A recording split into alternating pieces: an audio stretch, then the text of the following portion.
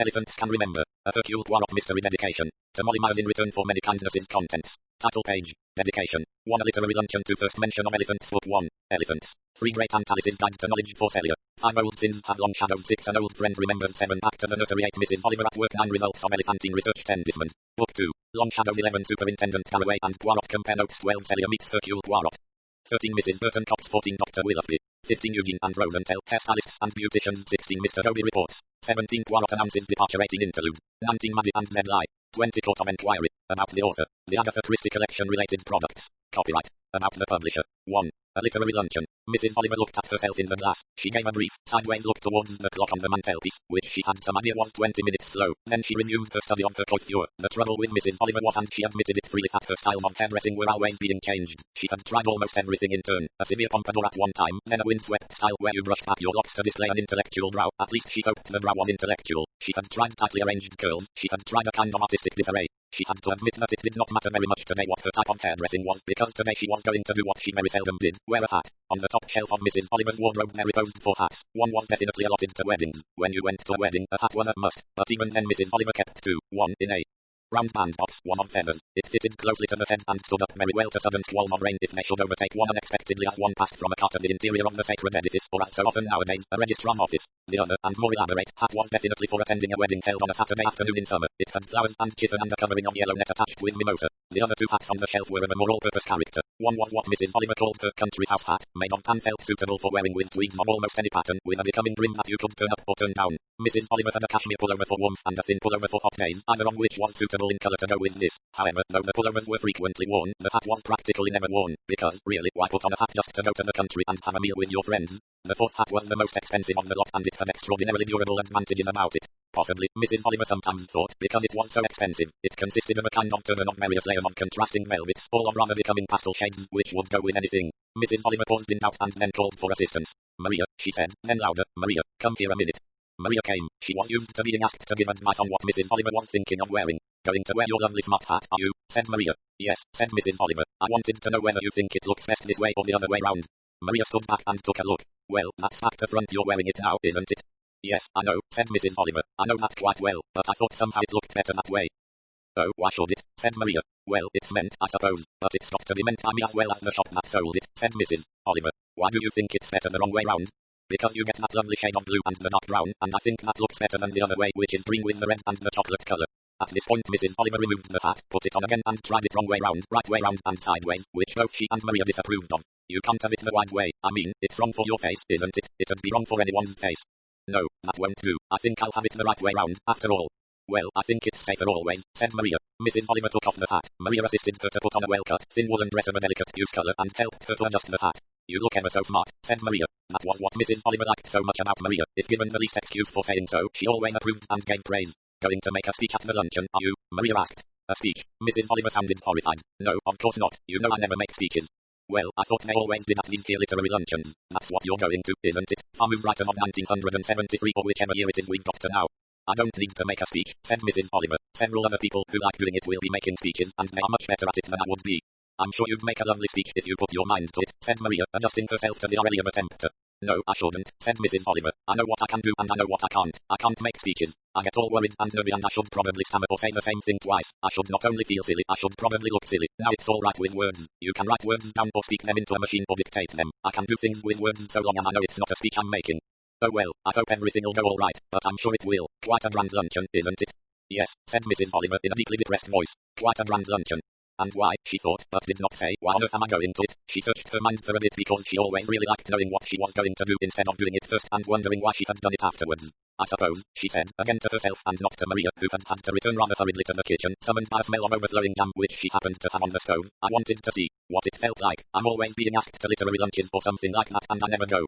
Mrs. Oliver arrived at the last course of the grand luncheon with a sigh of satisfaction as she toyed with the remains of the meringue on her plate. She was particularly fond of meringues, and it was a delicious last course in a very delicious luncheon. Nevertheless, when one reached middle age, one had to be careful with meringues. One's teeth, they looked all right, they had the great advantage that they could not ache, they were white and quite agreeable looking just like the real thing, but it was true enough that they were not real teeth, and teeth that were not real teeth so Mrs. Oliver believed were not really of high-class material. Dogs, she had always understood, had teeth of real ivory, but human beings had teeth merely of bone, or, she supposed, if they were false teeth, of plastic. Anyway, the point was that you mustn't get involved in some rather shame-making appearance, which false teeth might lead you into. Lettuce was a difficulty, and salted almonds, and such things as chocolates with hard centers, clinging caramels, and the delicious stickiness and adherence of meringues. With a sigh of satisfaction, she dealt with the final mouthful. It had been a good lunch, a very good lunch. Mrs. Oliver was fond of her creature comforts. She had enjoyed the luncheon very much. She had enjoyed the company, too. The luncheon, which had been given to celebrated female writers, had fortunately not been confined to female writers only. There had been other writers, and critics, and those who read books as well as those who wrote them. Mrs. Oliver had sat between two very charming members of the male sex. Edwin Orban, whose poetry she always enjoyed, an extremely entertaining person who had had various entertaining experiences in his tours abroad, and various literary and personal adventures. Also he was interested in restaurants and food, and they had talked very happily about food, and left the subject of literature aside. Sir Wesley Kent, on her other side, had also been an agreeable luncheon companion. He had said very nice things about her books, and had the tact to say things that did not make her feel embarrassed, which many people could do almost without trying. He had mentioned one or two reasons why he had liked one or other of her books, and they had been the right reasons, and therefore Mrs. Oliver had thought favourably of him for that reason. Praise from men, Mrs. Oliver thought to herself, is always acceptable. It was women who gushed. Some of the things that women wrote to her, really, not always women. Of course, sometimes emotional young men from very faraway countries. Only last week she had received a fan letter beginning, reading your book. I feel what a noble woman you must be. After reading the second goldfish he had then gone off into an intense kind of literary ecstasy, which was, Mrs. Oliver felt, completely unfitting. She was not unduly modest. She thought the detective stories she wrote were quite good of their kind. Some were not so good, and some were much better than others. But there was no reason, so far as she could see, to make anyone think that she was a noble woman. She was a lucky woman who had established a happy knack of writing what quite a lot of people wanted to read. Wonderful luck that was, Mrs. Oliver thought to herself. Well, all things considered, she had got through this ordeal very well. She had quite enjoyed herself, talked to some nice people. Now they were moving to where coffee was being handed round, and where you could change partners and chat with other people. This was the moment of danger, as Mrs. Oliver knew well. This was now where other women would come and attack her with fulsome praise, and where she always felt lamentably inefficient at giving the right answers because there weren't really any right answers that you could give. It went really rather like a travel book for going abroad with the right phrases. Question. I must tell you how very fond I am of reading your books, and how wonderful I think they are. Answer from flustered author. Well, that's very kind. I'm so glad. You must understand that I've been waiting to meet you for months. It really is wonderful. Oh, it's very nice of you. Very nice indeed. It went on very much like that. Neither of you seemed to be able to talk about anything of outside interest. It had to be all about your books, or the other woman's books if you knew what her books were. You were in the literary web, and you weren't good at this sort of stuff. Some people could do it, but Mrs. Oliver was bitterly aware of not having the proper capacity. A foreign friend of hers had once put her, when she was staying at an embassy abroad, through a kind of course. I listened to you, Albertina had said in her charming, low, foreign voice. I have listened to what you say to that young man who came from the newspaper to interview you. You have not got the pride you should have in your work. You should say yes, I write well. I write better than anyone else who writes detective stories. But I don't, Mrs. Oliver had said at that moment. I'm not bad, but, do not say I don't like that. You must say you do, even if you do not think you do, you ought to say you do. I wish, Albertina, said Mrs. Oliver, that you could interview these journalists who come. You would do it so well. Can't you pretend to be me one day and I'll listen behind the door? Yes, I suppose I could do it. It would be rather fun, but they would know I was not you. They know your face, but you must say yes, I know that I'm better than anyone else. You must say that to everybody. They should know it. They should announce it. Oh yes, it is terrible to hear you sitting there and say things as though you apologize for what you are. It must not be like that.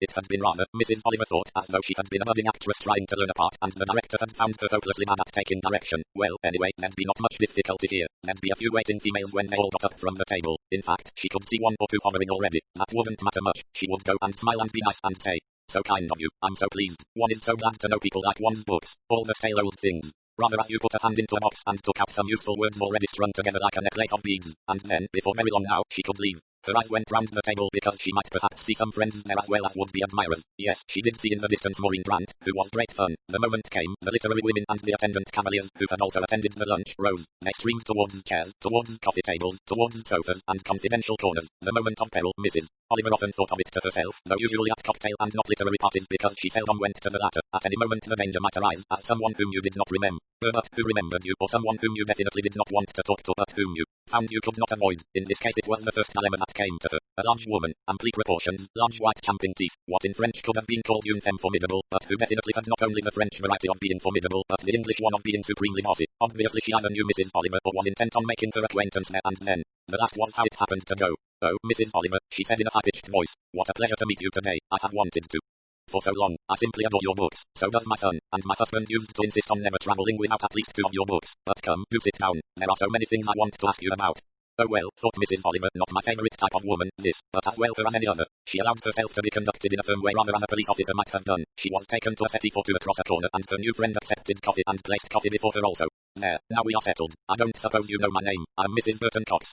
Oh yes, said Mrs. Oliver, embarrassed as usual. Mrs. Burton Cox, did she write books also? No, she couldn't really remember anything about her, but she seemed to have heard the name. A faint thought came to her. A book on politics, something like that. Not fiction, not fun, not crime. Perhaps a highbrow intellectual with political bias. That ought to be easy, Mrs. Oliver thought with relief. I can just let her talk and say how interesting. From time to time. You'll be very surprised, really, at what I'm going to say, said Mrs. Burton Cox, but I have felt, from reading your books, how sympathetic you are, how much you understand of human nature, and I feel that if there is anyone who can give me an answer to the question I want to ask, you will be the one to do so. I don't think, really, said Mrs. Oliver, trying to think of suitable words to say that she felt very uncertain of being able to rise to the heights demanded of her. Mrs. Burton Cox dipped a lump of sugar in her coffee and crunched it in a rather carnivorous way, as though it was a bone. Ivory teeth, perhaps, thought Mrs. Oliver vaguely. Ivory, dogs had ivory, walruses had ivory, and elephants had ivory, of course. Great big tusks of ivory, Mrs. Burton Cox was saying. Now the first thing I must ask you, I'm pretty sure I'm right, so you have a goddaughter, haven't you? A goddaughter who's called Celia Ravenscroft. Oh, said Mrs. Oliver, rather pleasurably surprised. She felt she could deal perhaps with a goddaughter. She had a good many goddaughters and godsons, for that matter. There were times, she had to admit as the years were growing upon her, when she couldn't remember them all. She had done her duty in due course, one's duty being to send toys to your godchildren at Christmas in their early years, to visit them and their parents, or to have them visit you during the course of their upbringing, to take the boys out from school perhaps, and the girls also, and then, when the crowning days came, either the 21st birthday at which a godmother must do the right thing and let it be acknowledged to be done, and do it handsomely, or else marriage, which entailed the same type of gift and a financial or other blessing. After that godchildren rather receded into the middle or far distance. They married or went abroad to foreign countries, foreign embassies, or taught in foreign schools or took up social projects. Anyway, they faded little by little out of your life. You were pleased to see them if they suddenly, as it were, floated up on the horizon again, but you had to remember to think when you had seen them last, whose daughters they were, what link had led to your being chosen as a godmother. Celia Ravenscroft, said Mrs. Oliver, doing her best. Yes, of course, yes, definitely. Not that any picture rose before her eyes of Celia Ravenscroft, not, that is, since a very early time. The christening. She'd gone to Celia's christening and had found a very nice Queen Anne silver strainer as a christening present. Very nice. Do nicely for straining milk and would also be the sort of thing a goddaughter could always sell for a nice little sum if she wanted ready money at any time. Yes, she remembered the strainer very well indeed. Queen Anne 1711 it had been. Britannia Mark. How much easier it was to remember silver coffee pots or strainers or christening mugs than it was the actual child. Yes, she said. Yes, of course. I'm afraid I haven't seen Celia for a very long time now. Ah yes, she is, of course, a rather impulsive girl, said Mrs. Burton Cox. I mean, she's changed her ideas very often, of course, very intellectual, did very well at university, other political notions I suppose all young people have political notions nowadays. I'm afraid I don't deal much with politics, said Mrs. Oliver, to whom politics had always been enough. Emma, you see, I'm going to confide in you, I'm going to tell you exactly what it is I want to know, I'm sure you won't mind, I've heard from so many people how kind you are, how willing always. I wonder if she's going to try and borrow money from me, thought Mrs. Oliver, who had known many interviews that began with this kind of approach. You see, it is a matter of the greatest moment to me, something that I really feel I must find out. Celia, you see, is going to marry thinks she is going to marry my son, Desmond. Oh, indeed, said Mrs. Oliver. At least, that is their idea at present. Of course, one has to know about people, and there's something I want very much to know. It's an extraordinary thing to ask anyone, and I couldn't I couldn't very well go and ask a stranger, but I don't feel you are a stranger, dear Mrs. Oliver. Mrs. Oliver thought, I wish you did. She was getting nervous now. She wondered if Celia had an illegitimate baby or was going to have an illegitimate baby and whether she, Mrs. Oliver, was supposed to know about it and give details. That would be very awkward. On the other hand, thought Mrs. Oliver, I haven't seen her now for 5 or 6 years and she must be about 25 or 6, so it would be quite easy to say I don't know anything. Mrs. Burton Cox leaned forward and breathed hard. I want you to tell me because I'm sure you must know or perhaps have a very good idea how it all came about. Did her mother kill her father or was it the father who killed the mother? Whatever Mrs. Oliver had expected, it was certainly not that. She stared at Mrs. Burton Cox unbelievingly. But I don't, she stopped. Roman too can't understand. I mean what reason? Dear Mrs. Oliver, you must know. I mean, such a famous case. Of course, I know it's a long time ago now, well, I suppose 10-12 years at least, but it did cause a lot of attention at the time. I'm sure you'll remember, you must remember. Mrs. Oliver's brain was working desperately. Celia was her goddaughter. That was quite true. Celia's mother, yes, of course. Celia's mother had been Molly Preston Gray, who had been a friend of hers, though not a particularly intimate one, and of course she had married a man in the army. Yes, what was his name, Sir something Ravenscroft, or was he an ambassador? Extraordinary, one couldn't remember these things. She couldn't even remember whether she herself had been Molly's bridesmaid. She thought she had. Rather a smart wedding at the Dodds Chapel or something like that, but one did forget so, and after that she hadn't met them for years. They'd been out somewhere in the Middle East, in Persia, in Iraq, one time in Egypt, Malaya, very occasionally when they had been visiting England, she met them again, but they'd been like one of those photographs that one takes and looks at. One knows the people vaguely who are in it, but it's so faded that you really can't recognize them or remember who they were, and she couldn't remember now whether Sir something Ravenscroft and Lady Ravenscroft, born Molly Preston Gray, had entered much into her life. She didn't think so, but then, Mrs. Burton Cox was still looking at her as though disappointed in her lack of savoir-faire, her inability to remember what had evidently been a cause. Killed? You mean an accident? Oh no, not an accident. In one of those houses by the sea, Cornwall, I think, somewhere where there were rocks. Anyway, they had a house down there, and they were both found on the cliff there and they'd been shot, you know, but there was nothing really by which the police could tell whether the wife shot the husband and then shot herself, or whether the husband shot the wife and then shot himself. They went into the evidence of failure of the bullets and the various things, but it was very difficult. They thought it might be a suicide pact, and I forget what the verdict was. Something it could have been misadventure or something like that, but of course everyone knew it must have been meant, and there were a lot of stories that went about, of course, at the time.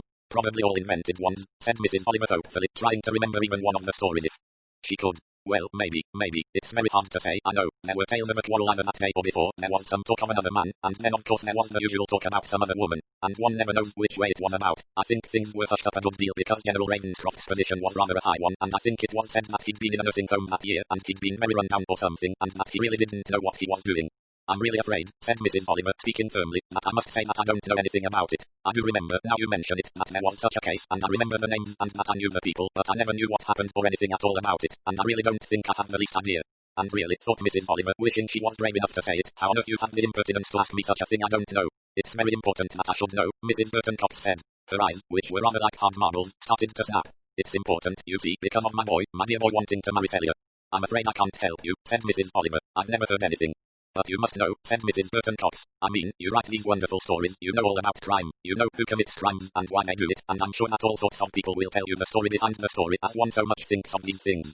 I don't know anything, said Mrs. Oliver in a voice which no longer held very much politeness and definitely now spoke in tones of distaste. But you do see that really one doesn't know who to go to ask about it. I mean, one couldn't go to the police after all these years, and I don't suppose they'd tell you anyway because obviously they were trying to hush it up, but I feel it's important to get the truth. I only write books, said Mrs. Oliver coldly. They are entirely fictional. I know nothing personally about crime and have no opinions on criminology, so I'm afraid I can't help you in any way. But you could ask your goddaughter. You could ask Celia. Ask Celia. Mrs. Oliver said again. I don't see how I could do that. She was I think she must have been quite a child when this tragedy happened. Oh, I expect she knew all about it, though, said Mrs. Burton Cox. Children always know everything, and she'd tell you. I'm sure she'd tell you. You'd better ask her yourself, I should think, said Mrs. Oliver. I don't think I could really do that, said Mrs. Burton Cox. I don't think, you know, that Desmond would like it. You know he's rather touchy where Celia is concerned, and I really don't think that. No, I'm sure she'd tell you. I really shouldn't dream of asking her, said Mrs. Oliver. She made a pretense of looking at her watch. Oh dear, she said, what a long time we've been over this delightful lunch. I must run now, I have a very important appointment. Goodbye, Mrs. Dr. Medley Cox. So sorry I can't help you, but these things are rather delicate, and does it really make any difference anyway, from your point of view? Oh, I think it makes all the difference. At that moment, a literary figure whom Mrs. Oliver knew well drifted past. Mrs. Oliver jumped up to catch her by the arm. Louise, my dear, how lovely to see you. I hadn't noticed you were here. Oh, Ariadne, it's a long time since I've seen you. You've grown a lot thinner, haven't you? What nice things you always say to me, said Mrs. Oliver, engaging her friend by the arm and retreating from the settee. I'm rushing away because I've got an appointment. I suppose you got tied up with that awful woman, didn't you? Said her friend, looking over her shoulder at Mrs. Burton Cox. She was asking me the most extraordinary questions, said Mrs. Oliver. Oh, didn't you know how to answer them? No, they weren't any of my business anyway. I didn't know anything about them. Anyway, I wouldn't have wanted to answer them. Was it about anything interesting? I suppose, said Mrs. Oliver, letting a new idea come into her head. I suppose it might be interesting, only. She's getting up to chase you, said her friend. Come along, I'll see you get out and give you a lift to anywhere you want to go if you haven't got your car here. I never take my car about in London, it's so awful to park. I know it is, absolutely deadly. Mrs. Oliver made the proper goodbyes, thanks, words of greatly expressed pleasure, and presently was being driven round the London Square. Eaton Terrace, isn't it? Said the kindly friend. Yes, said Mrs. Oliver, but where I've got to go now is I think it's Whitefriars Mansions. I can't quite remember the name of it, but I know where it is. Oh, flats, rather modern ones, very square and geometrical. That's right, said Mrs. Oliver. 2. First mention of elephants. Having failed to find her friend Hercule Poirot at home, Mrs. Oliver had to resort to a telephone enquiry. Are you by any chance going to be at home this evening? Asked Mrs. Oliver. She sat by her telephone, her fingers tapping rather nervously on the table. Would that be?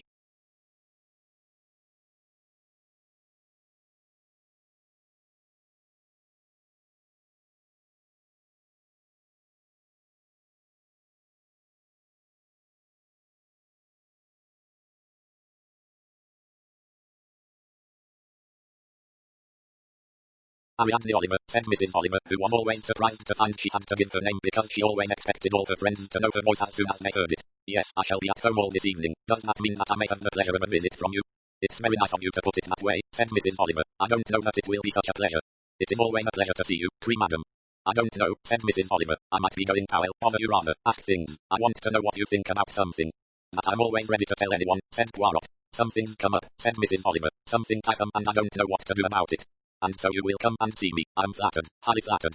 What time would suit you? Said Mrs. Oliver. 9 o'clock. We will drink coffee together, perhaps, unless you prefer a grenadine or a sirop de cassis. But no, you do not like that, I remember. George, said Poirot to his invaluable manservant, we are to receive tonight the pleasure of a visit from Mrs. Oliver. Coffee, I think, and perhaps a liqueur of some kind. I am never sure what she likes. I have seen her drink kirsch, sir. And also, I think, Ciarimide amend. But kirsch, I think, is what she prefers. Very well then, said Poirot. So be it.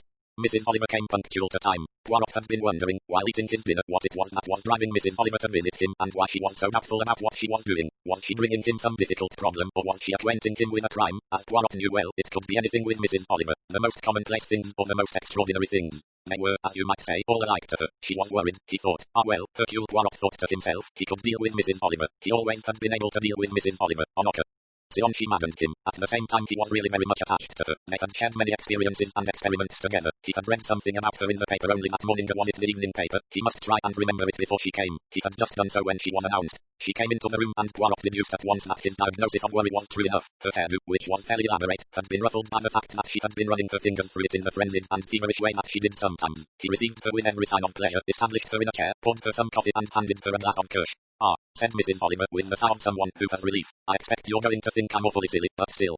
I see, or rather, I saw in the paper that you were attending a literary luncheon today. Famous women writers, something of that kind. I thought you never did that kind of thing. I don't usually, said Mrs. Oliver, and I shan't ever do it again. Ah, you suffered much. Poirot was quite sympathetic. He knew Mrs. Oliver's embarrassing moments. Extravagant praise of her books always upset her highly because, as she had once told him, she never knew the proper answers. You did not enjoy it? Up to a point I did, said Mrs. Oliver, and then something very tiresome happened. Ah, and that is what you have come to see me about.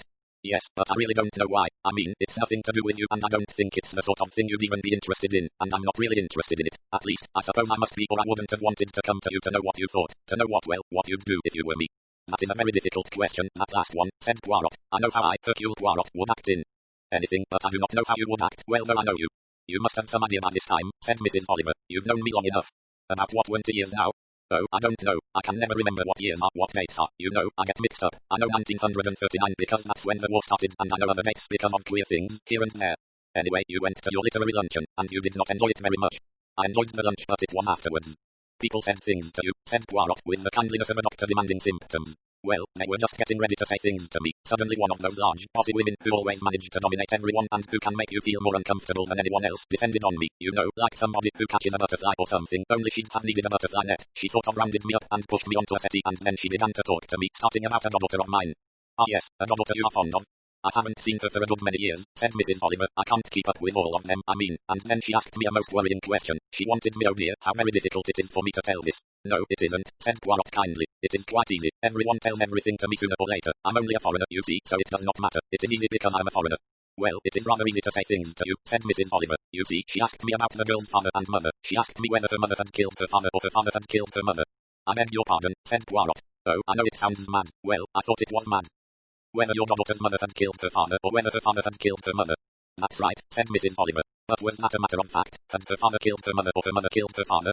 Well, they were both found shot, said Mrs. Oliver, on the top of a cliff. I can't remember if it was in Cornwall or in Corsica, something like that. Then it was true, then, what she said. Oh yes, that part of it was true. It happened years ago. Well, but I mean we come to me. All because you were a crime writer, said Poirot. She no doubt said you knew all about crime. This was a real thing that happened. Oh yes, it wasn't something like what would be the proper procedure if your mother had killed your father or your father had killed your mother. No, it was something that really happened. I suppose really I'd better tell you all about it. I mean, I can't remember all about it, but it was quite well known at the time. It was about, I should think it was about 12 years ago at least. And, as I say, I can remember the names of the people because I did know them. The wife had been at school with me and I'd known her quite well. We'd been friends. It was a well-known case, you know. It was in all the papers and things like that. Sir Alistair Ravenscroft and Lady Ravenscroft. A very happy couple, and he was a colonel or a general and she'd been with him and they'd been all over the world. Then they bought this house somewhere, I think it was abroad, but I can't remember. And then there were suddenly accounts of this case in the papers. Whether somebody else had killed them or whether they'd been assassinated or something, or whether they killed each other. I think it was a revolver that had been in the house for ages and well, I'd better tell you as much as I can remember. Pulling herself slightly together, Mrs. Oliver managed to give Poirot a more or less clear sum of what she had been told. Poirot from time to time checked on a point here or there. But why, he said finally, why should this woman want to know this?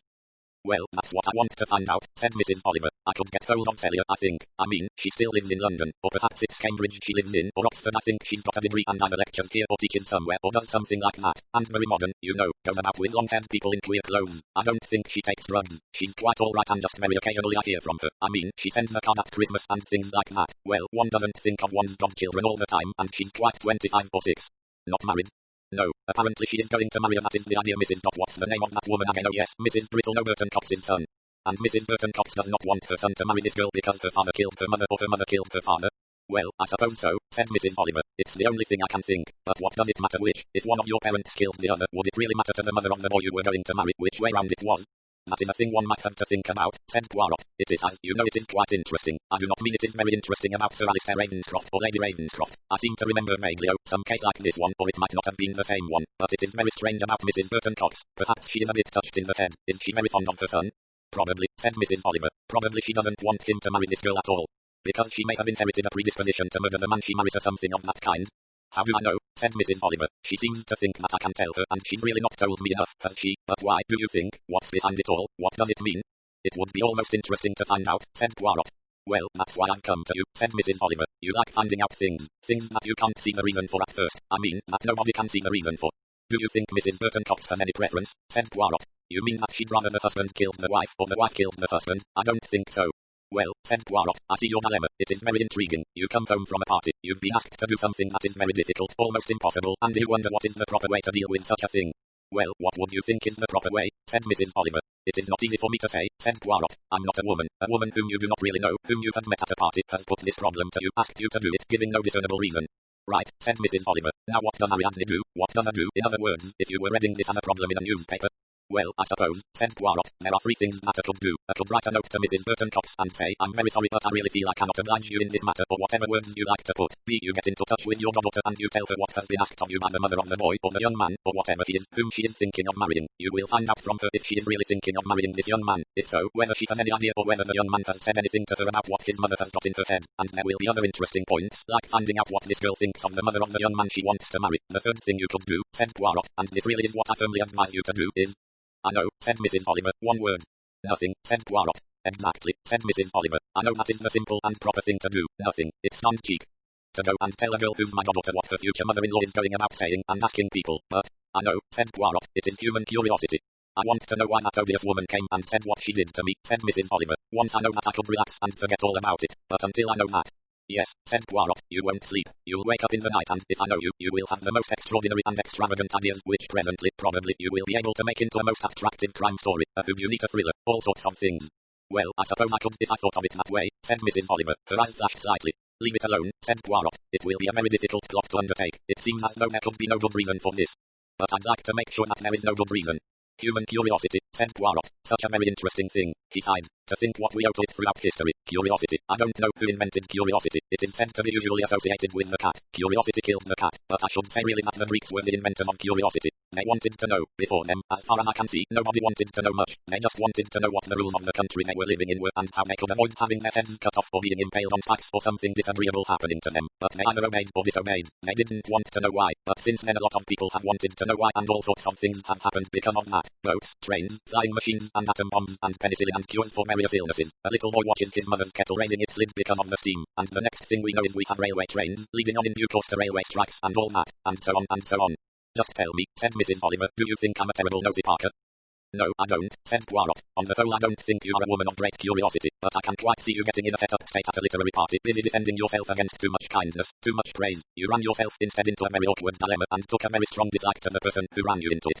Yes, she's a very tiresome woman, a very disagreeable woman. This murder in the past of this husband and wife who were supposed to get on well together and no apparent signs of a quarrel was known. One never really read about any cause for it, according to you. They were shot. Yes, they were shot. It could have been a suicide pact. I think the police thought it was at first. Of course, one can't find out about things all those years afterwards. Oh yes, said Poirot. I think I could find out something about it. You mean through the exciting friends you've got?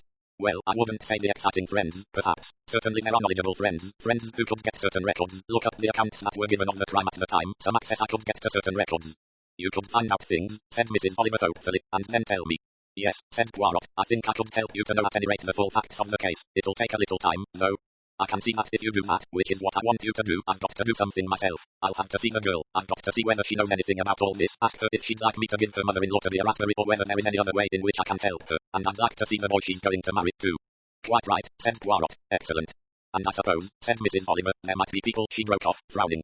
I don't suppose people will be very much good, said Hercule Poirot. This is an affair of the past, a cause.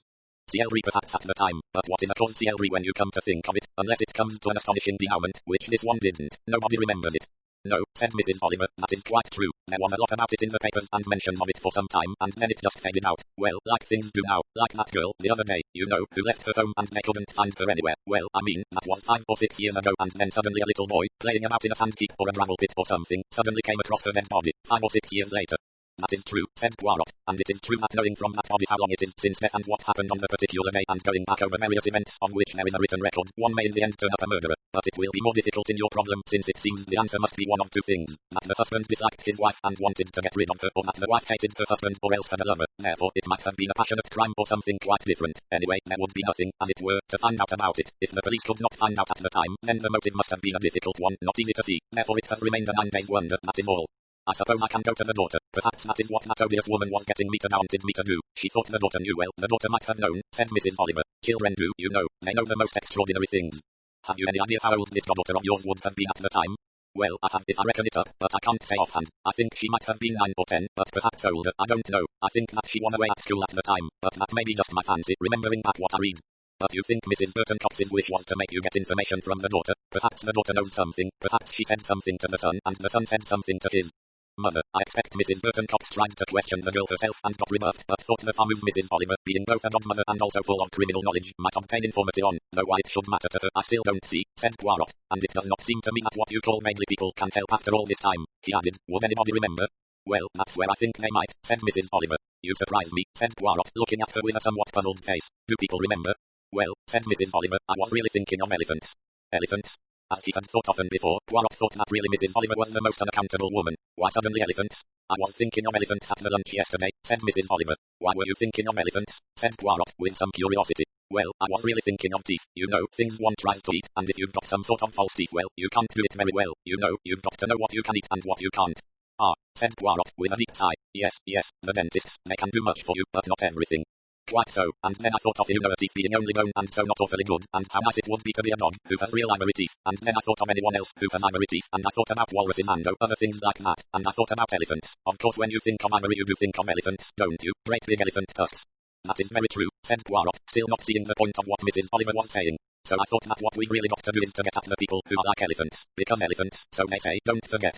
I have heard the phrase, yes, said Poirot. Elephants don't forget, said Mrs. Oliver. You know, a story children get brought up on, how an Indian tailor stuck a needle or something in an elephant's tusk. No, not a tusk, his trunk, of course, an elephant's trunk, and the next time the elephant came past he had a great mouthful of water and he splashed it out all over the tailor though he hadn't seen him for several years. He hadn't forgotten. He remembered. That's the point, you see. Elephants remember. What I've got to do is I've got to get in touch with some elephants. I do not know yet if I quite see what you mean, said Hercule Poirot. Who are you classifying as elephants? You sound as though you were going for information to the zoo. Well, it's not exactly like that, said Mrs. Oliver. Not elephants as elephants, but the way people up to a point would resemble elephants. There are some people who do remember. In fact, one does remember queer things. I mean there are a lot of things that I remember very well. They happened I remember a birthday party I had when I was 5, and a pink cakey lovely pink cake. It had a sugar bird on it. And I remember the day my canary flew away and I cried. And I remember another day when I went into a field and there was a bull there and somebody said it would draw me and I was terrified and wanted to run out of the field. Well, I remember that quite well. It was a Tuesday too. I don't know why I should remember it was a Tuesday, but it was a Tuesday. And I remember a wonderful picnic with blackberries. I remember getting pricked terribly, but getting more blackberries than anyone else. It was wonderful. By that time I was 9, I think, but one needn't go back as far as that. I mean, I've been to hundreds of weddings in my life, but when I look back on a wedding there are only 2 that I remember particularly. One where I was a bridesmaid. It took place in the New Forest, I remember, and I can't remember who was there actually. I think it was a cousin of mine getting married. I didn't know her very well, but she wanted a good many bridesmaids and, well, I came in handy, I suppose. But I know another wedding. That was a friend of mine in the Navy. He was nearly drowned in a submarine, and then he was saved, and then the girl he was engaged to, her people didn't want her to marry him, but then he did marry her after that, and I was one of her bridesmaids at the marriage. Well, I mean, there's always things you do. Remember.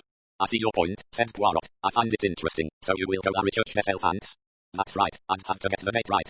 There, said Poirot, I hope I may be able to help you. And then I'll think of people I knew about at that time, people that I may have known who also knew the same friends that I did, who probably knew General Whatnot, people who may have known them abroad, but whom I also knew although I mayn't have seen them for a good many years. You can look up people you know that you haven't seen for a long time, because people are always quite pleased to see someone coming up out of the past, even if they can't remember very much about you, and then you naturally will talk about the things that were happening at that date, that you remember about. Very interesting, said Poirot. I think you are very well equipped for what you propose to do. People who knew the Ravenscrofts either well or not very well, people who lived in the same part of the world where the things happened or who might have been staying there. More difficult, but I think one could get at it, and so, somehow or other one would try different things. Start a little talk going about what happened, what they think happened, what anyone else has ever told you about what might have happened, about any love affairs the husband or wife had, about any money that somebody might have inherited. I think you could scratch up a lot of things. Oh dear, said Mrs. Oliver, I'm afraid really I'm just a nosy Parker. You've been given an assignment, said Poirot, not by someone you like, not by someone you wish to oblige, but someone you entirely dislike. That does not matter. You are still on a quest of knowledge. You take your own path. It is the path of the elephants. The elephants may remember. Bon voyage, said Poirot. I beg your pardon, said Mrs. Oliver. I'm sending you forth on your voyage of discovery, said Poirot. Larry churched herself hands. I expect I'm mad, said Mrs. Oliver sadly. She brushed her hands through her hair again so that she looked like the old picture books of True Will Peter. I was just thinking of starting a story about a golden retriever, but it wasn't going well. I couldn't get started, if you know what I mean. All right, abandon the golden retriever. Concern yourself only with elephants. Book 1. Elephants. 3. Great Aunt Alice's Guide to Knowledge. Can you find my address book for me, Miss Livingstone? It's on your desk, Mrs. Oliver, in the left-hand corner. I don't mean that one, said Mrs. Oliver. That's the one I'm using now. I mean my last one, the one I had last year, or perhaps the one before that again. Has it been thrown away, perhaps? Suggested Miss Livingstone. No, I don't throw away address books and things like that because so often you want one. I mean some address that you haven't copied into the new one. I expect it may be in one of the drawers of the tall boys. Miss Livingstone was a fairly new arrival, replacing Miss Sedgwick. Ariadne Oliver missed Miss Sedgwick. Sedgwick knew so many things. She knew the places where Mrs. Oliver sometimes put things, the kind of places Mrs. Oliver kept things in. She remembered the names of people Mrs. Oliver had written nice letters to, and the names of people that Mrs. Oliver, goaded beyond endurance, had written rather rude things to. She was invaluable, or rather, had been invaluable. She was like what was the book called? Mrs. Oliver said, casting her mind back. Oh yes, I know a big brown book. All Victorians had it. Enquire within upon everything, and you could too. How to take iron mark stains off linen, how to deal with curdy-lead mayonnaise, how to start a chatty letter to a bishop. Many things. It was all there in Enquire. Within upon everything. Great Aunt Alice's great standby. Miss Sedgwick had been just as good as Aunt Alice's book. Miss Livingstone was not at all the same thing. Miss Livingstone stood there always, very long-faced with a sallow skin, looking purposefully efficient. Every line of her face said, I'm very efficient. But she wasn't really, Mrs. Oliver thought. She only knew all the places where former literary employers of hers had kept things, and where she clearly considered Mrs. Oliver ought to keep them. What I want, said Mrs. Oliver with firmness and the determination of a spoilt child, is my 1970 address book, and I think 1969 as well. Please look for it as quick as you can, will you? Of course, said Miss Livingstone. She looked round her with the rather vacant expression of someone who is looking for something she has never heard of before but which efficiency may be able to produce by some unexpected turn of luck. If I don't get Sedgwick back, I shall go mad, thought Mrs. Oliver to herself. I can't deal with this thing if I don't have Sedgwick. Miss Livingstone started pulling open various drawers in the furniture in Mrs. Oliver's so-called study and writing room. Here is last year's, said Miss Livingstone happily. That will be much more up to date, won't it? 1971. I don't want 1971, said Mrs. Oliver. Vague thoughts and memories came to her. Look in that tea-caddy table, she said. Miss Livingstone looked round, looking worried. That table, said Mrs. Oliver, pointing. A desk book wouldn't be likely to be in a tea-caddy, said Miss Livingstone, pointing out to her employer the general facts of life. Yes, it could, said Mrs. Oliver. I seem to remember. Edging Miss Livingstone aside, she went to the tea-caddy table, raised the lid, looked at the attractive inlaid work inside. And it is here, said Mrs. Oliver, raising the lid of a paper MCH round canister devised to contain lax and souchong as opposed to Indian tea, and taking out a curled-up small brown notebook. Here it is, she said. That's only 1968, Mrs. Oliver, 4 years ago. That's about right, said Mrs. Oliver, seizing it and taking it back to the desk. That's all for the present, Miss Livingstone, but you might see if you can find my birthday book somewhere. I didn't know. I don't use it now, said Mrs. Oliver, but I used to have one once. Quite a big one, you know. Started when I was a child. Goes on for years. I expect it'll be in the attic upstairs. You know, the one we use as a spare room sometimes when it's only boys coming for holidays or people who don't mind. The sort of chest or bureau thing next to the bed. Oh, shall I look and see? That's the idea, said Mrs. Oliver. She cheered up a little as Miss Livingstone went out of the room. Mrs. Oliver shut the door firmly behind her, went back to the desk and started looking down the addresses written in faded ink and smelling of tea. Ravenscroft, Celia Ravenscroft, yes, 14 Fishaker Mews, S.W.3, that's the Chelsea address. She was living there then, but there was another one after that, somewhere like Strand on the Green near Kew Bridge. She turned a few more pages. Oh yes, this seems to be a later one. Marmac Grove, that's off Fulham Road, I think, somewhere like that. Has she got a telephone number? It's very rubbed out, but I think that's right, Flaxman.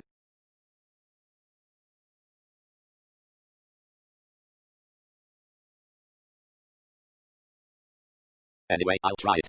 She went across to the telephone. The door opened and Miss Livingstone looked in. Do you think that perhaps? I found the address I want, said Mrs. Oliver. Go on looking for that birthday book. It's important.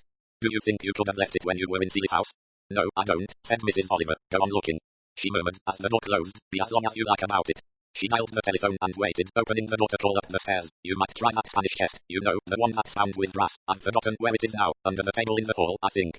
Mrs. Oliver's first dialing was not successful. She appeared to have connected herself to a Mrs. Smith Potter, who seemed both annoyed and unhelpful and had no idea what the present telephone number might be of anyone who had lived in that particular flat before. Mrs. Oliver applied herself to an examination of the address book once more. She discovered 2 more addresses which were hastily scrawled over other numbers and did not seem wildly helpful. However, at the third attempt a somewhat illegible Ravenscroft seemed to emerge from the crossings out and initials and addresses. A voice admitted to knowing Celia. Oh dear, yes, but she hasn't lived here for years. I think she was in Newcastle when I last heard from her. Oh dear, said Mrs. Oliver, I'm afraid I haven't got that address. No, I haven't got it either, said the kindly girl. I think she went to the secretary to a veterinary surgeon. It did not sound very hopeful. Mrs. Oliver tried once or twice more. The addresses in the latest of her 2 address books were no use, so she went back a bit further. She struck oil, as you might put it, when she came to the last one, which was for the year 1967. Oh, you mean Celia, said a voice. Celia Ravenscroft, wasn't it, or was it Finchwell? Mrs. Oliver just prevented herself in time from saying no, and it wasn't Redbreast either. A very competent girl, said the voice. She worked for me for over a year and a half. Oh yes, very competent. I would have been quite happy if she had stayed longer. I think she went from here to somewhere in Harley Street, but I think I've got her address somewhere. Now let me see. There was a long pause while Mrs. X name unknown was seeing. I've got one address here. It seems to be in Islington somewhere. Do you think that's possible? Mrs. Oliver said that anything was possible and thanked Mrs. X very much and wrote it down. So difficult, isn't it, trying to find people's addresses? They do send them to you usually, you know, a sort of postcard or something of that kind. Personally I always seem to lose it. Mrs. Oliver said that she herself also suffered in this respect. She tried the Islington number. A heavy, foreign voice replied to her. You want? Yes, you tell me what? Yes, who live here? Miss Celia Ravenscroft. Oh yes, that is very true. Yes, she lives here. She has a room on the 2nd floor. She is out now and she not come home. Will she be in later this evening? Oh, she be home very soon now, I think, because she come home to dress for party and go out. Mrs. Oliver thanked her for the information and rang off. Really, said Mrs. Oliver to herself with some annoyance, girls. She tried to think how long it was since she had last seen her goddaughter, Celia. One lost touch. That was the whole point. Celia, she thought, was in London now. If her boyfriend was in London, or if the mother of her boyfriend was in London, all of it went together. Oh dear, thought Mrs. Oliver, this really makes my head ache. Yes, Miss Livingstone. She turned her head. Miss Livingstone, looking rather unlike herself and decorated with a good many cobwebs and a general coating of dust, stood looking annoyed in the doorway holding a pile of dusty volumes. I don't know whether any of these things will be any use to you, Mrs. Oliver. They seem to go back for a great many years. She was disapproving. Bound to, said Mrs. Oliver. I don't know if there's anything particular you want me to search for. I don't think so, said Mrs. Oliver. If you'll just put them on the corner of the sofa there I can look at them this evening. Miss Livingstone, looking more disapproving every moment, said, very good, Mrs. Oliver. I think I will just dust them first. That will be very kind of you, said Mrs. Oliver, just stopping herself in time from saying, and for goodness sake dust yourself as well. You've got 6 cobwebs in your left ear. She glanced at her watch and rang the Islington number again. The voice that answered this time was purely Anglo-Saxon and had a crisp sharpness about it that Mrs. Oliver felt was rather satisfactory. Miss Ravenscroft, Celia Ravenscroft. Yes, this is Celia Ravenscroft. Well, I don't expect you'll remember me very well. I'm Mrs. Oliver, Ariadne Oliver. We haven't seen each other for a long time, but actually I'm your godmother. Oh yes, of course, I know that. No, we haven't seen each other for a long time. I wonder very much if I could see you, if you could come and see me, or whatever you like. Would you like to come to a meal or? Well, it's rather difficult at present, where I'm working. I could come round this evening if you like, about 7:30 or 8. I've got a date later, but if you do that I shall be very, very pleased, said Mrs. Oliver. Well, of course I will. I'll give you the address. Mrs. Oliver gave it. Good, I'll be there. Yes, I know where that is, quite well. Mrs. Oliver made a brief note on the telephone pad and looked with some annoyance at Miss Livingstone, who had just come into the room struggling under the weight of a large album. I wondered if this could possibly be it, Mrs. Oliver. No, it couldn't, said Mrs. Oliver. That's got cookery recipes in it. Oh dear, said Miss Livingstone, so it has. Well, I might as well look at some of them anyway, said Mrs. Oliver, removing the volume firmly. Go and have another look. You know, I've thought about the linen cupboard, next door to the bathroom. You'd have to look on the top shelf above the bath towels. I do sometimes stick papers and books in there. Wait a minute, I'll come up and look myself. 10 minutes later Mrs. Oliver was looking through the pages of a faded album. Miss Livingstone, having entered the final stage of martyrdom, was standing by the door, unable to bear the sight of so much suffering. Mrs. Oliver said, well, that's all right. You might just take a look in the desk in the dining room. The old desk, you know, the one that's broken a bit. See if you can find some more address books, early ones. Anything up to about 10 years old will be worthwhile having a look at. And after that, said Mrs. Oliver, I don't think I shall want anything more today. Miss Livingstone departed. I wonder, said Mrs. Oliver to herself, releasing a deep sigh as she sat down. She looked through the pages of the birthday book. Who's better pleased, she to go or I to see her go? After Celia has come and gone, I shall have to have a busy evening. Taking a new exercise book from the pile she kept on a small table by her desk, she entered various dates, possible addresses and names, looked up 1 or 2 more things in the telephone book and then proceeded to ring up Monsieur Hercule Poirot. Ah, is that you, Monsieur Poirot? Yes, madam, it is I myself. Have you done anything? Said Mrs. Oliver. I beg your pardon, have I done what? Anything, said Mrs. Oliver. What I asked you about yesterday. Yes, certainly, I have put things in motion. I have arranged to make certain enquiries. But you haven't made them yet, said Mrs. Oliver, who had a poor view of what the mail knew of doing something. And you, madam? I have been very busy, said Mrs. Oliver. Ah, and what have you been doing, madam? Assembling elephants, said Mrs. Oliver, if that means anything to you. I think I can understand what you mean, yes. It's not very easy looking into the past, said Mrs. Oliver. It is astonishing, really, how many people one does remember when one comes to look up names. My word, the silly things they write in birthday books sometimes, too. I can't think why when I was about 16 or 17 or even 30, I wanted people to write in my birthday book. There's a sort of quotation from a poet for every particular day in the year. Some of them are terribly silly. You are encouraged in your search? Not quite encouraged, said Mrs. Oliver, but I still think I'm on the right lines. I've rung up my daughter.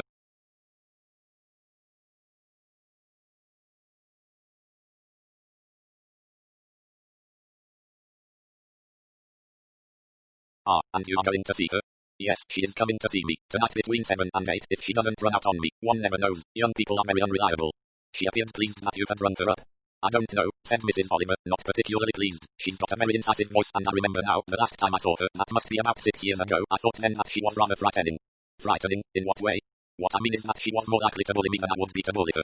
That may be a good thing and not a bad thing. Oh, do you think so? If people have made up their minds that they do not wish to like you, that they are quite sure they do not like you, they will get more pleasure out of making you aware of the fact and in that way will release more information to you than they would have done if they were trying to be amiable and agreeable. Sucking up to me, you mean? Yes, you have something there. You mean then they tell you things that they thought would please you, and the other way they'd be annoyed with you and they'd say things that they'd hope would annoy you. I wonder if Celia's like that. I really remember her much better when she was 5 years old than at any other age. She had a nursery governess and she used to throw her boots at her. The governess at the child, or the child at the governess? The child at the governess, of course, said Mrs. Oliver. She replaced the receiver and went over to the sofa to examine the various piled-up memories of the past. She murmured names under her breath. Mariana Josephine Pontalia, of course. Yes, I haven't thought of her for years. I thought she was dead. Anna Braceby, yes, she lived in that part of the world. I wonder now. Continuing all this, time passed. She was quite surprised when the bell rang. She went out herself to open the door. For Celia, a tall girl was standing on the mat outside. Just for a moment Mrs. Oliver was startled looking at her. So this was Celia. The impression of vitality and of life was really very strong. Mrs. Oliver had the feeling which one does not often get. Here, she thought, was someone who meant something. Aggressive, perhaps, could be difficult, could be almost dangerous perhaps. One of those girls who had a mission in life, who was dedicated to violence, perhaps, who went in for causes. But interesting, definitely interesting. Come in, Celia, she said. It's such a long time since I saw you. The last time, as far as I remember, was at a wedding. You were a bridesmaid. You wore apricot chiffon, I remember, and large bunches of I can't remember what it was. Something that looked like goldenrod. Probably was goldenrod, said Celia Ravenscroft. We sneezed a lot with hay fever. It was a terrible wedding. I know. Martha Leghorn, wasn't it? Ugliest bridesmaid's dresses I've ever seen. Certainly the ugliest I've ever worn. Yes, they weren't very becoming to anybody. You looked better than most, if I may say so. Well, it's nice of you to say that, said Celia. I didn't feel my best. Mrs. Oliver indicated a chair and manipulated a couple of decanters. Like sherry or something else? No, I'd like sherry. There you are, then. I suppose it seems rather odd to you, said Mrs. Oliver, my ringing you up suddenly like this. Oh no, I don't know that it does particularly. I'm not a very conscientious godmother, I'm afraid. Why should you be, at my age?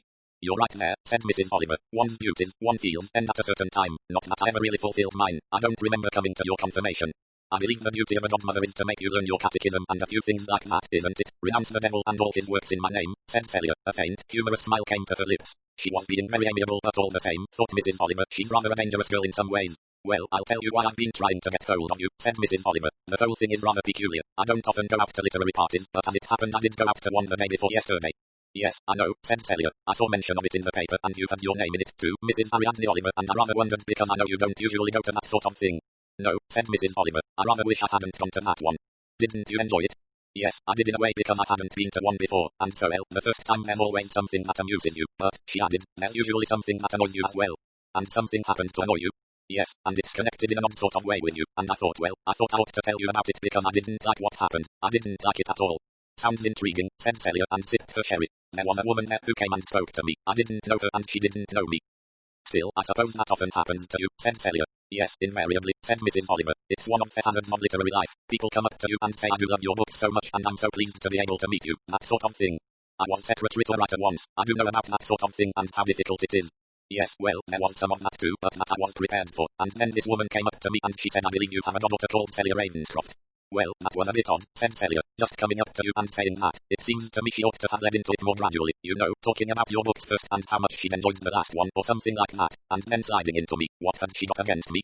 As far as I know she hadn't got anything against you, said Mrs. Oliver. Was she a friend of mine? I don't know, said Mrs. Oliver. There was a silence. Celia sipped some more sherry and looked very searchingly at Mrs. Oliver. You know, she said, you're rather intriguing me. I can't see quite what you're leading into. Well, said Mrs. Oliver, I hope you won't be angry with me. Why should I be angry with you? Well, because I'm going to tell you something or repeat something, and you might say it's no business of mine or I ought to keep quiet about it and not mention it. You've aroused my curiosity, said Celia. Her name she mentioned to me. She was a Mrs. Burton Cox. Oh, Celia's though was rather distinctive. Oh, you know her? Yes, I know her, said Celia. Well, I thought you must because... Because of what? Because of something she said. What about me, that she knew me? She said that she thought her son might be going to marry you. Celia's expression changed. Her eyebrows went up, came down again. She looked very hard at Mrs. Oliver. You want to know if that's so or not? No, said Mrs. Oliver, I don't particularly want to know. I merely mentioned that because it's one of the first things she said to me. She said because you were my goddaughter, I might be able to ask you to give me some information. I presume that she meant that if the information was given to me, I was to pass it on to her. What information? Well, I don't suppose you'll like what I'm going to say now, said Mrs. Oliver. I didn't like it myself. In fact, it gives me a very nasty feeling all down my spine because I think it was, well, such awful cheek. Awful bad manners. Absolutely unpardonable. She said, can you find out if her father murdered her mother or if her mother murdered her father? She said that to you, asked you to do that? Yes. And she didn't know you, I mean, apart from being an author and being at the party. She didn't know me at all. She'd never met me, I'd never met her. Didn't you find that extraordinary? I don't know that I'd find anything extraordinary that woman said. She struck me, said Mrs. Oliver. If I may say so, as a particularly odious woman. Oh yes, she is a particularly odious woman. And are you going to marry her son?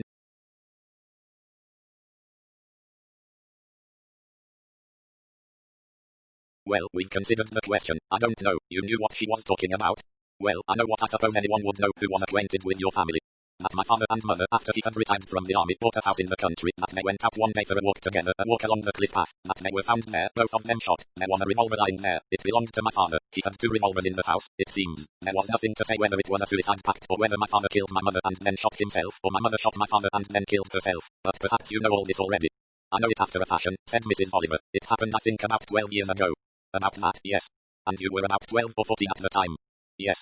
I don't know much about it, said Mrs. Oliver. I wasn't even in England myself. At the time I was on a lecture tour in America. I simply read it in the paper. It was given a lot of space in the press because it was difficult to know the real facts. There did not seem to be any motive. Your father and mother had always been happy together and lived on good terms. I remember that being mentioned. I was interested because I had known your father and mother when we were all much younger, especially your mother. I was at school with her. After that our ways led apart. I married and went somewhere and she married and went out, as far as I remember, to Malaya or some place like that, with her soldier husband. But she did ask me to be godmother to one of her children. You, since your mother and father were living abroad, I saw very little of them for many years. I saw you occasionally. Yes, you used to take me out from school. I remember that. Gave me some specially good feeds, too. Lovely food you gave me. You were an unusual child. You liked caviar. I still do, said Celia, though I don't get it offered to me very often.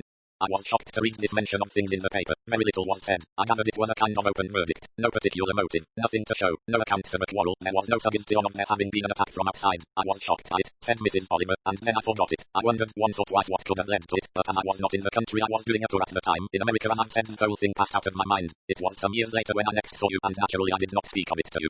No, said Celia, I appreciate that. All through life, Mrs. Oliver said, one comes across very curious things that happen to friends or to acquaintances. With friends, of course, very often you have some idea of what led to hate the incident might be, but if it's a long time since you've heard them discussed or talked to them, you are quite in the dark and there is nobody that you can show too much curiosity to about the occasion. You were always very nice to me, said Celia. You sent me nice presents, a particularly nice present when I was 21, I remember. That's the time when girls need some extra cash in hand, said Mrs. Oliver, because there are so many things they want to do and have just then. Yes, I always thought you were an understanding person and not, well, you know what some people are like, always questioning and asking things and wanting to know all about you. You never asked questions. You used to take me out to shows or give me nice meals and talk to me as though, well, as though everything was alright and you were just a distant relation of the family. I've appreciated that. I've known so many nosy Parkers in my life. Yes, everyone comes up against that sooner or later, said Mrs. Oliver, but you see now what upset me at this particular party. It seems an extraordinary thing to be asked to do by a complete stranger like Mrs. Burton Cox. I couldn't imagine why she should want to know. It was no business of hers, surely. Unless you thought it was, unless it was something to do with my marrying Desmond. Desmond is her son. Yes, I suppose it could have been, but I couldn't see how or what business it was of hers. Everything's her business. She's nosy, in fact she's what you said she was, an odious woman. But I gather Desmond isn't odious. No, I'm very fond of Desmond and Desmond is fond of me. I don't like his mother. Does he like his mother?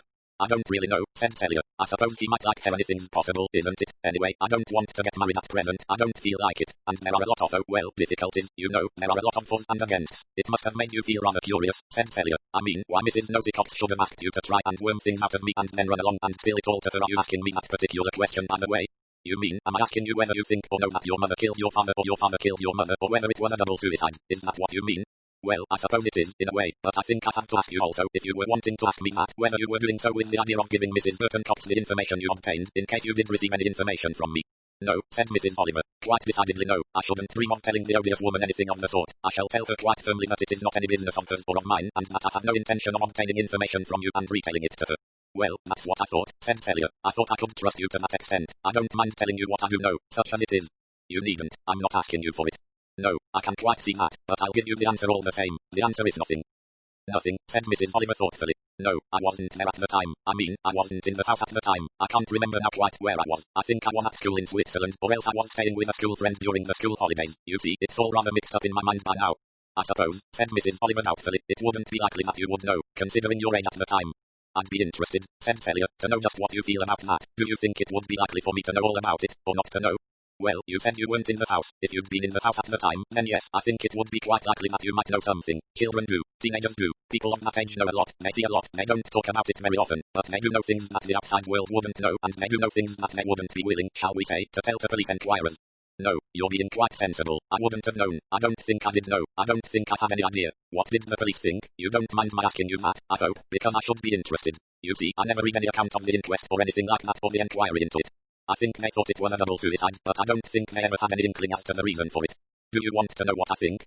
Not if you don't want me to know, said Mrs. Oliver. But I expect you are interested. After all, you write crime stories about people who kill themselves or kill each other or who have reasons for things. I should think you would be interested.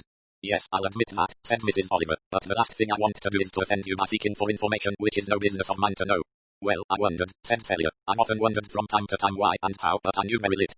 Daily about things. I mean, about how things were going on at home. The holidays before that I had been away on exchange on the continent, so I hadn't seen my mother and father really very recently. I mean, they'd come out to Switzerland and taken me out from school once or twice, but that was all. They seemed much as usual, but they seemed older. My father, I think, was ailing. I mean, getting feebler. I don't know if it was heart or what it was. One doesn't really think about that. My mother, too, she was going rather nervy. Not hypochondriac, but a little inclined to fuss over her health. They were on good terms, quite friendly. There wasn't anything that I noticed. Only sometimes one would, well, sometimes one gets ideas. One doesn't think they're true or necessarily right at all, but one just wonders if. I don't think we'd better talk about it anymore, said Mrs. Oliver. We don't need to know or find out. The whole thing's over and done with. The verdict was quite satisfactory. No means to show, or motive, or anything like that. But there was no question of your father having deliberately killed your mother, or of your mother having deliberately killed your father. If I thought which was most likely, said Celia, I would think my father killed my mother, because, you see, it's more natural for a man to shoot anyone, I think, to shoot a woman for whatever reason it was. I don't think a woman, or a woman like my mother, would be so likely to shoot my father. If she wanted him dead, I should think she might have chosen some other method, but I don't think either of them wanted the other one dead. So it could have been an outsider. Yes, but what does one mean by an outsider, said Celia. Who else was there living in the house? A housekeeper, elderly, rather blind and rather deaf, a foreign girl, an au pair girl. She'd been my governess on session, was awfully nice as she came back to look after my mother who had been in hospital, and there was an aunt whom I never loved much. I don't think any of them could have been likely to have any grudge against my parents. There was nobody who profited by their deaths, except, I suppose, myself and my brother Edward, who was 4 years younger than I was. We inherited what money there was, but it wasn't very much. My father had his pension, of course. My mother had a small income of her own. No, there was nothing there of any importance. I'm sorry, said Mrs. Oliver. I'm sorry if I've distressed you by asking all this.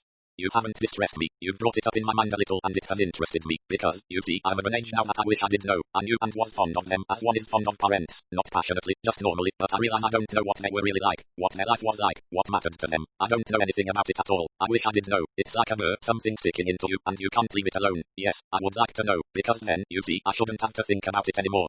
So you do, think about it? Celia looked at her for a moment. She seemed to be trying to come to a decision. Yes, she said, I think about it nearly all the time. I'm getting to have a thing about it, if you know what I mean, and this one feels the same. 5. Old sins have long shadows. Hercule Poirot let the revolving door wind him round. Arresting the swing of it with one hand, he stepped forward into the small restaurant. There were not many people there. It was an unfashionable time of day, but his eyes soon saw the man he had come to meet. The square, solid bulk of Superintendent Spence rose from the table in one corner. Good, he said. You have arrived here. You had no difficulty in finding it. None at all. Your instructions were most adequate. Let me introduce you now. This is Chief Superintendent Garraway, Monsieur Hercule Poirot. Garraway was a tall, thin man with a lean, ascetic face, grey hair which left a small round spot like a ton. Sure, so that he had a faint resemblance to an ecclesiastic. This is wonderful, said Poirot. I'm retired now, of course, said Garraway, but one remembers. Yes, certain things one remembers, although they are past and gone, and the general public probably remembers nothing about them. But yes. Hercule Poirot very nearly said elephants do remember, but checked himself in time. That phrase was so associated in his mind now with Mrs. Ariadne Oliver that he found it difficult to restrain it from his tongue in many clearly unsuitable categories. I hope you have not been getting impatient, said Superintendent Spence. He pulled forward a chair, and the three men sat down. A menu was brought. Superintendent Spence, who was clearly addicted to this particular restaurant, offered tentative words of advice. Garraway and Poirot made their choice. Then, leaning back a little in their chairs and sipping glasses of sherry, they contemplated each other for some minutes in silence before speaking. I must apologize to you, said Poirot. I really must apologize to you for coming to you with my demands about an affair which is over and done with. What interests me, said Spence, is what has interested you. I thought first that it was unlike you to have this wish to delve in the past. It is connected with something that has occurred nowadays, or is it sudden curiosity about a rather inexplicable, perhaps, case? Do you agree with that?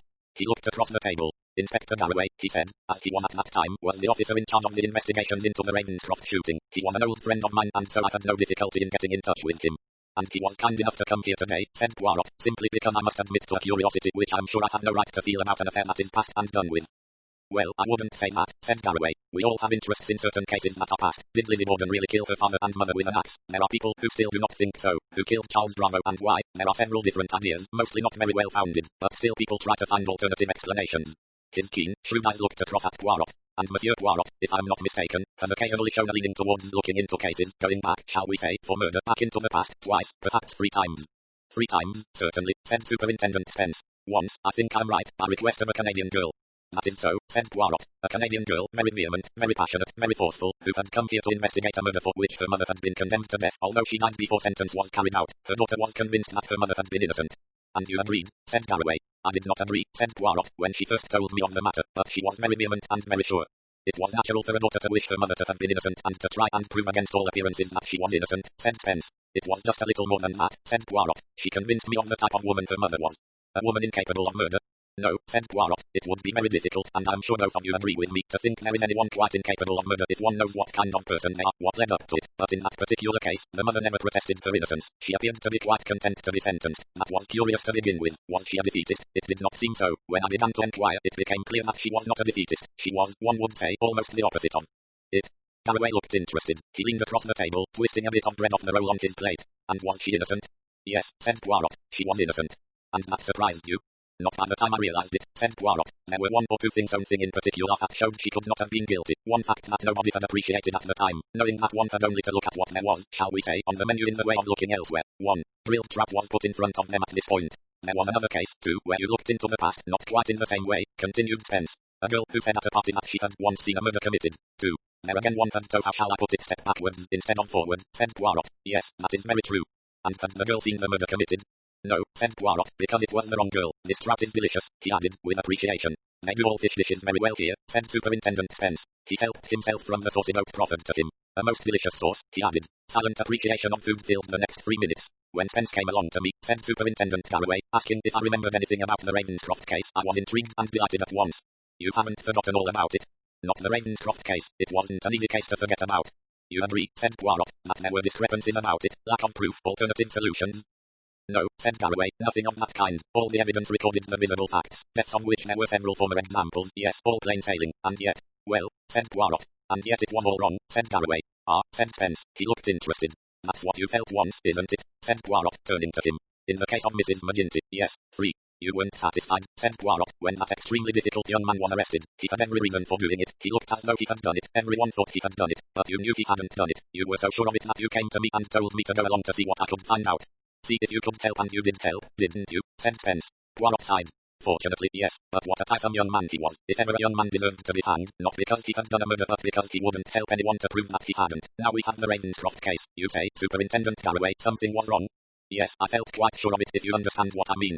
I do understand, said Poirot, and so does Spence. One does come across these things sometimes. The proofs are there, the motive, the opportunity, the clues, the miscne, it's all there, a complete blueprint, as you might say, but all the same, those whose profession it is, know, they know that it's all wrong, just like a critic in the artistic world knows when a picture is all wrong, knows when it's a fake and not the real thing.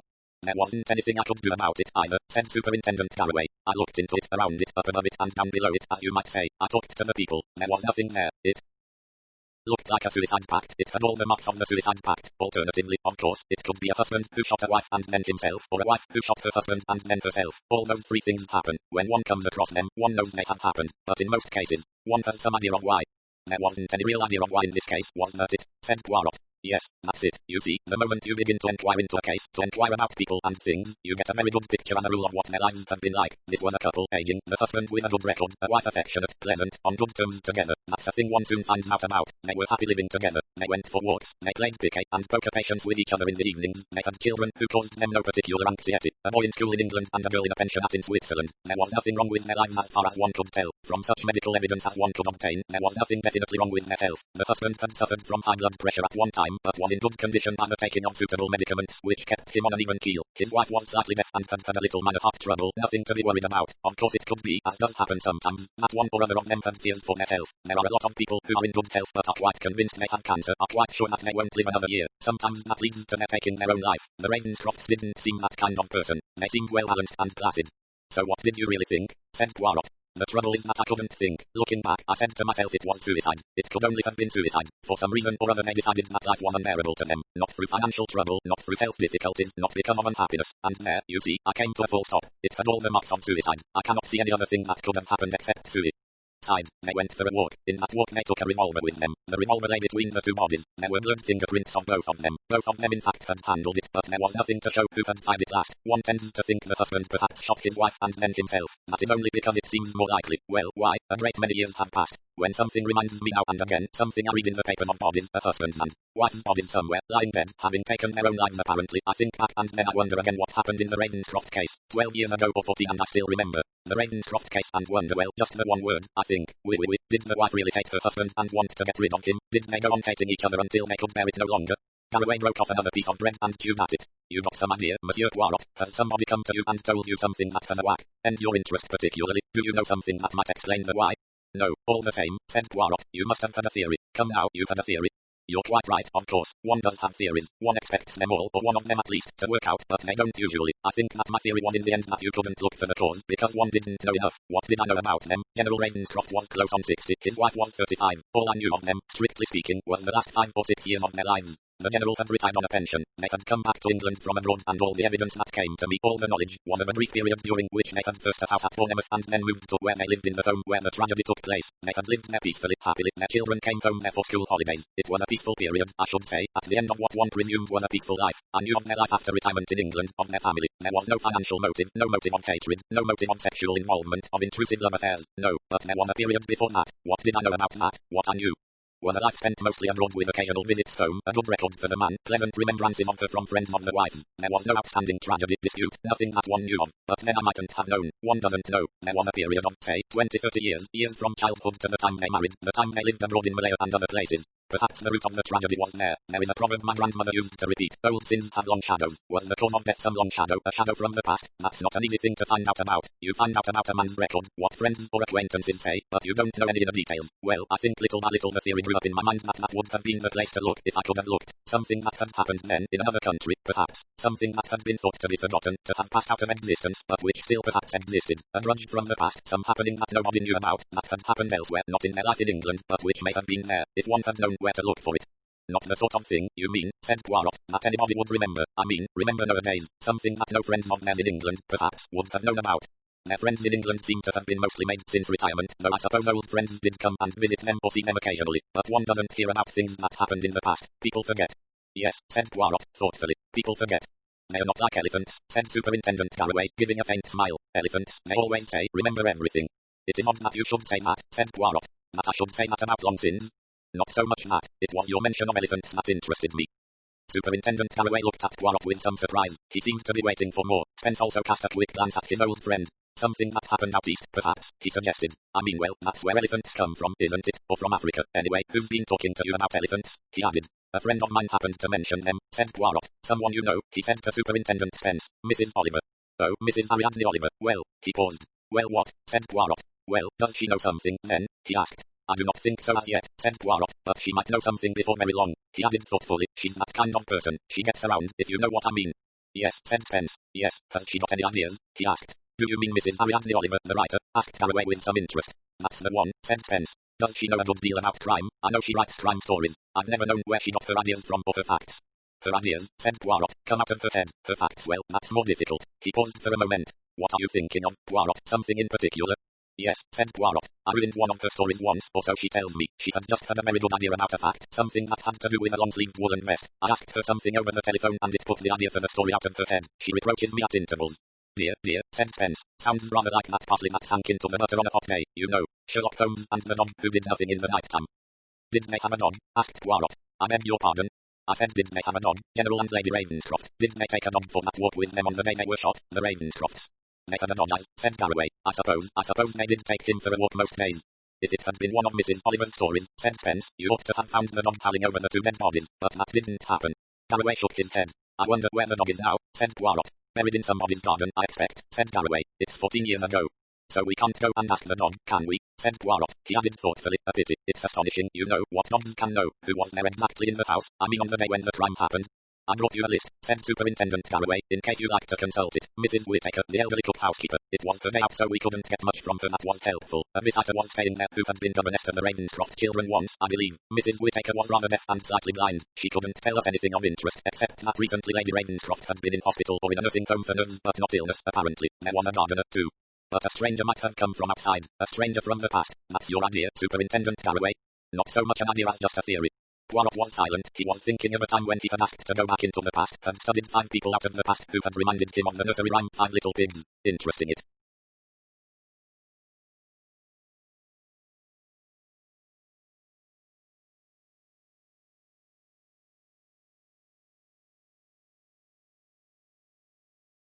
Had been, and in the end rewarding, because he had found out the truth. 6. An old friend remembers. When Mrs. Oliver returned to the house the following morning, she found Miss Livingstone waiting for her. There had been 2 telephone calls, Mrs. Oliver.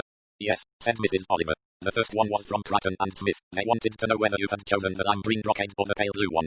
I haven't made up my mind yet, said Mrs. Oliver. Just remind me tomorrow morning, will you? I'd like to see it by nightlight. And the other was from a foreigner, a Mr. Hercule Poirot, I believe. Oh, yes, said Mrs. Oliver. What did he want? He asked if you would be able to call and see him this afternoon. That will be quite impossible, said Mrs. Oliver. Ring him up, will you? I've got to go out again at once, as a matter of fact. Did he leave a telephone number? Yes, he did. That's all right, then. We won't have to look it up again. All right, just ring him. Tell him I'm sorry that I can't, but that I'm out on the track of an elephant. I beg your pardon, said Miss Livingstone. Say that I'm on the track of an elephant. Oh yes, said Miss Livingstone, looking shrewdly at her employer to see if she was right in the feelings that she sometimes had that Mrs. Ariadne Oliver, though a successful novelist, was at the same time not quite right in the head. I've never hunted elephants before, said Mrs. Oliver. It's quite an interesting thing to do, though. She went into the sitting room, opened the top volume of the assorted books on the sofa, most of them looking rather the worse for wear, since she had toiled through them the evening before and written out a paper with various addresses. Well, one has got to make a start somewhere, she said. On the whole, I think that if Julia hasn't gone completely off the rocker by now, I might start with her. She always had ideas, and after all, she knew that part of the country because she lived near there. Yes, I think we'll start with Julia. There are 4 letters here for you to sign, said Miss Livingstone. I can't be bothered now, said Mrs. Oliver. I really can't spare a moment. I've got to go down to Hampton Court, and it's quite a long ride. The Honourable Julia Carstairs, struggling with some slight difficulty out of her armchair, the difficulty that those over the age of 70 have when rising to their feet after prolonged rest, even a possible nap, stepped forward, peering a little to see who it was who had just been announced by the faithful retainer who shared the apartment which she occupied in her status of a member of Holmes for the Privileged. Being slightly deaf, the name had not come clearly to her. Mrs. Gulliver, was that it? But she didn't remember a Mrs. Gulliver. She advanced on slightly shaky knees, still peering forward. I don't expect you'll remember me, it's so many years since we met. Like many elderly people, Mrs. Carstairs could remember voices better than she did faces. Why, she exclaimed, it's dear me, it's Ariadne, my dear, how very nice to see you. Greetings past. I just happened to be in this part of the world, explained Mrs. Oliver. I had to come down to see someone not far from here, and then I remembered that looking in my address book last night I had seen that this was quite near where you had your apartment. Delightful, isn't it? She added, looking round. Not too bad, said Mrs. Carstairs. Not quite all it's written up to be, you know, but it has many advantages. One brings one's own furniture and things like that, and there is a central restaurant where you can have a meal or you can have your own things, of course. Oh yes, it's very good, really. The grounds are charming and well kept up. But sit down, Ariadne, do sit down. You look very well. I saw you were at a literary lunch the other day in the paper. How odd it is that one just sees something in the paper and almost the next day one meets the person. Quite extraordinary. I know, said Mrs. Oliver, taking the chair that one offered her. Things do go like that, don't they? You are still living in London? Mrs. Oliver said yes, she was still living in London. She then entered into what she thought of in her own mind, with vague memories of going to dancing class as a child, as the first figure of the dancers. Advance, retreat, hands out, turn round twice, whirl round, and so on. She inquired after Mrs. Carstairs' daughter and about the 2 grandchildren, and she asked about the other daughter what she was doing. She appeared to be doing it in New Zealand. Mrs. Carstairs did not seem to be quite sure what it was. Some kind of social research. Mrs. Carstairs pressed an electric bell that rested on the arm of her chair and ordered Emma to bring tea. Mrs. Oliver begged her not to bother. Julia Carstairs said, of course Ariadne has got to have tea. The 2 ladies leant back, the second and third figures of the dancers, old friends, other people's children, the death of friends. It must be years since I saw you last, said Mrs. Carstairs. I think it was at the Llewellyns' wedding, said Mrs. Oliver. Yes, that must have been about it. How terrible Maura looked as a bridesmaid, that dreadfully unbecoming shade of apricot they wore. I know, it didn't suit them. I don't think weddings are nearly as pretty as they used to be in our day. Some of them seem to wear such very peculiar clothes. The other day one of my friends went to a wedding and she said the bride groom was dressed in some sort of quilted white satin and ruffles at his neck, made of Valenciennes lace, I believe, most peculiar, and the girl was wearing a very peculiar trouser suit, also white but it was stamped with green shamrocks all over. Well, my dear Ariadne, can you imagine it? Really extraordinary. In church too, if I'd been a clergyman and had refused to marry them. Tea came, talk continued. I saw my goddaughter, Celia Ravenscroft, the other day, said Mrs. Oliver. Do you remember the Ravenscrofts? Of course, it's a great many years ago. The Ravenscrofts. Now wait a minute, that was that very sad tragedy, wasn't it? A double suicide, didn't they think it was? Near their house at Overcliff. You've got such a wonderful memory, Julia, said Mrs. Oliver. Always had, though I have difficulties with names sometimes. Yes, it was very tragic, wasn't it? Very tragic indeed. One of my cousins knew them very well in Malaya, Roddy Foster, you know. General Ravenscroft had a most distinguished career. Of course he was a bit deaf by the time he retired. He didn't always hear what one said very well. Do you remember them quite well? Oh yes, one doesn't really forget people, does one? I mean, they lived at Overcliff for quite 5 or 6 years. I've forgotten her Christian name now, said Mrs. Oliver. Margaret, I think, but everyone called her Molly. Yes, Margaret. So many people were called Margaret, weren't they, at about that time? She used to wear a wig, do you remember? Oh yes, said Mrs. Oliver. At least I can't quite remember, but I think I do. I'm not sure she didn't try to persuade me to get one. She said it was so useful when you went abroad and travelled. She had 4 different wigs, one for evening and one for travelling and one very strange, you know, you could put a hat on over it and not really disarrange it. I didn't know them as well as you did, said Mrs. Oliver, and of course at the time of the shooting I was in America on a lecture tour, so I never really heard any details. Well, of course, it was a great mystery, said Julia Carstairs. I mean to say, one didn't know. There were so many different stories going about. What did they say at the inquest? I suppose they had an inquest. Oh yes, of course, the police had to investigate it. It was one of those indecisive things, you know, in that the death was due to revolver shots. They couldn't say definitely what had occurred. It seemed possible that General Ravenscroft had shot his wife and then himself, but apparently it was just as probably that Lady Ravenscroft had shot her husband and then herself. It seemed more likely, I think, that it was a suicide pact, but it couldn't be said definitely how it came about. There seemed to be no question of its being a crime. No, it was said quite clearly there was no suggestion of foul play. I mean there were no footprints or any signs of anyone coming near them. They left the house to go for a walk after tea, as they so often did. They didn't come back again for dinner, and the manservant or somebody or the gardener whoever it was went out to look for them and found them both dead. The revolver was lying by the bodies. The revolver belonged to him, didn't it? Oh yes, he had 2 revolvers in the house. These ex-military people so often do, don't they? I mean, they feel safer what with everything that goes on nowadays. A second revolver was still in the drawer in the house, so that he must have gone out deliberately with the revolver, presumably. I don't think it's likely that she'd have gone out for a walk carrying a revolver. No, it wouldn't have been so easy, would it? But there was nothing apparently in the evidence to show that there was any unhappiness or that there'd been any quarrel between them or that there was any reason why they should commit suicide. Of course one never knows what sad things there are in people's lives. No, said Mrs. Oliver. One never knows. How very true that is, Julia. Did you have any idea yourself? Well, one always wonders, my dear. Yes, said Mrs. Oliver, one always wonders. It might be, of course, you see, that he had some disease. I think he might have been told he was going to die of cancer, but that wasn't so, according to the medical evidence. He was quite healthy. I mean, I think he had what do they call those things, coronary, is that what I mean? It sounds like a crown, doesn't it? But it's really a heart attack, isn't it? He'd had that, but he'd recovered from it, and she was very nervy. She was neurotic always. Yes, I seem to remember that, said Mrs. Oliver. Of course I didn't know them well, but she asked suddenly was she wearing a wig? Oh, well, you know, I can't really remember that. She always wore her wig, one of them, I mean. I just wondered, said Mrs. Oliver. Somehow I feel if you were going to shoot yourself or even shoot your husband, I don't think you'd wear your wig, do you? The ladies discussed this point with some interest. What do you really think, Julia? Well, as I said, dear, one wonders, you know, there were things said, but then there always are. About him or her. Well, they said that there was a young woman, you know. Yes, I think she did some secretarial work for him. He was writing his memoir of his career abroad, I believe, commissioned by a publisher at that, and she used to take dictation from him. But some people said, well, you know what they do say sometimes, that perhaps he had goated it up with this girl in some way. She wasn't very young, she was over 30, and not very good looking, and I don't think there were no scandals about her or anything, but still, one doesn't know. People thought he might have shot his wife because he wanted to, well, he might have wanted to marry her, yes, but I don't really think people said that sort of thing, and I never believed it. What did you think? Well, of course I wondered a little about her. You mean that a man was mentioned? I believe there was something out in Malaya, some kind of story I heard about her, that she got embroiled with some young man much younger than herself, and her husband hadn't liked it much and it had caused a bit of scandal. I forget where, but anyway, that was a long time ago and I don't think anything ever came of it. You don't think there was any talk near at home, no special relationship with anyone in the neighborhood, there wasn't any evidence of quarrels between them or anything of that kind? No, I don't think so. Of course I read everything about it at the time. One did discuss it, of course, because one couldn't help feeling there might be some really very tragic love story connected with it. But there wasn't, you think? They had children, didn't they? There was my goddaughter, of course.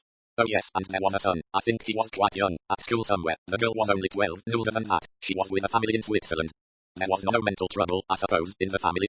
Oh, you mean the boys? Might be, of course. You do hear very strange things. There was that boy who shot his father that was somewhere near Newcastle, I think. Some years before that, you know, he'd been very depressed and at first I think they said he tried to hang himself when he was at the university and then he came and shot his father, but nobody quite knew why. Anyway, there wasn't anything of that sort with the Ravenscrofts. No, I don't think so. In fact, I'm pretty sure of it. I can't help thinking, in some ways. Yes, Julia. I can't help thinking that there might have been a man, you know. You mean that she Yes, well, one thinks it rather likely, you know, the wigs, for one thing. I don't quite see how the wigs come into it. Well, wanting to improve her appearance. She was 35, I think. More, 36, I think, and, well, I know she showed me the wigs one day and one or two of them really made her look quite attractive, and she used a good deal of makeup, and that had all started just after they had come to live there, I think. She was rather a good-looking woman. You mean she might have met some man? Well, that's what I've always thought, said Mrs. Carstairs. You see, if a man's getting off with a girl, people notice it usually because men aren't so good at hiding their tracks, but a woman, it might be like someone she'd met and nobody knew much about it. Oh, do you really think so, Julia? No, I don't really think so, said Julia, because I mean, people always do know, don't they? I mean, you know, servants know, or gardeners, or bus drivers, or somebody in the neighborhood, and they know, and they talk, but still, there could have been something like that, and neither he found out about it. You mean it was a crime of jealousy? I think so, yes. So you think it's more likely that he shot her, then himself, than that she shot him and then herself? Well, I should think so, because I think if she were trying to get rid of him, well, I don't think they'd have gone for a walk together and she'd have to have taken the revolver with her in a handbag, and it would have been rather a bigger handbag if so. One has to think of the practical side of things. I know, said Mrs. Oliver, one does. It's very interesting.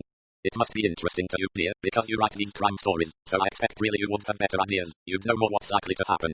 I don't know what's likely to happen, said Mrs. Oliver, because, you see, in all the crimes that I write, I've invented the crimes. I mean, what I want to happen, happens in my stories. It's not something that actually has happened or that could happen, so I'm really the worst person to talk about it. I'm interested to know what you think because you know people very well, Julia, and you knew them well, and I think she might have said something to you one day or he might. Yes, now wait a minute, when you say that seems to bring something back to me. Mrs. Carstairs leaned back in her chair, shook her head doubtfully, half-closed her eyes and went into a kind of coma. Mrs. Oliver remained silent with a look on her face which women are apt to wear when they are waiting for the first signs of a kettle coming to the boil. She did say something once, I remember, and I wonder what she meant by it, said Mrs. Carstairs. Something about starting a new life in connection, I think, with St. Teresa of Avila. Mrs. Oliver looked slightly startled. But how did St. Teresa of Avila come into it? Well, I don't know really. I think she must have been reading a life of her. Anyway, she said that it was wonderful how women get a sort of second wind. That's not quite the term she used, but something like that. You know, when they are 40 or 50 or that sort of age and they suddenly want to begin a new life. Teresa of Avila did. She hadn't done anything special up till then except being a nun. Then she went out and reformed all the convents, didn't she? And flung her weight about and became a great saint. Yes, but that doesn't seem quite the same thing. No, it doesn't, said Mrs. Carstairs. But women do talk in a very silly way, you know, when they are referring to love affairs when they get on in life, about how it's never too late. 7. Back to the nursery. Mrs. Oliver looked rather doubtfully at the 3 steps and the front door of a small, rather dilapidated-looking cottage in the side street. Below the windows some bulbs were growing, mainly tulips. Mrs. Oliver paused, opened the little address book in her hand, verified that she was in the place she thought she was, and rapped gently with the knocker after having tried to press a bell push of possible electrical significance, but which did not seem to yield any satisfactory bell ringing inside, or anything of that kind. Presently, not getting any response, she knocked again. This time there were sounds from inside, a shuffling sound of feet, some asthmatic breathing, and hands apparently trying to manage the opening of the door. With this noise there came a few vague echoes in the letterbox. Oh, drat it, stuck again, you brute, you. Finally, success met these inward industries, and the door, making a creaky and rather doubtful noise, was slowly pulled open. A very old woman with a wrinkled face, humped shoulders, and a general arthritic appearance, looked at her visitor. Her face was unwelcoming. It held no sign of fear, merely of distaste for those who came and knocked at the home of an English woman's castle. She might have been 70 or 80, but she was still a valiant defender of her home. I don't know what you've come about, and that she stopped. Why, she said, it's Miss Ariadne. Well, I never know. It's Miss Ariadne. I think you're wonderful to know me, said Mrs. Oliver. How are you, Mrs. Matcham? Miss Ariadne, just think of that now. It was Mrs. Ariadne, Oliver thought, a long time ago since she had been addressed as Miss Ariadne, but the intonation of the voice, cracked with age though it was, rang a familiar note. Come in, dear, said the old dame. Come in now. You're looking well, you are. I don't know how many years it is since I've seen you. 15 at least. It was a good deal more than 15, but Mrs. Oliver made no corrections. She came in. Mrs. Matcham was shaking hands. Her hands were rather unwilling to obey their owner's orders. She managed to shut the door and, shuffling her feet and limping, entered a small room which was obviously one that was kept for the reception of any likely or unlikely visitors whom Mrs. Matcham was prepared to admit to her home. There were large numbers of photographs, some of babies, some of adults, some in nice leather frames which were slowly drooping but had not quite fallen to pieces yet. One in a silver frame by now rather tarnished, representing a young woman in presentation court dress with feathers rising upon her head. 2 naval officers, 2 military gentlemen, some photographs of naked babies sprawling on rugs. There was a sofa and 2 chairs. As bidden, Mrs. Oliver sat in a chair. Mrs. Matcham pressed herself down on the sofa and pulled a cushion into the hollow of her back with some difficulty. Well, my dear, fancy seeing you, and you're still writing your pretty stories, are you? Yes, said Mrs. Oliver, assenting to this though with a slight doubt as to how far detective stories and stories of crime and general criminal behavior could be called pretty stories. But that, she thought, was very much a habit of Mrs. Matcham's. I'm all alone now, said Mrs. Matcham. You remember Gracie, my sister? She died last autumn. She did. Cancer it was. They operated, but it was too late.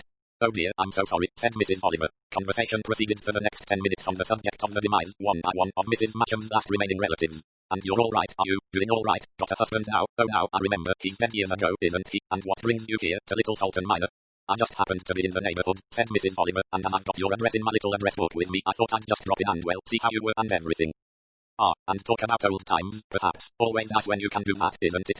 Yes, indeed, said Mrs. Oliver, feeling some relief that this particular line had been indicated to her since it was more or less what she had come for. What a lot of photographs you've got, she said. Ah, I have, and that, do you know, when I was in that home silly name it had, Sunset House of Happiness for the Aged, something like that it was called, a year and a quarter I lived there till I couldn't stand it no more, a nasty lot they were saying you couldn't have any of your own things with you, you know, everything had to belong to the home. I don't say as it wasn't comfortable, but you know, I like me own things around me, my photos and my furniture, and then there was ever so nice a lady, came from a council she did, some society or other, and she told me there was another place where they had homes of their own or something and you could take what you liked with you, and there's ever such a nice helper as comes in every day to see if you're alright. Ah, very comfortable I'm here, very comfortable indeed. I've got all my own things. Something from everywhere, said Mrs. Oliver, looking round. Yes, that tabled brass one, that's Captain Wilson, he sent me that from Singapore or something like that, and that Venice brass too, that's nice, isn't it? That's a funny thing on the ashtray, that's Egyptian, that is, it's a scarabee or some name like that, you know, sounds like some kind of scratching disease but it isn't, no, it's a sort of beetle and it's made out of some stone, they call it a precious stone, bright blue, a lazy lapis, a lazy lapin or something like that. Lapis lazuli, said Mrs. Oliver. That's right, that's what it is, very nice, that is, that was my archaeological boy what went digging, he sent me that. All your lovely past, said Mrs. Oliver. Yes, all my boys and girls, some of them as babies, some of them I had from the month, and the older ones, some of them when I went to India and that other time when I was in Siam. Yes, that's Miss Moyer. In her court dress, ah, she was a pretty thing, divorced 2 husbands, she has, yes, trouble with his lordship, the first one, and then she married one of those pop singers, and of course that couldn't take very well, and then she married someone in California, they had a yacht and went places, I think, died 2 or 3 years ago and only 62, pity dying so young, you know. You've been to a lot of different parts of the world yourself, haven't you? Said Mrs. Oliver. India, Hong Kong, then Egypt, and South America, wasn't it? Ah yes, I've been about a good deal. I remember, said Mrs. Oliver, when I was in Malaya, you were with a service family then, weren't you? A general somebody, was it? No, wait a minute, I can't remember the name, it wasn't General and Lady Ravenscroft, was it? No, you've got the name wrong, you're thinking of when I was with the Barnabys, that's right, you came to stay with them, remember, you were doing a tour, you were, and you came and stayed with the Barnabys, you were an old friend of hers, he was a judge. Ah yes, said Mrs. Oliver, it's difficult a bit, one gets names mixed up. 2 nice children they had, said Mrs. Matcham. Of course they went to school in England, the boy went to Harrow and the girl went to Rodion, I think it was, and so I moved on to another family after that. Ah, things have changed nowadays, not so many Ammers even, as there used to be, mind you, the Ammers used to be a bit of a trouble now and then, I got on with one very well when I was with the Barnabys, I mean, who was it you spoke of, the Ravenscrofts, well, I remember them, yes I forget the name of the place where they lived now, not far from us, the families were acquainted, you know, oh yes, it's a long time ago, but I remember it all, I was still out there with the Barnabys, you know, I stayed on when the children went to school to look after Mrs. Barnaby, look after her things, you know, and mend them and all that. Oh yes, I was there when that awful thing happened. I don't mean the Barnabys, I mean to the Ravenscrofts. Yes, I shall never forget that. Hearing about it, I mean, naturally I wasn't mixed up in it myself, but it was a terrible thing to happen, wasn't it? I should think it must have been, said Mrs. Oliver. It was after you'd gone back to England, a good long time after that, I think. A nice couple they were. Very nice couple, and it was a shock to them. I don't really remember now, said Mrs. Oliver. I know, one forgets things. I don't myself, but they said she'd always been queer, you know, ever since the time she was a child. Some early story there was, she took a baby out of the pram and threw it in the river. Jealousy, they said. Other people said she wanted the baby to go to heaven and not wait. Is it Lady Ravenscroft, you mean? No, of course I don't. Ah, you don't remember as well as I do. It was the sister. Her sister?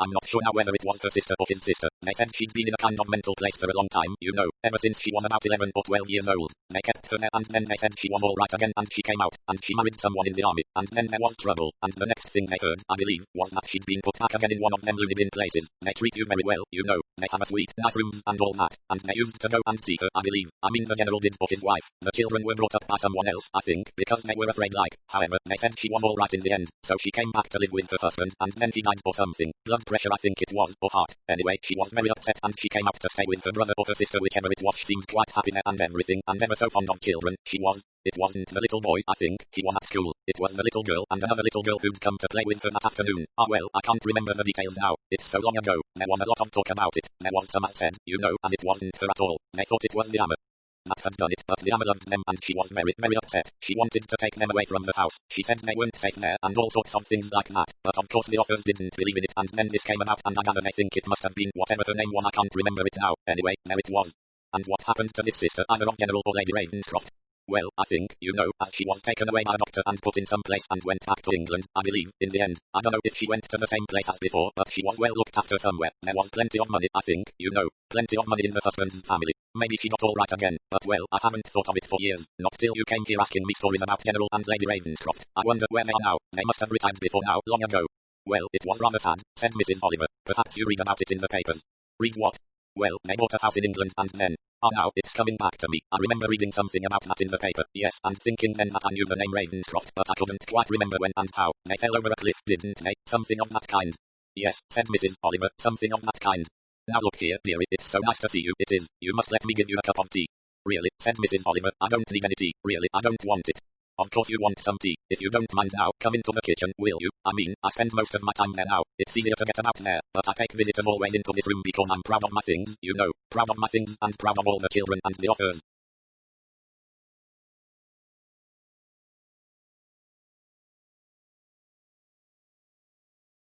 I think, said Mrs. Oliver, that people like you must have had a wonderful life with all the children you've looked after. Yes, I remember when you were a little girl, you liked to listen to the stories I told you. There was one about a tiger, I remember, and one about monkeys in a tree. Yes, said Mrs. Oliver, I remember those. It was a very long time ago. Her mind swept back to herself, a child of 6 or 7, walking in button boots that were rather too tight on a road in England, and listening to a story of India and Egypt from an attendant Annie, and this was Annie. Mrs. Matcham was Annie. She looked round the room as she followed her hostess out, at the pictures of girls, of schoolboys, of children and various middle-aged people, all mainly photographed in their best clothes and sent in nice frames or other things because they hadn't forgotten Annie. Because of them, probably, Annie was having a reasonably comfortable old age with money supplied. Mrs. Oliver felt a sudden desire to burst out crying. This was so unlike her that she was able to stop herself by an effort of will. She followed Mrs. Matcham to the kitchen. There she produced the offering she had brought. Well, I never. A tin of top hole Hatham's tea. Always my favourite. Fancy you remembering. I can hardly ever get it nowadays. And that's my favourite tea biscuits. Well, you are a one for never forgetting. What was it they used to call you? Those 2 little boys who came to play and would call you Lady Elephant, and the other one called you Lady Swan. The one who called you Lady Elephant used to sit on your back and you went about the floor on all 4s and pretended to have a trunk you picked things up with. You don't forget many things, do you, Nanny? Said Mrs. Oliver. Ah, said Mrs. Matcham. Elephants don't forget. That's the old saying. 8. Mrs. Oliver at work. Mrs. Oliver entered the premises of Williams Barnett, a well-appointed chemist's shop also dealing with various cosmetics. She paused by a kind of dumbwaiter containing various types of corn remedies, hesitated by a mountain of rubber sponges, wandered vaguely towards the prescription desk, and then came down past the well-displayed aids to beauty as imagined by Elizabeth Arden, Helena Rubinstein, Max Factor and other benefit providers for women's lives. She stopped finally near a rather plump girl and inquired for certain lipsticks, then uttered a short cry of surprise. Why, Marlinated Marlene, isn't it? Well, I never. It's Mrs. Oliver. I'm pleased to see you. It's wonderful, isn't it? All the girls will be very excited when I tell them that you've been into my things here. No need to tell them, said Mrs. Oliver. Oh, now I'm sure they'll be bringing out their autograph books. I'd rather they didn't, said Mrs. Oliver. And how are you, Marlene? Oh, getting along, said Marlene. I didn't know whether you'd be working here still. Well, it's as good as any other place, I think, and they treat you very well here, you know. I had a rise in salary last year and I'm more or less in charge of this cosmetic counter now. And your mother, is she well? Oh yes, Mum will be pleased to hear I've met you. Is she still living in her same house down Fair Road past the hospital? Oh yes, we're still there. Dad's not been so well. He's been in hospital for a while, but Mum keeps along very well indeed. Oh, she will be pleased to hear I've seen you. Are you staying here by any chance? Not really, said Mrs. Oliver. I'm just passing through. As a matter of fact, I've been to see an old friend and I wonder how. She looked at her wristwatch. Would your mother be at home now, Marlene? I could just call in and see her. Have a few words before I have to get on. Oh, do that, said Marlene. She'd be ever so pleased. I'm sorry I can't leave here and come with you, but I don't think, well, it wouldn't be viewed very well. You know I can't get off for another hour and a half. Oh well, some other time, said Mrs. Oliver. Anyway, I can't quite remember, was it number 17 or has it got a name? It's called Laurel Cottage. Oh yes, of course. How stupid of me. Well, nice to have seen you. She hurried out plus one unwanted lipstick in her bag and drove her car down the main street of Chipping Bartram and turned, after passing a garage and a hospital building, down a rather narrow road which had quite pleasant small houses on either side of it. She left the car outside Laurel Cottage and went in. A thin, energetic woman with grey hair, of about 50 years of age, opened the door and displayed instant signs of recognition. Why, so it's you, Mrs. Oliver. Ah well, now, not seen you for years and years, I haven't. Oh, it's a very long time. Well, come in then, come in. Can I make you a nice cup of tea? I'm afraid not, said Mrs. Oliver, because I've had tea already with a friend and I've got to get back to London. As it happened, I went into the chemist for something I wanted and I saw Marlene there. Yes, she's got a very good job there. They think a lot of her in that place. They say she's got a lot of enterprise. Well, that's very nice. And how are you, Mrs. Burtle? You look very well. Hardly older than when I saw you last. Oh, I wouldn't like to say that. Grey hairs, and I've lost a lot of weight. This seems to be a day when I meet a lot of friends I knew formerly, said Mrs. Oliver, going into the house and being led into a small, rather overcluttered sitting room. I don't know if you remember Mrs. Carstairs, Mrs. Julia Carstairs. Oh, of course I do. Yes, rather. She must be getting on. Oh yes, she is, really. But we talked over a few old days, you know. In fact, we went as far as talking about that tragedy that occurred. I was in America at the time, so I didn't know much about it. People called Ravenscroft. Oh, I remember that well. You worked for them, didn't you, at one time, Mrs. Burtle? Yes, I used to go in 3 mornings a week. Very nice people they were, you know, real military lady and gentlemen, as you might say, the old school. It was a very tragic thing to happen. Yes, it was, indeed. Were you still working for them at that time? No, as a matter of fact, I'd given up going there. I had my old Aunt Emma come to live with me and she was rather blind and not very well and I couldn't really spare the time anymore to go out doing things for people, but I'd been with them up to about a month or two before that. It seemed such a terrible thing to happen, said Mrs. Oliver. I understand that they thought it was a suicide pact. I don't believe that, said Mrs. Burkle. I'm sure they'd never have committed suicide together, not people like that, and living so pleasantly together as they did. Of course, they hadn't lived there very long. No, I suppose they hadn't, said Mrs. Oliver. They lived somewhere near Bournemouth, didn't they, when they first came to England? Yes, but they found it was a bit too far for getting to London from there, and so that's why they came to Chipping Bartram. Very nice house it was, and a nice garden. Were they both in good health when you were working for them last? Well, he felt his age a bit as most people do. The General, he'd had some kind of heart trouble or a slight stroke, something of that kind, you know. They'd take pills, you know, and lie up a bit from time to time. And Lady Ravenscroft? Well, I think she missed the life she'd had abroad, you know. They didn't know so very many people there, although they got to know a good many families, of course, being the sort of class they were. But I suppose it wasn't like Malaya or those places, you know, where you have a lot of servants. I suppose gay parties and that sort of thing. You think she missed her gay parties? Well, I don't know that exactly. Somebody told me she'd taken to wearing a wig. Oh, she'd got several wigs, said Mrs. Burkle, smiling slightly. Very smart ones and very expensive, you know. From time to time she'd send one back to the place she'd got it from in London and they'd redress it for her again and send it. There were all kinds, you know. There was one with auburn hair and one with little grey curls all over her head. Really, she looked very nice in that one. And too, well, not so attractive really, but useful for, you know, in the days when you wanted something to put on when it might be raining. Thought a lot about her appearance, you know, and spent a lot of her money on clothes.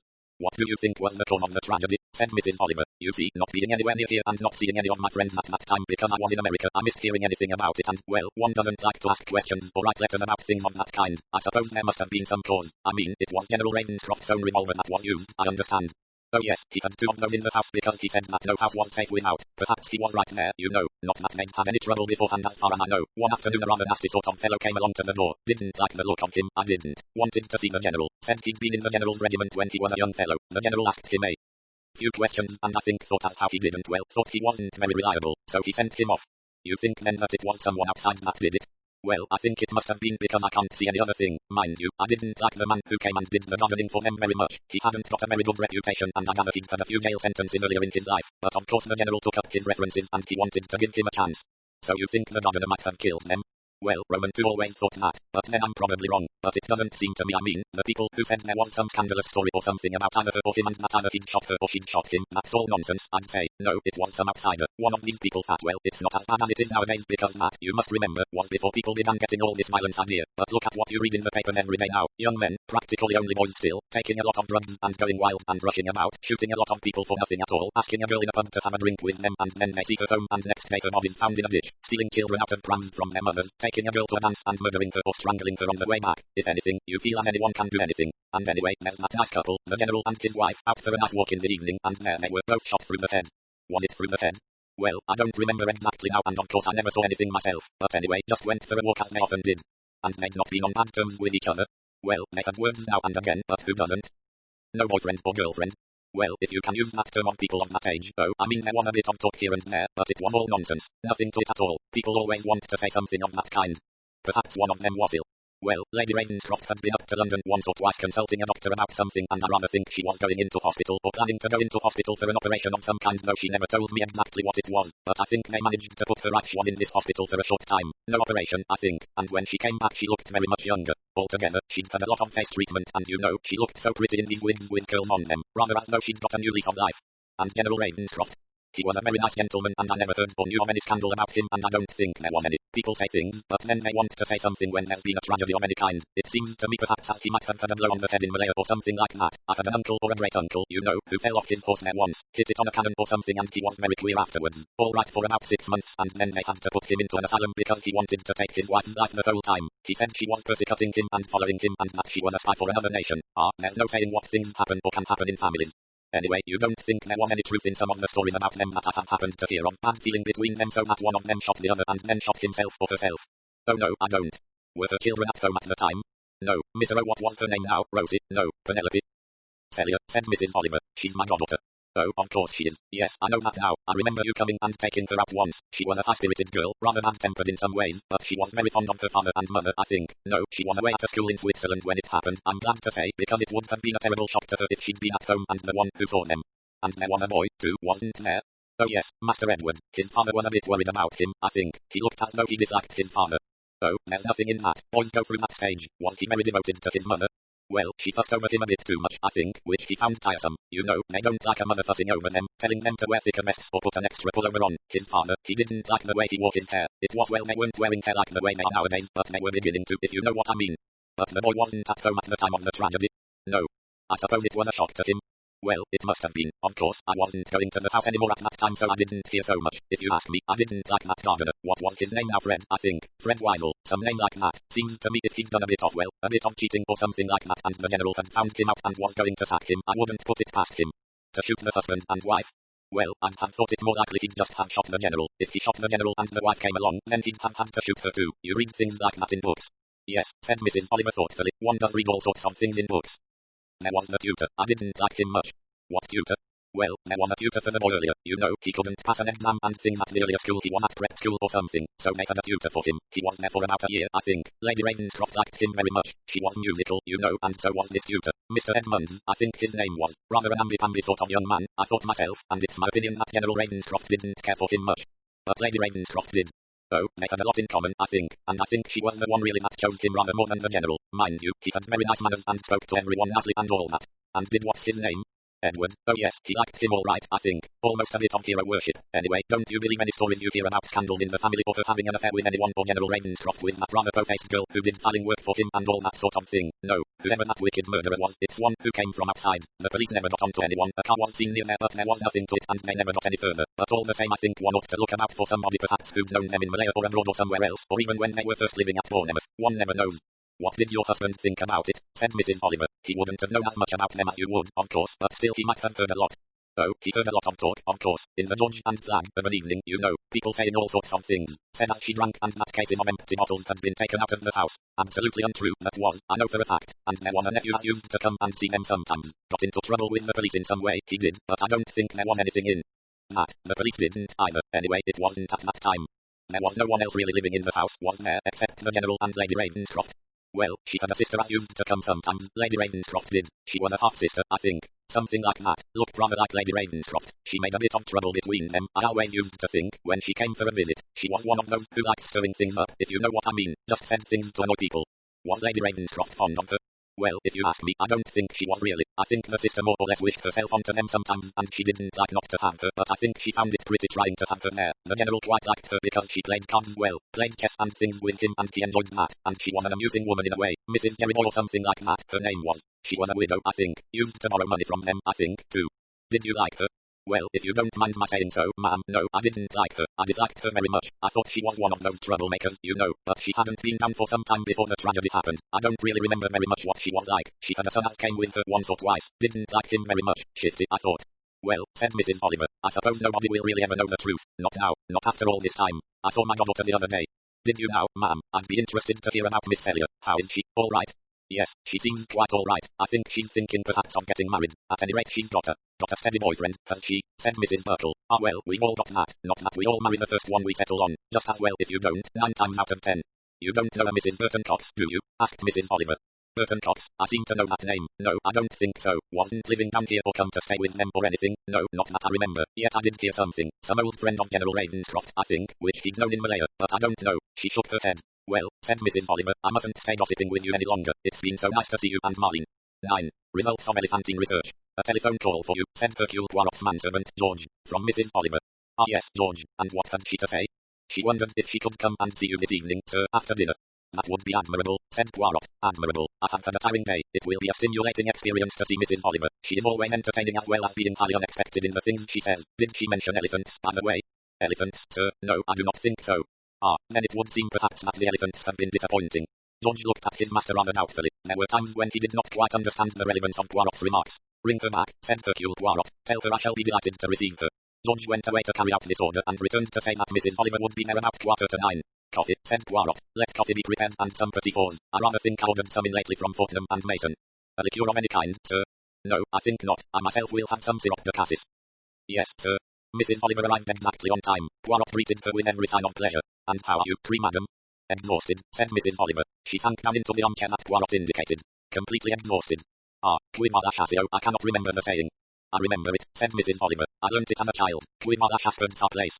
That, I'm sure, is not applicable to the chase you have been conducting. I'm referring to the pursuit of elephants, unless that was merely a figure of speech. Not at all, said Mrs. Oliver. I have been pursuing elephants madly, here, there and everywhere. The amount of petrol I have used, the amount of trains I have taken, the amount of letters I've written, the amount of telegrams I've sent, you wouldn't believe how exhausting it all is. Then repose yourself, have some coffee. Nice, strong, black coffee I will, just what I want. Did you, may I ask, get any results? Plenty of results, said Mrs. Oliver. The trouble is, I don't know whether any of them are any use.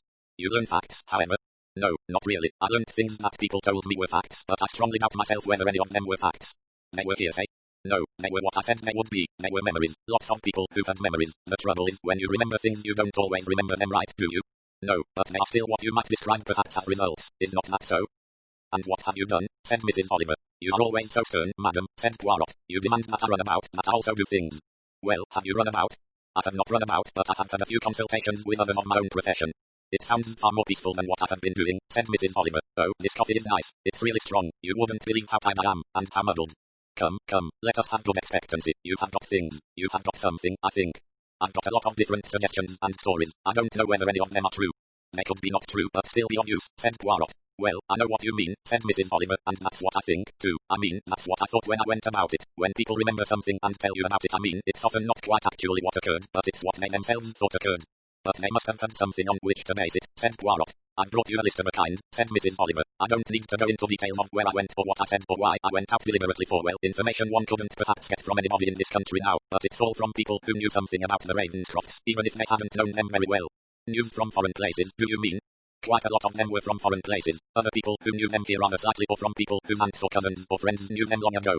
And each one that you've noted down had some story to tell, some reference to the tragedy or to people involved.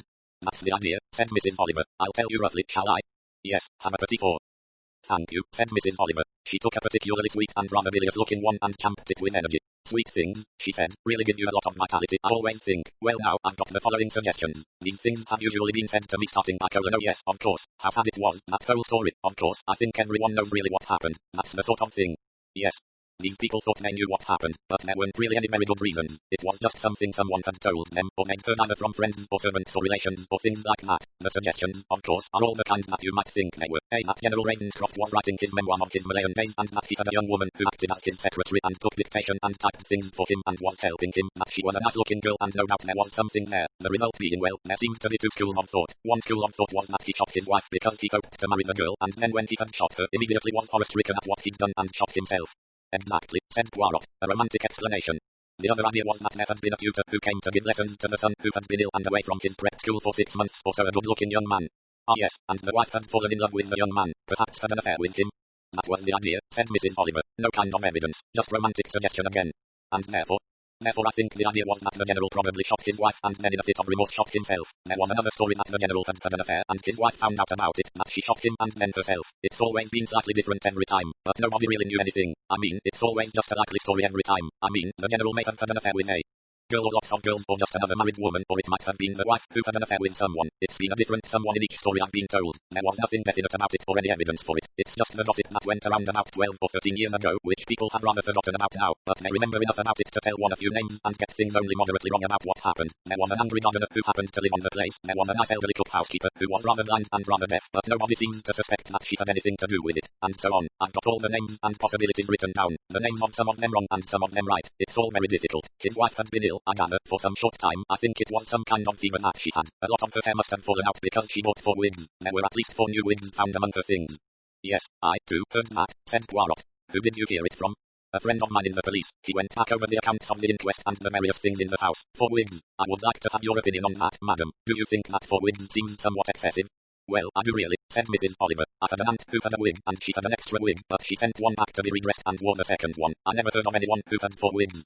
Mrs. Oliver extracted a small notebook from her bag, ruffled the pages of it, searching for extracts. Mrs. Castell, she's 77 and rather dogger. Quote from her. I do remember the Ravenscrofts quite well. Yes, a very nice couple. It's very sad, I think. Yes, cancer it was. I asked her which of them had cancer, said Mrs. Oliver, but Mrs. Castell had rather forgotten about that. She said she thought the wife came to London and consulted a doctor and had an operation and then came home and was very miserable, and her husband was very upset about her, so of course he shot her and himself.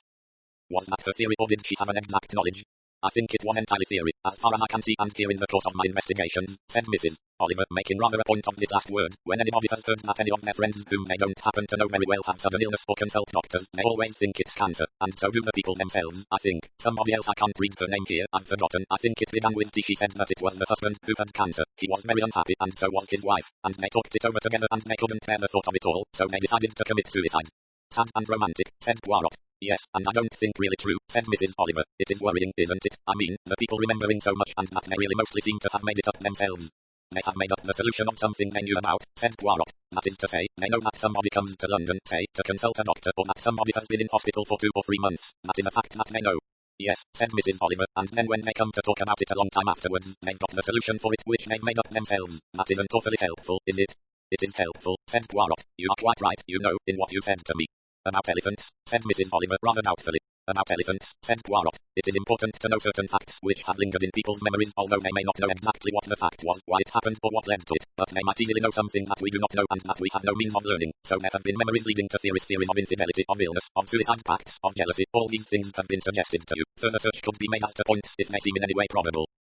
People like talking about the past, said Mrs. Oliver. They like talking about the past really much more than they like talking about what's happening now or what happened last year. It brings things back to them. They tell you, of course, first about a lot of other people that you don't want to hear about, and then you hear what the other people that they remembered knew about somebody else that they didn't know but they heard about, you know, so that the General and Lady Ravenscroft you hear about is at one remove, as it were. It's like family relationships, she said. You know, first cousin once removed, second cousin twice removed, all the rest of it. I don't think I've been really very helpful, though.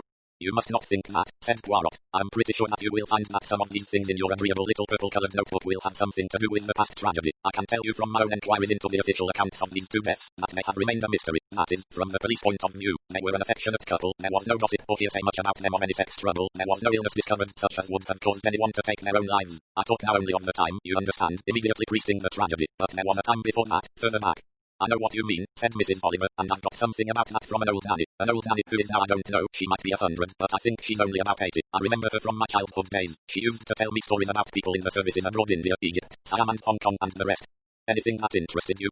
Yes, said Mrs. Oliver, there was some tragedy that she talked about. She seemed a bit uncertain about what it was. I'm not sure that it had anything to do with the Ravenscrofts. It might have been to do with some other people out there because she doesn't remember surnames and things very well. It was a mental case in one family. Someone's sister-in-law, either General whoever it was his sister or Mrs. whoever it was his sister. Somebody who'd been in a mental home for years. I gathered she'd killed her own children or tried to kill her own children long ago, and then she'd been supposed to be cured or paroled or something and came out to Egypt or Malaya or wherever it was. She came out to stay with the people, and then it seems there was some other tragedy connected again, I think, with children or something of that kind. Anyway, it was something that was hushed up, but I wondered, I mean, if there was something mental in the family, either Lady Ravenscroft's family or General Ravenscroft's family, I don't think it need have been as near as a sister. It could have been a cousin or something like that, but well, it seemed to me a possible line of enquiry. Yes, said Poirot, there's always possibility and something that waits for many years and then comes home to roost from somewhere in the past. That is what someone said to me. Old sins have long shadows. It seemed to me, said Mrs. Oliver, not that it was likely or even that old Nanny Matcham remembered it right or even really about it being the people she thought it was, but it might have fitted in with what that awful woman at the literary luncheon said to me. You mean when she wanted to know? Yes, when she wanted me to find out from the daughter, my godchild, whether her mother had killed her father or whether her father had killed her mother. And she thought the girl might know. Well, it's likely enough that the girl would know. I mean, not at the time it might have been shielded from her, but she might know things about it which would make her be aware what the circumstances were in their lives and who was likely to have killed whom, though she would probably never mention it or say anything about it or talk to anyone about it. And you say that woman's is Mrs. Yes, I've forgotten her name now, Mrs. Burton something, a name like that. She said something about her son and his girlfriend and that they were thinking of getting married, and I can quite see you might want to know, if so, whether her mother or father had criminal relations in their family or a loony strain. She probably thought that if it was the mother who killed the father it would be very unwise for the boy to marry her, whereas if the father had killed the mother, she probably wouldn't mind as much, said Mrs. Oliver. You mean that she would think that the inheritance would go in the female line? Well, she wasn't a very clever type of woman, Bossy, said Mrs. Oliver. Thinks she knows a lot, but no. I think you might think that way if you were a woman. An interesting point of view, but possible, said Poirot. Yes, I realize that. He sighed. We have a lot to do still. I've got another side light on things, too. Same thing, but second hand, if you know what I mean. You know, someone says the Ravenscrofts, weren't they that couple who adopted a child? Then it seems, after it was all arranged, and they were absolutely stuck on it, very, very keen on it, one of their children had died in Malaya, I think, but at any rate they had adopted this child, and then its own mother wanted it back, and they had a court case or something, but the court gave them the custody of the child, and the mother came and tried to kidnap it back. There are simpler points, said Poirot, arising out of your report, points that I prefer. Such as wigs, for wigs.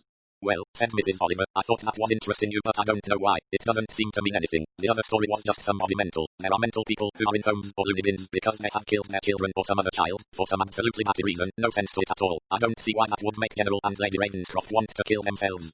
Unless one of them was implicated, said Poirot. You mean that General Ravenscroft may have killed someone, a boy, an illegitimate child, perhaps, of his wife or of his own? No, I think we're getting a bit too melodramatic there, or she might have killed her husband's child or her own. And yet, said Poirot, what people seem to be, they usually are. You mean? They seemed an affectionate couple, a couple who lived together happily without disputes. They seem to have had no case history of illness beyond the suggestion of an operation, of someone coming to London to consult some medical authority, a possibility of cancer, of leukemia, something of that kind, some future that they could not face. And yet, somehow we do not seem to get at something beyond what is possible, but not yet what is probable. If there was anyone else in the house, anyone else at the time, the police, my friends that is to say, who have known the investigation at the time, say that nothing told was really compatible with anything else but with the facts. For some reason, those two didn't want to go on living. Why?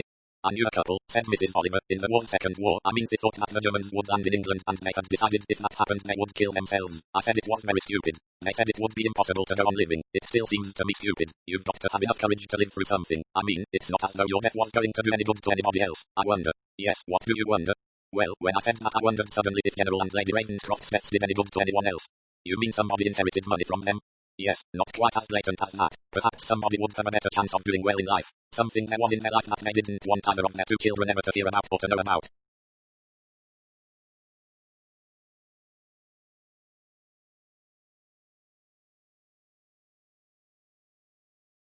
Poirot sighed. The trouble with you is, he said, you think so often of something that well might have occurred, that might have been. You give me ideas, possible ideas, if only they were probable ideas also. Why were the deaths of those two necessary? Why is it they were not in pain, they were not in illness, they were not deeply unhappy from what one can see? Then why, in the evening of a beautiful day, did they go for a walk to a cliff and taking the dog with them? What's the dog got to do with it? Said Mrs. Oliver. Well, I wondered for a moment, did they take the dog, or did the dog follow them? Where does the dog come in? I suppose it comes in like the wigs, said Mrs. Oliver. Just one more thing that you can't explain and doesn't seem to make sense. One of my elephants said the dog was devoted to Lady Ravenscroft, but another one said the dog bit her. One always comes back to the same thing, said Poirot. One wants to know more. He sighed. One wants to know more about the people, and how can you know people separated from you by a gulf of years? Well, you've done it once or twice, haven't you? Said Mrs. Oliver. You know something about where a painter was shot or poisoned. That was near the sea on a sort of fortification or something. You found out who did that, although you didn't know any of the people. No, I didn't know any of the people, but I learnt about them from the other people who were there. Well, that's what I'm trying to do, said Mrs. Oliver, only I can't get near enough. I can't get to anyone who really knew anything, who was really involved. Do you think really we ought to give it up? I think it would be very wise to give it up, said Poirot, but there is a moment when one no longer wants to be wise. One wants to find out more. I have an interest now in that couple of kindly people with two nice children. I presume they are nice children. I don't know the boy, said Mrs. Oliver. I don't think I've ever met him. Do you want to see my daughter? I could send her to see you if you like. Yes, I think I would like to see her, meet her some way. Perhaps she would not wish to come and see me, but a meeting could be brought about. It might, I think, be interesting. And there is someone else I would like to see. Oh, who is that? The woman at the party, the bossy woman, your bossy friend. She's no friend of mine, said Mrs. Oliver. She just came up and spoke to me, that's all. You could resume acquaintance with her. Oh yes, quite easily. I would think she'd probably jump at it. I would like to see her. I would like to know why she wants to know these things. Yes, I suppose that might be useful. Anyway, Mrs. Oliver sighed, I shall be glad to have a rest from elephants. Nanny, you know, the old nanny I talked about, she mentioned elephants, and that elephants didn't forget. That sort of silly sentence is beginning to haunt me. Ah well, you must look for more elephants. It's your turn. And what about you? Perhaps I could look for swans. Mon Dieu, where do swans come in? It is only what I remember, which Nanny reminded me of, that there were little boys I used to play with, and one used to call me Lady Elephant, and the other one used to call me Lady Swan. When I was Lady Swan I pretended to be swimming about on the floor. When I was Lady Elephant they rode on my back. There are no swans in this. That is a good thing, said Poirot. Elephants are quite enough. 10. Dismond. 2 days later, as Hercule Poirot drank his morning chocolate, he read at the same time a letter that had been among his correspondence that morning. He was reading it now for the second time. The handwriting was a moderately good one, though it hardly bore the stamp of maturity. Dear Monsieur Poirot, I am afraid you will find this letter of mine somewhat peculiar, but I believe it would help if I mentioned a friend of yours. I tried to get in touch with her to ask her if she would arrange for me to come and see you, but apparently she had left home. Her secretary, I'm referring to Mrs. Ariadne Oliver, the novelist. The secretary seemed to say something about her having gone on a safari in East Africa. If so, I can see she may not return for some time, but I'm sure she would help me. I would indeed like to see you so much. I am badly in need of advice of some kind. Mrs. Oliver, I understand, is acquainted with my mother, who met her at a literary luncheon party. If you could give me an appointment to visit you one day, I should be very grateful. I can suit my time to anything you suggested. I don't know if it is helpful at all, but Mrs. Oliver's secretary did mention the word elephants. I presume this has something to do with Mrs. Oliver's travels in East Africa. The secretary spoke as though it was some kind of password. I don't really understand this, but perhaps you will. I'm in a great state of worry and anxiety, and I would be very grateful if you could see me. Yours truly, Desmond Burton Cox. Nom d'un petit bonhomme, said Hercule Poirot. I beg your pardon, sir, said George. A mere ejaculation, said Hercule Poirot. There are some things, once they have invaded your life, which you find very difficult to get rid of again. With me it seems to be a question of elephants. He left the breakfast table, summoned his faithful secretary, Miss Lemon, handed her the letter from Burton Cox, and gave her directions to arrange an appointment with the writer of the letter. I'm not too occupied at the present time, he said. Tomorrow will be quite suitable. Miss Lemon reminded him of 2 appointments which he already had, but agreed that left plenty of hours vacant, and she would arrange something as he wished. Something to do with the zoological gardens, she inquired. Hardly, said Poirot. No, do not mention elephants in your letter. There can be too much of anything. Elephants are large animals. They occupy a great deal of the horizon. Yes, we can leave elephants. They will no doubt arise in the course of the conversation I propose to hold with Desmond Burton Cox. Mr. Desmond Burton Cox, announced George, ushering in the expected guest. Poirot had risen to his feet and was standing beside the mantelpiece. He remained for a moment or two without speaking, then he advanced, having summed up his own impression. A somewhat nervous and energetic personality. Quite naturally so, Poirot thought. A little ill at ease but managing to mask it very successfully, he said, extending a hand. Mr. Hercule Poirot. That is right, said Poirot. And your name is Desmond Burton Cox. Pray sit down and tell me what I can do for you, the reasons why you have come to see me. It's all going to be rather difficult to explain, said Desmond Burton Cox. So many things are difficult to explain, said Hercule Poirot, but we have plenty of time. Sit down. Desmond looked rather doubtfully at the figure confronting him. Really, a very comic personality, he thought. The egg-shaped head, the big moustaches, not somehow very imposing, not quite, in fact, what he had expected to encounter. Yeah, you are a detective, aren't you? He said. I mean, yeah, you find out things. People come to you to find out, or to ask you to find out things for them. Yes, said Poirot, that is one of my tasks in life. I don't suppose that you know what I've come about, or that you know anything much about me. I know something, said Poirot. You mean Mrs. Oliver, your friend Mrs. Oliver, she's told you something? She told me that she had an interview with a daughter of hers, a Miss Celia Ravenscroft. That is right, is it not? Yes, Celia told me. This Mrs. Oliver, is she? Does she also know my mother know her well, I mean? No, I do not think that they know each other well. According to Mrs. Oliver, she met her at a literary luncheon recently and had a few words with her. Your mother, I understand, made a certain request to Mrs. Oliver. She'd no business to do so, said the boy. His eyebrows came down over his nose. He looked angry now, angry, almost revengeful. Really, he said. Mothers, I mean. I understand, said Poirot. There is much feeling these days, indeed perhaps there always has been. Mothers are continually doing things which their children would much rather they did not, am I right? Oh, you're right enough, but my mother, I mean, she interferes in things in which really she has no concern. You and Celia Ravenscroft, I understand, are close friends. Mrs. Oliver understood from your mother that there was some question of marriage, perhaps in the near future. Yes, but my mother really doesn't need to ask questions and worry about things which are no concern of hers. But mothers are like that, said Poirot. He smiled faintly. He added, you are, perhaps, very much attached to your mother. I wouldn't say that, said Desmond. No, I certainly wouldn't say that. You see, well, I'd better tell you straight away, she's not really my mother. Oh, indeed, I had not understood that.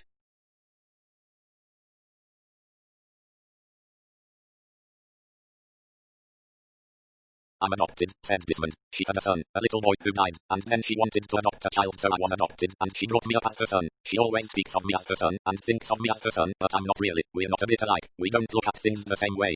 Very understandable, said Poirot. I don't seem to be getting on, said Desmond, with what I want to ask you. You want me to do something to find out something, to cover a certain line of interrogation? I suppose that does cover it. I don't know how much you know about well, what the trouble is all about. I know a little, said Poirot, not details. I do not know very much about you or about Miss Ravenscroft, whom I have not yet met. I'd like to meet her.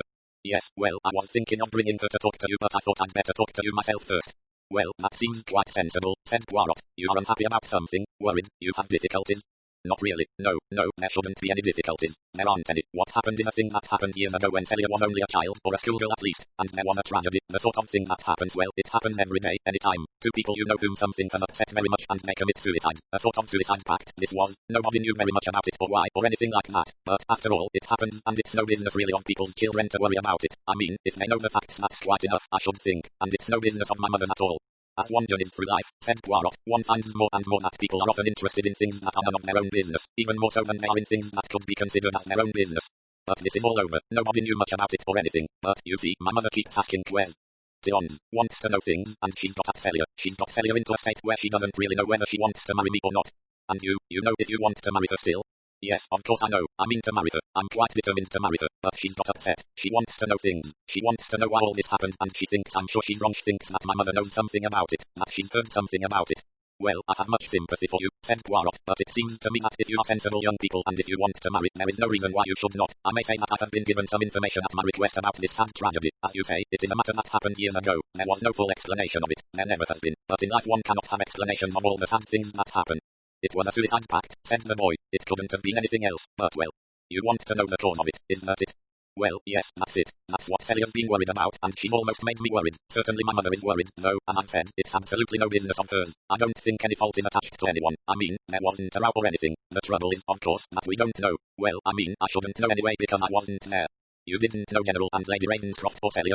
I've known Celia more or less all my life. You see, the people I went to for holidays and her people lived next door to each other when we were very young. You know, just children, and we always liked each other and got on together and all that. And then of course, for a long time all that passed over. I didn't meet Celia for a great many years after that. Her parents, you see, were in Malaya and so were mine. I think they met each other again there. I mean my father and mother. My father's dead, by the way, but I think when my mother was in Malaya she heard things and she's remembered now what she heard and she's worked herself up about them and she sort of thinks things that can't possibly be true. I'm sure they aren't true, but she's determined to worry Celia about them. I want to know what really happened. Celia wants to know what really happened, what it was all about, and why, and how, not just people's silly stories.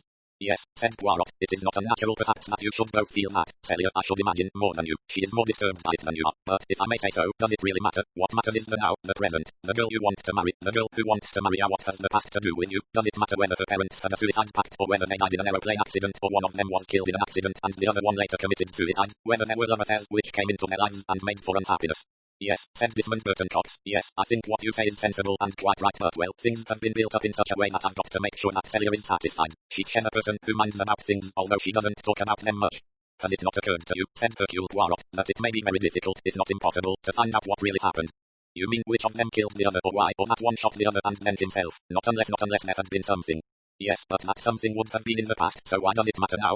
It oughtn't to matter, it wouldn't matter, but for my mother interfering, poking about in things, it wouldn't have mattered. I don't suppose that, well, Celia never thought much about it. I think probably that she was away at school in Switzerland at the time the tragedy happened and nobody told her much and, well, when you're a teenager or younger still you just accept things as something that happened, but that's not anything to do with you really. Then don't you think that perhaps you're wanting the impossible?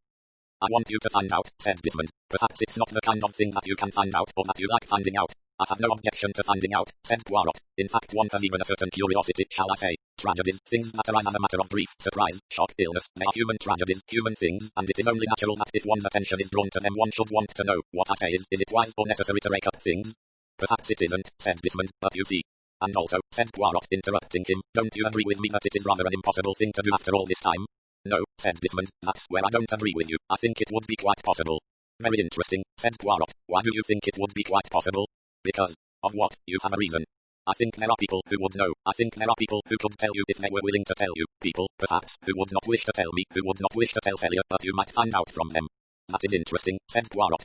Things happened, said Desmond. Things happened in the past. I've sort of heard about them in a vague way. There was some mental trouble. There was someone I don't know who exactly. I think it might have been Lady Ravenscroft. I think she was in a mental home for years. Quite a long time. Some tragedy had happened when she was quite young. Some child who died or an accident. Something that, well, she was concerned in it in some way. It is not what you know of your own knowledge, I presume. No, it's something my mother said. Something she heard. She heard it in Malaya, I think. Gossip there.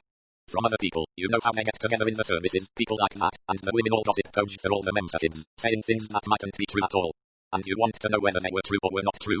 Yes, and I don't know how to find out myself. Not now, because it was a long time ago and I don't know who to ask. I don't know who to go to, but until we really find out what did happen and why. What you mean is, said Poirot, at least I think I'm right, only this is pure surmise on my part. Celia Ravenscroft does not want to marry you unless she is quite sure that there is no mental flaw passed to her presumably by her mother, isn't that it?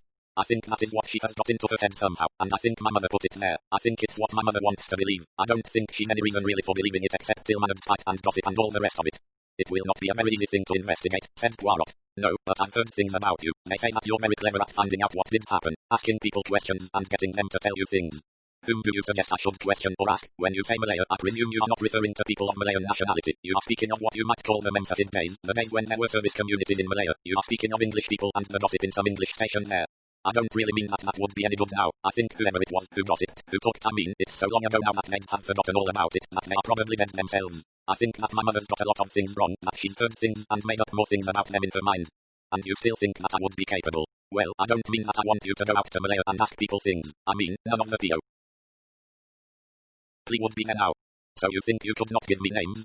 Not those sort of names, said Desmond, but some names.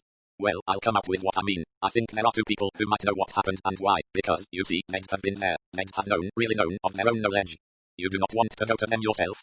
Well, I could, I have in a way, but I don't think, you see, that I don't know. I wouldn't like to ask some of the things I want to ask. I don't think Celia would. They're very nice, and that's why they'd know. Not because they're nasty, not because they gossip, but because they might have helped. They might have done something to make things better, or have tried to do so, only they couldn't. Oh, I'm putting it all so badly. No, said Poirot, you are doing it very well, and I'm interested, and I think you have something definite in your mind. Tell me, does Celia Ravenscroft agree with you? I haven't said too much to her. You see, she was very fond of Maddie and of Zedlie. Maddie and Zedlie? Oh well, that's their names. Oh, I must explain, I haven't done it very well. You see, when Celia was quite a child at the time when I first knew her, and I say, when we were living next door in the country, she had a French sort of, well, I suppose nowadays we call it an au pair girl, but it was called a governess then. You know, a French governess, a mademoiselle, and you see, she was very nice. She played with all of us children, and Celia always called her Maddie for short, and all the family called her Maddie. Ah yes, the mademoiselle. Yes, you see, being French, I thought perhaps she would tell you things that she knew and wouldn't wish to speak about to other people. Ah, and the other name you mentioned? Zedlie, the same sort of thing, you see, a mademoiselle. Maddie was there, I think, for about 2 or 3 years, and then, later, she went back to France, or Switzerland I think it was, and this other one came, younger than Maddie was, and we didn't call her Maddie. Celia called her Zedlie. She was very young, pretty and great fun. We were all frightfully fond of her. She played games with us, and we all loved her. The family did, and General Ravenscroft was very taken with her. They used to play games together, piquet, you know, and lots of things. And Lady Ravenscroft? Oh, she was devoted to Zedlie too, and Zedlie was devoted to her. That's why she came back again after she'd left. Came back? Yes, when Lady Ravenscroft was ill and had been in hospital, Zedlie came back and was sort of companion to her and looked after her. I don't know, but I think, I'm almost sure that she was there when the tragedy happened, and so, you see, she'd know what really happened. And you know her address, you know where she is now? Yes, I know where she is. I've got her address. I've got both their addresses. I thought perhaps you could go and see her, or both of them. I know it's a lot to ask, he broke off. Poirot looked at him for some minutes. Then he said, yes, it is a possibility, certainly a possibility. Book 2. Long Shadows. 11. Superintendent Garraway and Poirot compare notes. Superintendent Garraway looked across the table at Poirot. His eyes twinkled. At his side George Deliv. Order whiskey and soda. Passing on to Poirot, he put down a glass filled with a dark purple liquid. What's your tipple? Said Superintendent Garraway, with some interest. A syrup of blackcurrant, said Poirot. Well, said Superintendent Garraway, everyone to their own taste. What was it Spence told me? He told me you used to drink something called a tisane, wasn't it? What's that, a variant of French piano or something? No, said Poirot, it's useful for reducing fevers. Ah, invalid dope of some kind. He drank from his glass. Well, he said, here's to suicide. It was suicide? Poirot asked. What else can it be? Said Superintendent Garraway. The things you wanted to know. He shook his head. His smile grew more pronounced. I'm sorry, said Poirot, to have troubled you so much. I'm like the animal or the child in one of your stories by Mr. Kipling. I suffer from insatiable curiosity. Insatiable curiosity, said Superintendent Garraway. Nice stories he wrote, Kipling. Knew his stuff, too. They told me once that man could go for one short tour around a destroyer and know more about it than one of the top engineers in the Royal Navy. Alas, said Hercule Poirot, I do not know everything. Therefore, you see, I have to ask questions. I'm afraid that I sent you rather a long list of questions. What intrigued me, said Superintendent Garraway, is the way you jumped from one thing to another. Psychiatrists, doctors' reports, how money was left, who had money, who got money, who expected money and didn't get money, particulars of ladies' hairdressing, wigs, name of the supplier of wigs, charming rose-colored cardboard boxes they came in by the way. You knew all these things, said Poirot. That has amazed me, I can assure you. Ah well, it was a puzzling case and of course we made full notes on the subject. None of this was any good to us, but we kept the files and it was all there if one wanted to look for it. He pushed a piece of paper across the table. Here you are, hairdressers, Bond Street, expensive firm, Eugene and Rosenthal was the name of it. They moved later, same firm but went into business in Sloane Street. Here's the address, but it's a pet shop now. 2 of their assistants retired some years ago now, but they were the top assistants serving people then, and Lady Ravenscroft was on their list. Rosenthal lives in Cheltenham now, still in the same line of business, calls herself a hairstylist, that's the up-to-date term, and you have beautician. Same man, different hat, as one used to say in my young days. Aha, said Poirot. Why aha, asked Garraway. I'm immensely obliged to you, said Hercule Poirot. You have presented me with an idea. How strange it is the way ideas arrive into one's head. You've too many ideas in your head already, said the superintendent. That's one of your troubles, you don't need any more. Now then, I've checked up as well as I could on the family history, nothing much there. Alistair Ravenscroft was of Scottish extraction. Father was a clergyman, were uncles in the army, both quite distinguished. Married Margaret Preston Ray, well-born girl presented at court and all the rest of it. No family scandals. You were quite right about her being one of twin sisters. Don't know where you picked that up. Dorothea and Margaret Preston Ray, known colloquially as Dolly and Molly. The Preston Rays lived at Hatter's Green in Sussex. Identical twins, usual kind of history of that kind of twin. Cut their first tooth the same day, both got scarlet fever the same month, wore the same kind of clothes, fell in love with the same kind of man, got married about the same time, both husbands in the army. Family doctor who attended the family when they were young died some years ago, so there's nothing of interest to be got out of him. There was an early tragedy, though, connected with one of them. Lady Ravenscroft. No, the other one, she married a Captain Darrow, had 2 children. The younger one, a boy of 4, was knocked down by a wheelbarrow or some kind of child's garden or a spade or a child's hoe. Hit him on his head and he fell into an artificial pond or something and drowned. Apparently it was the older child, a girl of 9, who did it. They were playing together and quarreled, as children do. Doesn't seem much doubt, but there was another story. Someone said the mother did it, got angry and hit him, and someone else said it was a woman who lived next door who hit him. Don't suppose it's of any interest to you bearing on a suicide pact entered into by the mother's sister and her husband years after. No, said Poirot, it does not seem to, but one likes to know background. Yes, said Garraway, as I told you, one has to look into the past. I can't say we'd thought of looking into the past as long ago as this. I mean, as I've said, all this was some years before the suicide. Were there any proceedings at the time? Yes, I managed to look up the case, accounts of it, newspaper accounts, various things. There were some doubts about it, you know. The mother was badly affected. She broke down completely and had to go into hospital. They do say she was never the same woman again afterwards. But they thought she had done it. Well, that's what the doctor thought. There was no direct evidence, you understand. She said that she had seen this happen from a window, that she'd seen the older child, the girl, hit the boy and pushed him in. But her account, well, I don't think they believed it at the time. She talked so wildly. There was, I suppose, some psychiatric evidence. Yes, she went to a nursing home or hospital of some kind. She was definitely a mental case. She was a good long time in 1 or 2 different establishments having treatment, I believe under the care of one of the specialists from St Andrew's Hospital in London. In the end she was pronounced cured, and released after about 3 years, and sent home to lead a normal life with her family. And she was then quite normal. She was always neurotic, I believe. Where was she at the time of the suicide? Was she staying with the Ravenscrofts?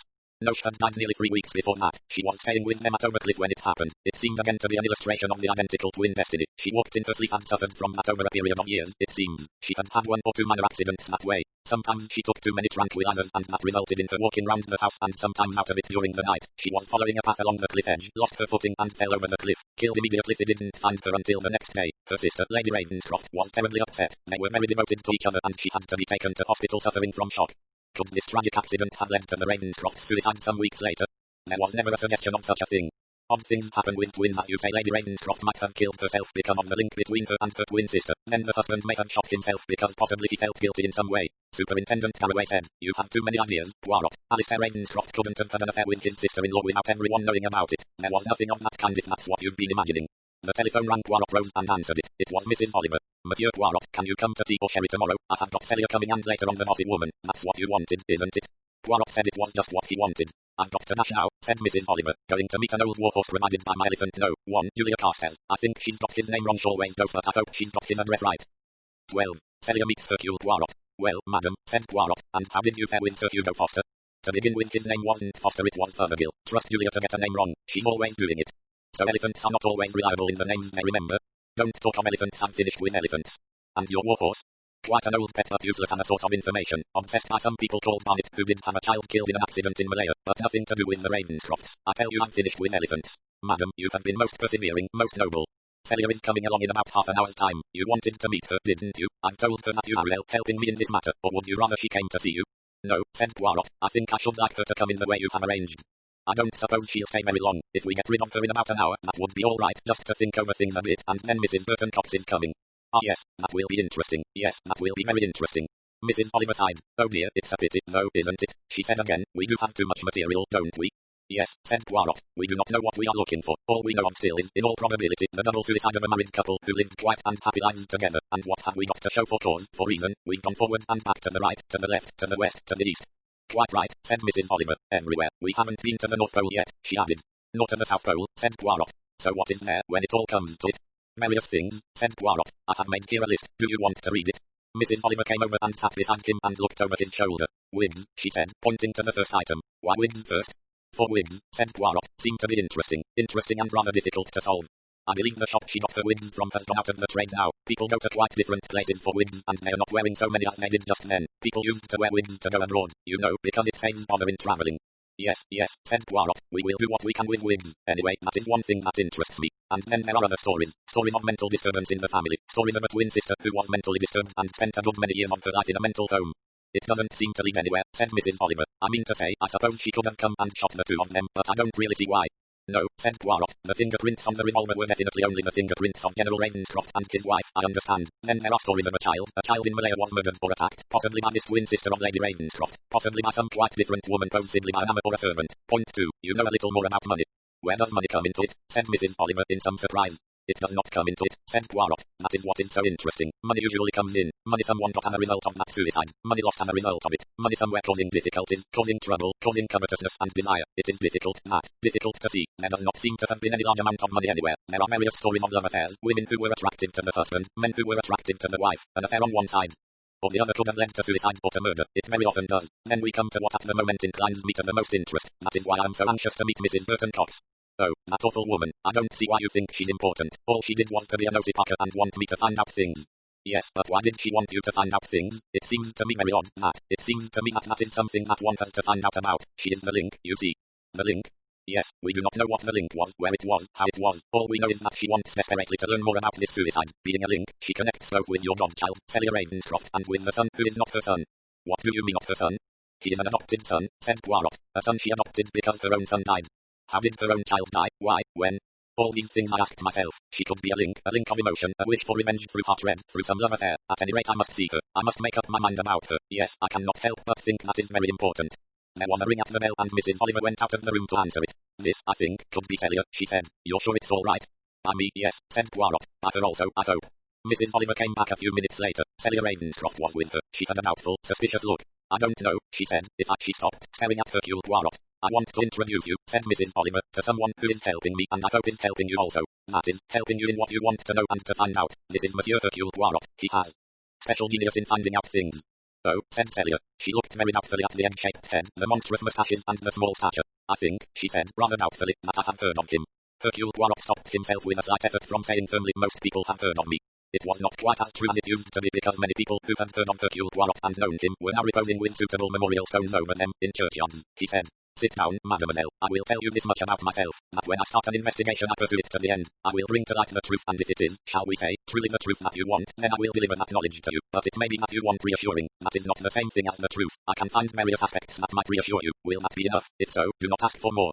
Celia sat down in the chair he had pushed towards her and looked at him rather earnestly. Then she said, you don't think I'd care for the truth, is that it? I think, said Poirot, that the truth might be shock, a sorrow, and it might be that you would have said, why did I not leave all this behind? Why did I ask for knowledge? It is painful knowledge about which I can do nothing helpful or hopeful. It is a double suicide by a father and a mother that we'll admit it that I loved. It is not a disadvantage to love a mother and father. It seems to be considered so nowadays occasionally, said Mrs. Oliver. New article of belief, shall we say. That's the way I've been living, said Celia, beginning to wonder, catching on to odd things that people said sometimes. People who looked at me rather pityingly, but more than that, with curiosity as well. One begins to find out, things about people.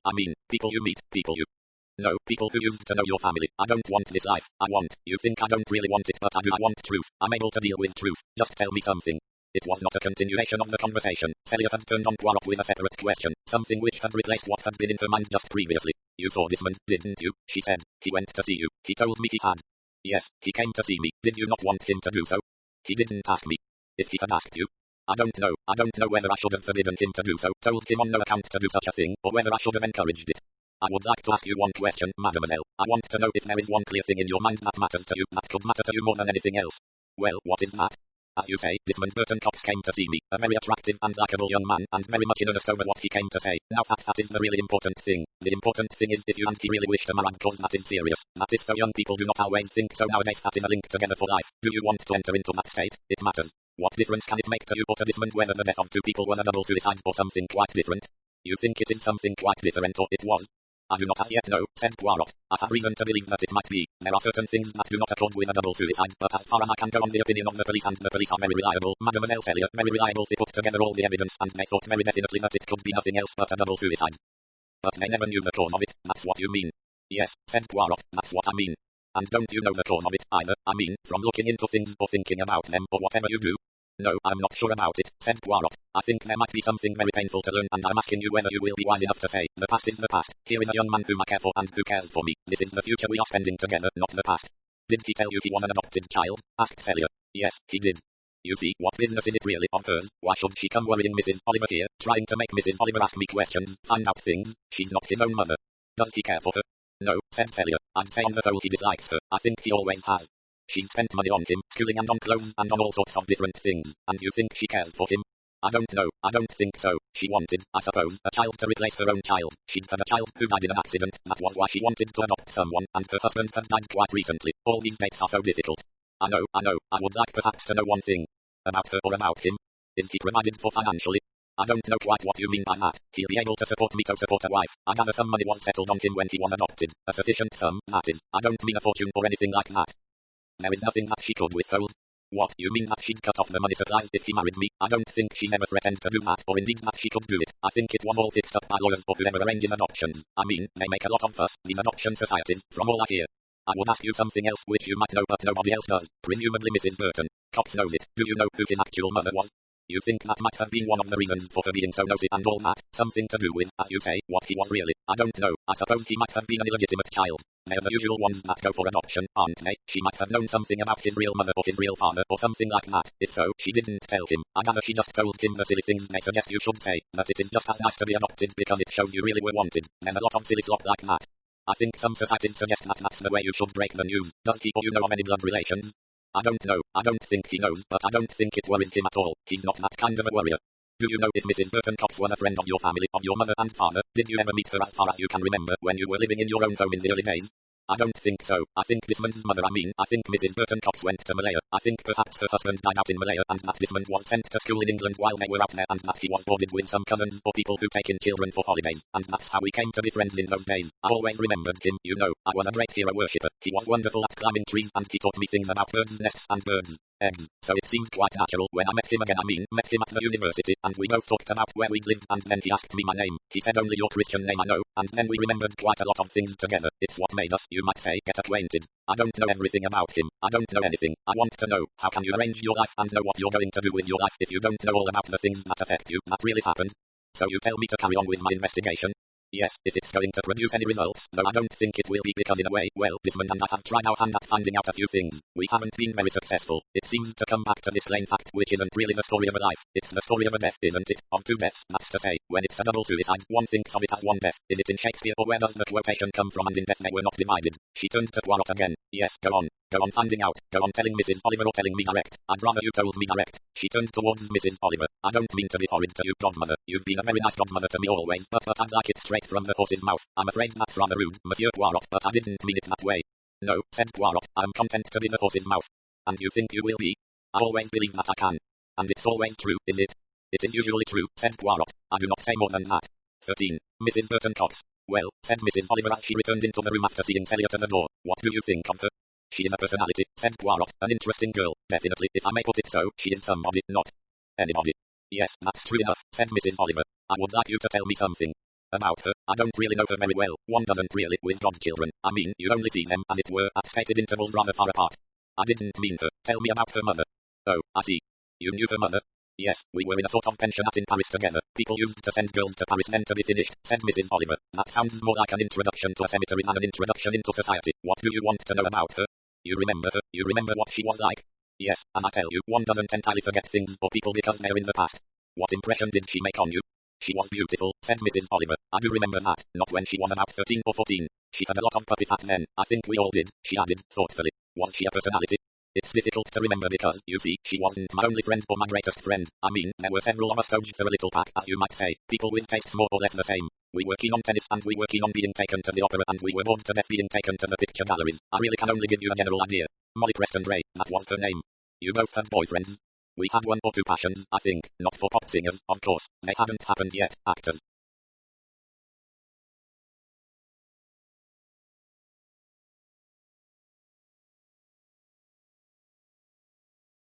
Usually, there was one rather famous variety actor, a girl of the girl had him pinned up over her bed and Mademoiselle Durand, the French mistress, on no account allowed that actor to be pinned up there. CNS pas convenable, she said. The girl didn't tell her that he was her father. We laughed, added Mrs. Oliver. Yes, we laughed a good deal. Well, tell me more about Molly or Margaret Preston Ray. Does this girl remind you of her?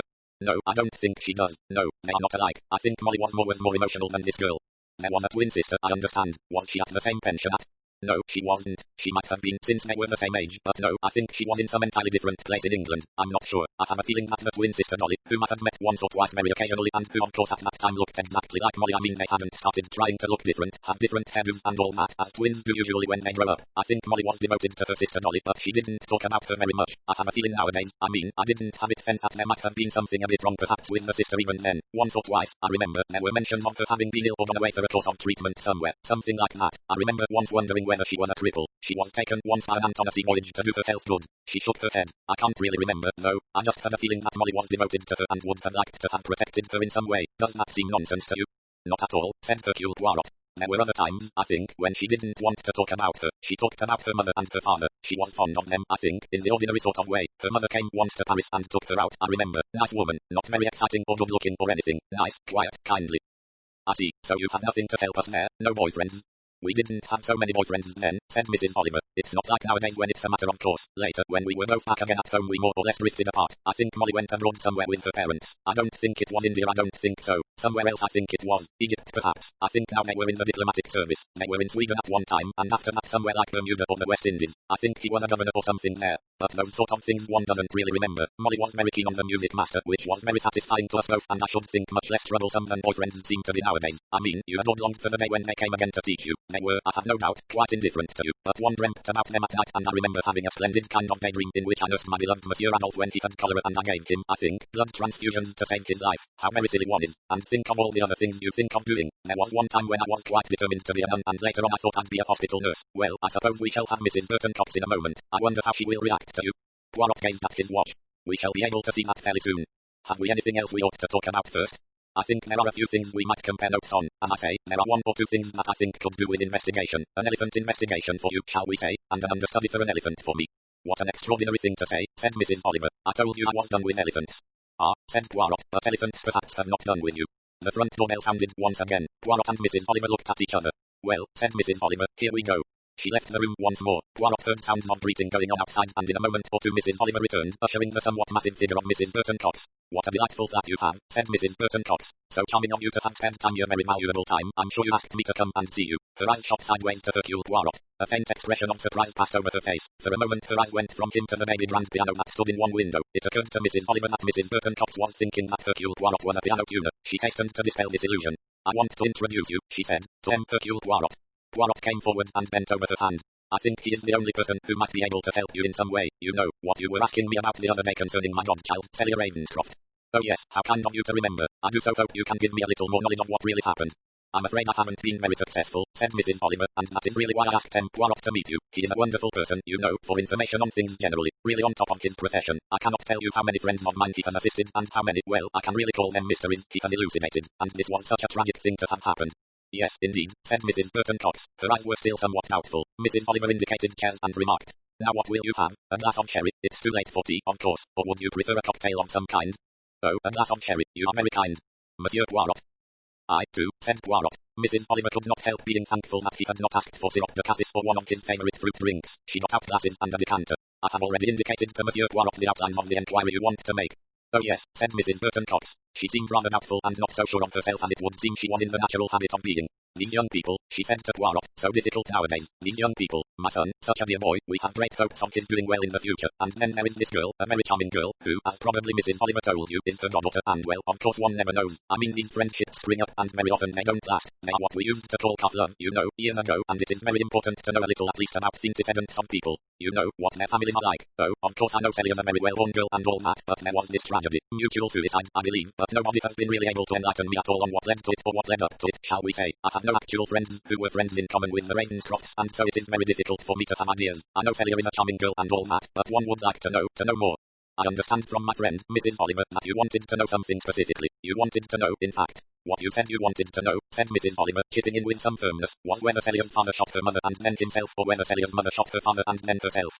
I feel it makes a difference, said Mrs. Burton Cox. Yes, definitely I feel it makes a difference. A very interesting point of view, said Poirot.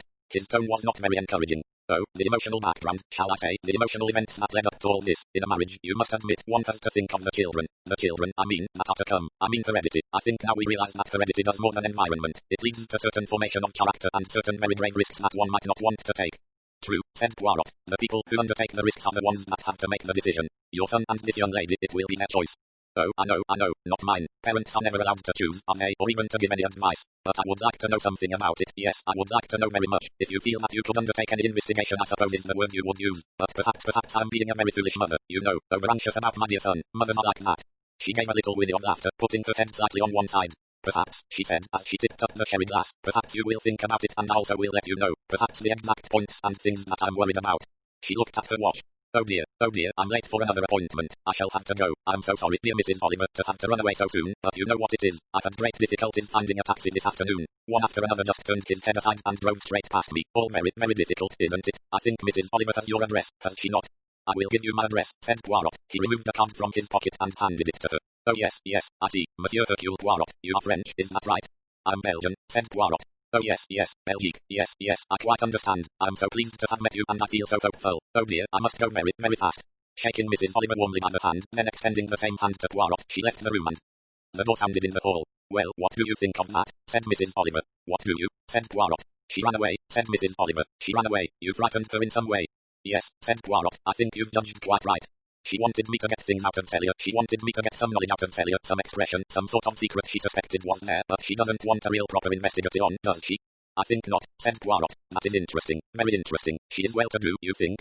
I should say so. Her clothes are expensive. She lives at an expensive address. It's difficult to make out. She's a pushing woman and a bossy woman. She sits on a lot of committees. There's nothing, suspicious about her. I've asked a few people. Nobody likes her very much, but she's a sort of public-spirited woman who takes part in politics, all those sort of things. Then what is wrong with her? Said Poirot. You think there is something wrong with her, or do you just not like her, like I do?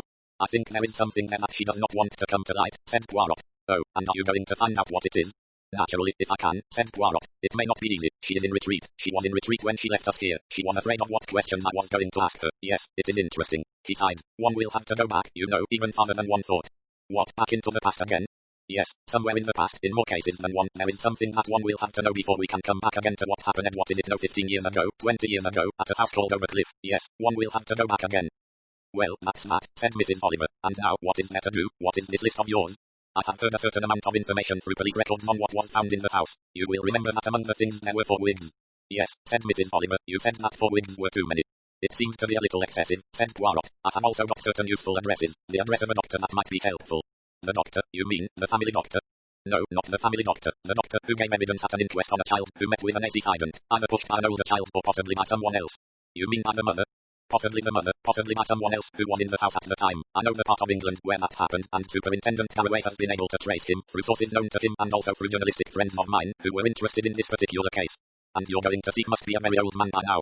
It is not him I shall go to see, it is his son. His son is also qualified as a specialist in various forms of mental disorders. I have an introduction to him and he might be able to tell me something interesting. There have also been inquiries into a case of money. What do you mean by money? Well, there are certain things we have to find out. That is one of the things in anything which might be a crime. Money. Who has money to lose by some happening? Who has money to gain by something happening? That one has to find out. Well, they must have found out in the case of the Ravenscrofts. Yes, that was all quite natural, it seems. They had both made normal wills, leaving in each case the money to the other partner. The wife left her money to the husband and the husband left his money to his wife. Neither of them benefited by what happened because they both died, so that the people who did profit were the daughter, Celia, and a younger child, Edward, who I gather is now at a university abroad. Well, that won't help. Neither of the children were there or could have had anything to do with it. Oh no, that is quite true. One must go further back, further forward, further sideways to find out if there is some financial motive somewhere that is, well, shall we say, significant. Well, don't ask me to do that sort of thing, said Mrs. Oliver. I've no real qualifications for that. That's come up, I suppose, fairly reasonable in the elephants that I've talked to. No, I think the best thing for you to do would be to, shall we say, take on the subject of the wigs. Wigs?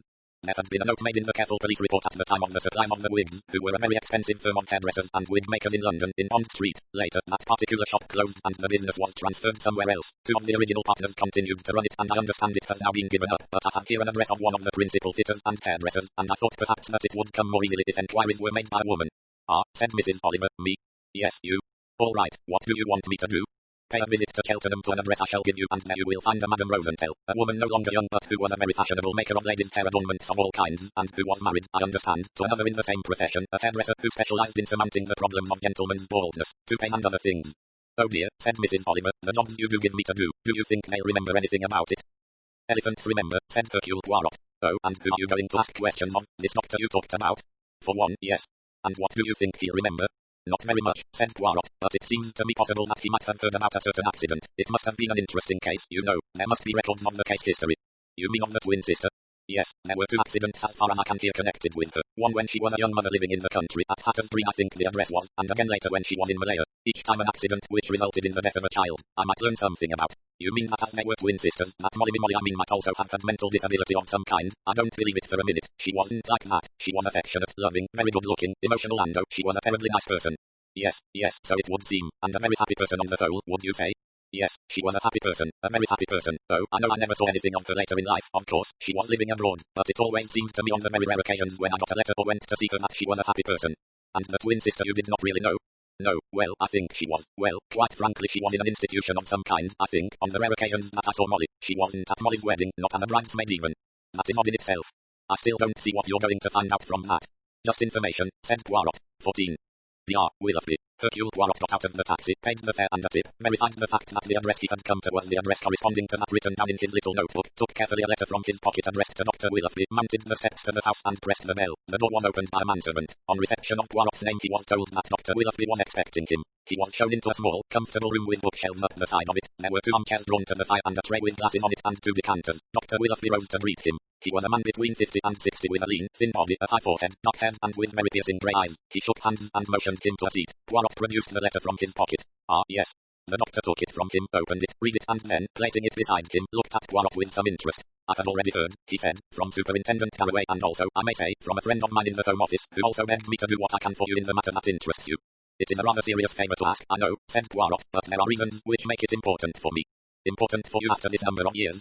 Yes, of course I shall quite understand if those particular events have passed out of your mind altogether. I can't say they've done that. I'm interested, as you may have heard, in special branches of my profession, and have been for many years. Your father, I know, was a very celebrated authority on them. Yes, he was. It was a great interest in his life. He had a lot of theories, some of them triumphantly proved right and some of them which proved disappointing. It is, I gather, a mental case you are interested in. A woman. Her name was Dorothea Preston Gray. Yes, I was quite a young man at the time. I was already interested in my father's line of thought, although my theories and his did not always agree. The work he did was interesting, and the work I did in collaboration interested me very much. I don't know what your particular interest was in Dorothea Preston Gray, as she was at the time, Mrs. Darrow later. She was one of twins, I gather, said Poirot. Yes, that was at that moment, I may say, my father's particular field of study. There was a project on hand at that time, to follow up the general lines of selected pairs of identical twins, those who were brought up in the same environment, those who through various chances of life were brought up in entirely different environments, to see how like they remained, how similar the things were that happened to them. 2 sisters, perhaps, or 2 brothers who had hardly spent any of their life together, and yet in an extraordinary way the same things seemed to happen to them at the same time. It was, and indeed it has been extremely interesting. However, that is not your interest in the matter, I gather. No, said Poirot, it is a case, I think, part of it that is to say that I'm interested in an accident to a child. That is so. It was in Surrey, I think. Yes, a very pleasant area, that, in which people lived, not very far from Camberley, I think. Mrs. Darrow was a young widow at that time, and she had 2 small children. Her husband had recently died in an accident. She was, as a result, mentally disturbed, asked Poirot. No, she was not thought to be so. She was deeply shocked by her husband's death and had a great sense of loss, but she was not recovering very satisfactorily in the impression of her own doctor. He did not quite like the way her convalescence was tending, and she did not seem to be getting over her bereavement in the way that he would have liked. It seemed to be causing her rather peculiar reactions. Anyway, he wanted a consultation, and my father was asked by him to come and see what he could make of it. He found her condition interesting, and at the same time he thought it held very decided dangers, and he seemed to think that it would be as well if she was put under observation in some nursing home where particular care could be taken. Things like that. Even more so after the case when this accident to the child happened. There were 2 children, and according to Mrs. Darrow's account of what happened, it was the older child, a girl, who attacked the little boy who was 4 or 5 years younger than she was, hitting him with a garden spade or so that he fell into an ornamental pond they had in the garden and was drowned. Well, these things, as you know, happen quite often among children. Children are pushed in a perambulator into a pond sometimes because an older child, being jealous, thinks that mummy will have so much less trouble if only Edward or Donald, or whatever his name is, wasn't here.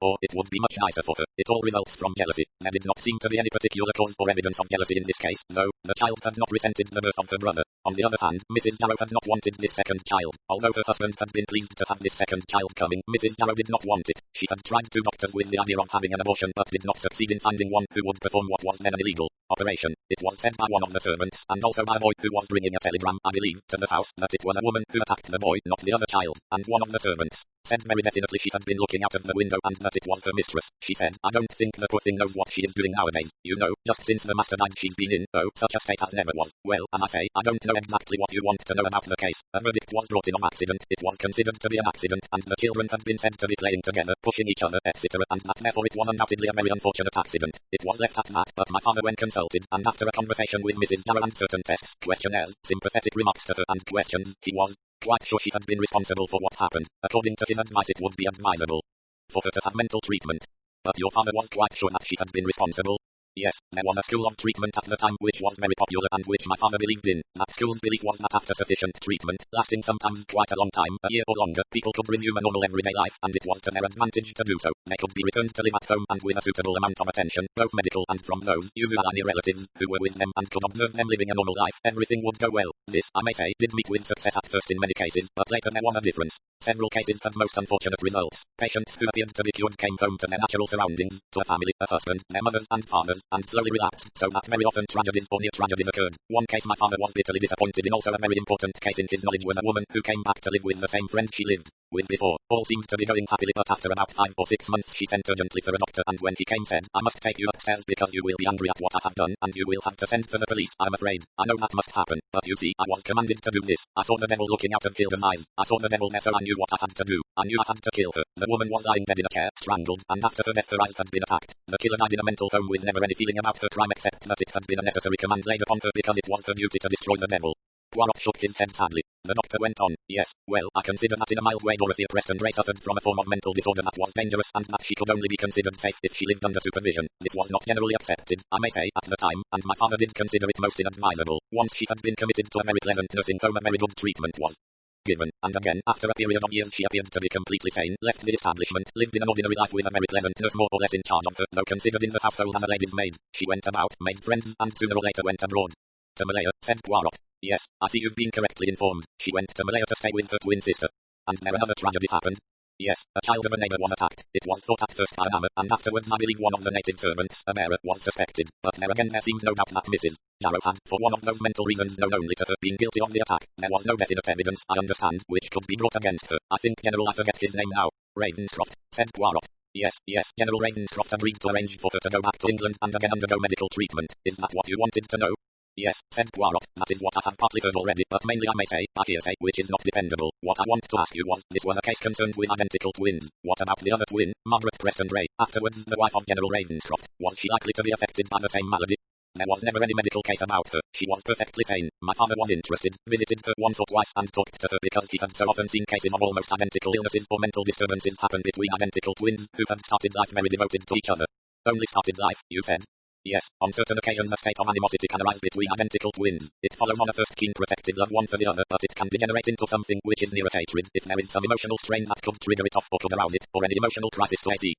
Count for animosity arising between two sisters. I think there might have been that here. General Ravenscroft, as a young subaltern or captain or whatever he was, fell deeply in love, I think, with Dorothea Preston Ray, who was a very beautiful girl. Securely the more beautiful of the two also fell in love with him. They were not officially engaged, but General Ravenscroft transferred his affections fairly soon to the other sister, Margaret, or Molly as she was called. He fell in love with her and asked her to marry him. She returned his affection and they were married as soon as it became feasible in his career. My father had no doubt that the other twin, Dolly, was bitterly jealous of her sister's marriage and that she continued to be in love with Alistair Ravenscroft and to resent his marriage. However, she got over it all, married another man in due course, a thoroughly happy marriage, it seemed, and later she used frequently to go to visit the Ravenscrofts, not only on that one occasion in Malaya, but later when they were in another station abroad and after they returned home. She was by that time apparently cured again, was no longer in any kind of mental dejection and lived with a very reliable nurse companion and staff of servants. I believe, also my father had always told me, that Lady Ravenscroft, Molly, remained very devoted to her sister. She felt very protective towards her and loved her dearly. She wanted often, I think, to see more of her than she did, but General Ravenscroft was not so keen on her doing so. I think it possible that the slightly unbalanced Dolly Mrs. Darrow continued to feel a very strong attachment to General Ravenscroft, which I think may have been embarrassing and difficult for him, though I believe that his wife was quite convinced that her sister had got over any feelings of jealousy or anger.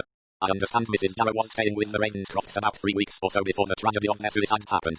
Yes, that was quite true. Her own tragic death happened then. She was quite frequently a sleepwalker. She went out one night walking in her sleep and had an accident, falling down a portion of the cliff to which a pathway which had been discarded appeared to lead. She was found the next day and I believe died in hospital without recovering consciousness. Her sister Molly was extremely upset and bitterly unhappy about this, but I would like to say, which you probably want to know, I do not think that this can in any way be held responsible for the subsequent suicide of the married couple who were living so happily together. Grief for a sister's or a sister-in-law's death would hardly lead you to commit suicide, certainly not to a double suicide.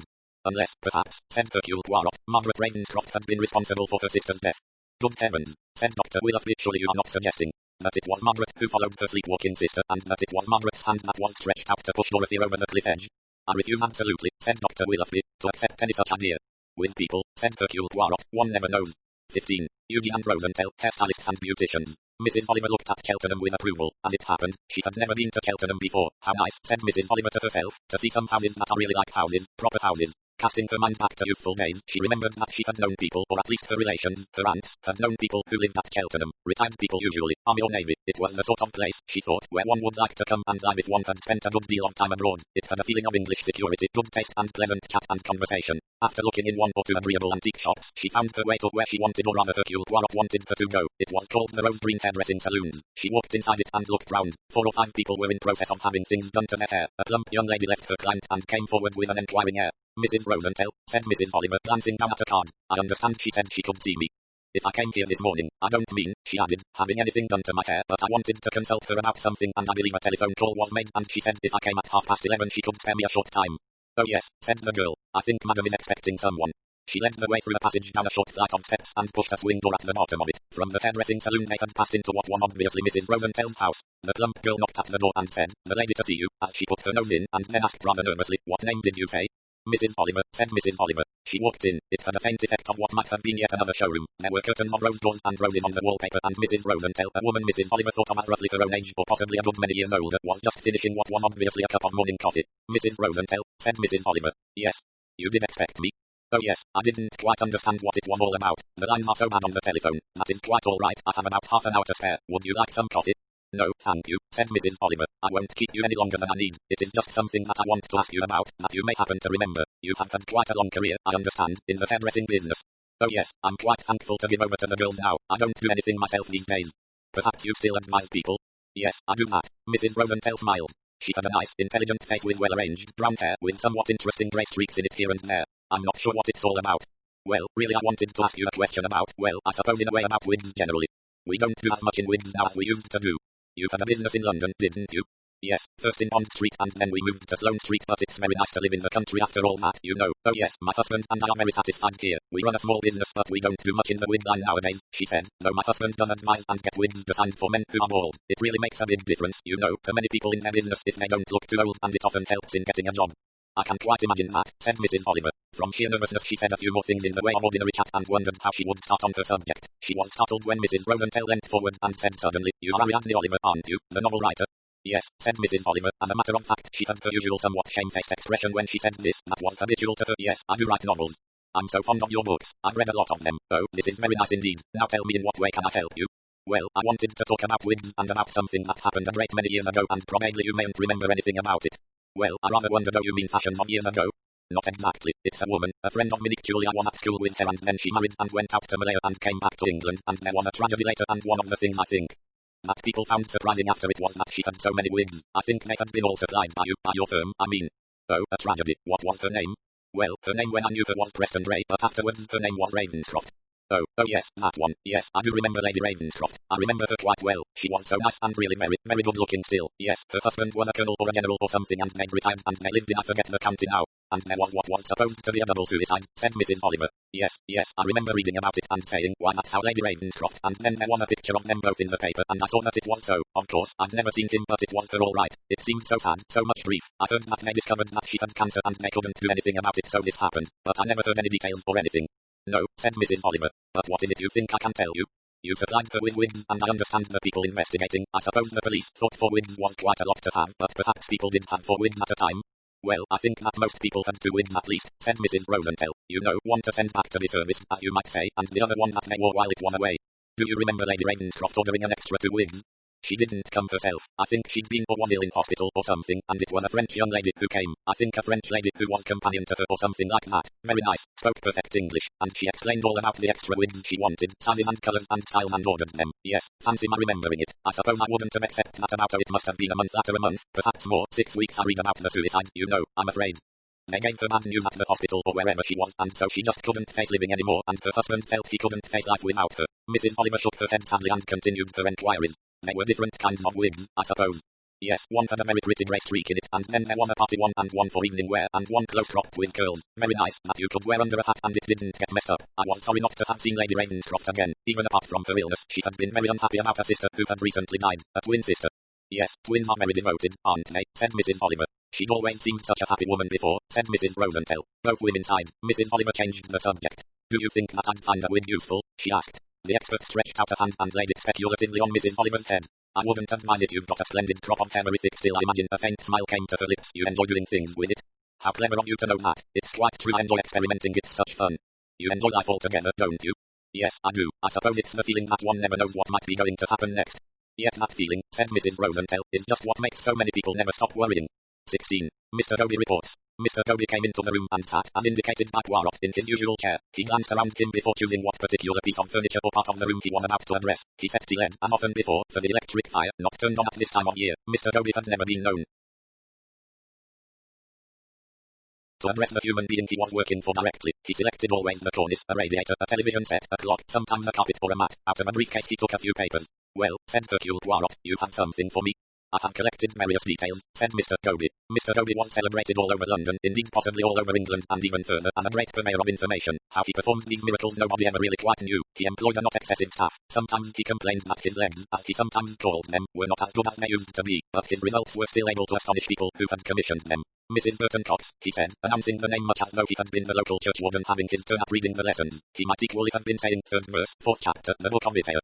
Mrs. Burton Cox, he said again, married Mr. Cecil Aldbury, manufacturer of buttons on a large scale. Rich man, entered politics, was MP for Little Stansmere. Mr. Cecil Aldbury was killed in a car accident 4 years after their marriage. The only child of the marriage died in an accident shortly afterwards.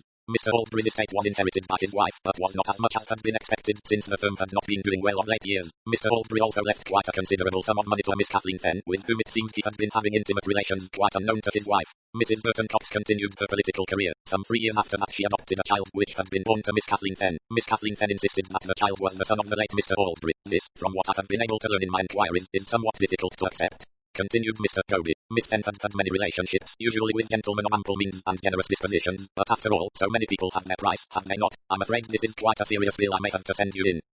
Continue, said Hercule Poirot. Mrs. Aldbury, as she then was, agreed to adopt the child. A short while later she married Major Burton Cox. Miss Kathleen Fenn became, I may say, a most successful actress and pop singer and made a very large amount of money. She then wrote to Mrs. Burton Cox saying she would be willing to take back the adopted child. Mrs. Burton Cox refused. Mrs. Burton Cox has been living quite comfortably since, I understand. Major Burton Cox was killed in Malaya. He left her moderately well off. A further piece of information I have obtained is that Miss Kathleen Fenn, who died a very short while ago 18 months, I think left a will by which her entire fortune, which amounted by then to a considerable sum of money, was left to her natural son Desmond, at present known under the name of Desmond Burton Cox. Very generous, said Poirot. Of what did Miss Fenn die? My informant tells me that she contracted leukemia. And the boy has inherited his mother's money. It was left in trust for him to acquire at the age of 25. So he will be independent, will have a substantial fortune, and Mrs. Burton Cox has not been happy in her investments, it is understood. She has sufficient to live on but not much more. Has the boy Desmond made a will? Asked Poirot. That, said Mr. Dobie, I fear I do not know as yet, but I have certain means of finding out. If I do, I will acquaint you with the fact without loss of time. Mr. Dobie took his leave, absent-mindedly bowing a farewell to the electric fire. About an hour and a half later the telephone rang. Hercule Poirot, with a sheet of paper in front of him, was making notes. Now and then he frowned, twirled his moustaches, crossed something out and rewrote it, and then proceeded onward. When the telephone rang he picked up the receiver and listened. Thank you, he said. That was quick work. Yes, I'm grateful. I really do not know sometimes how you manage these things. Yes, that sets out the position clearly. It makes sense of something that did not make sense before. Yes, I gather. Yes, I'm listening. You are pretty sure that that is the case. He knows he is adopted, but he never has been told who his real mother was. Yes, I see. Very well. You will clear up the other point too. Thank you.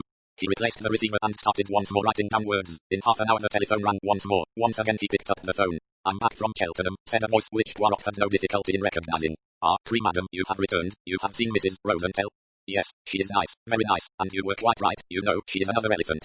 Meaning, madam? I mean that she remembered Molly Ravenscroft. And she remembered her wigs.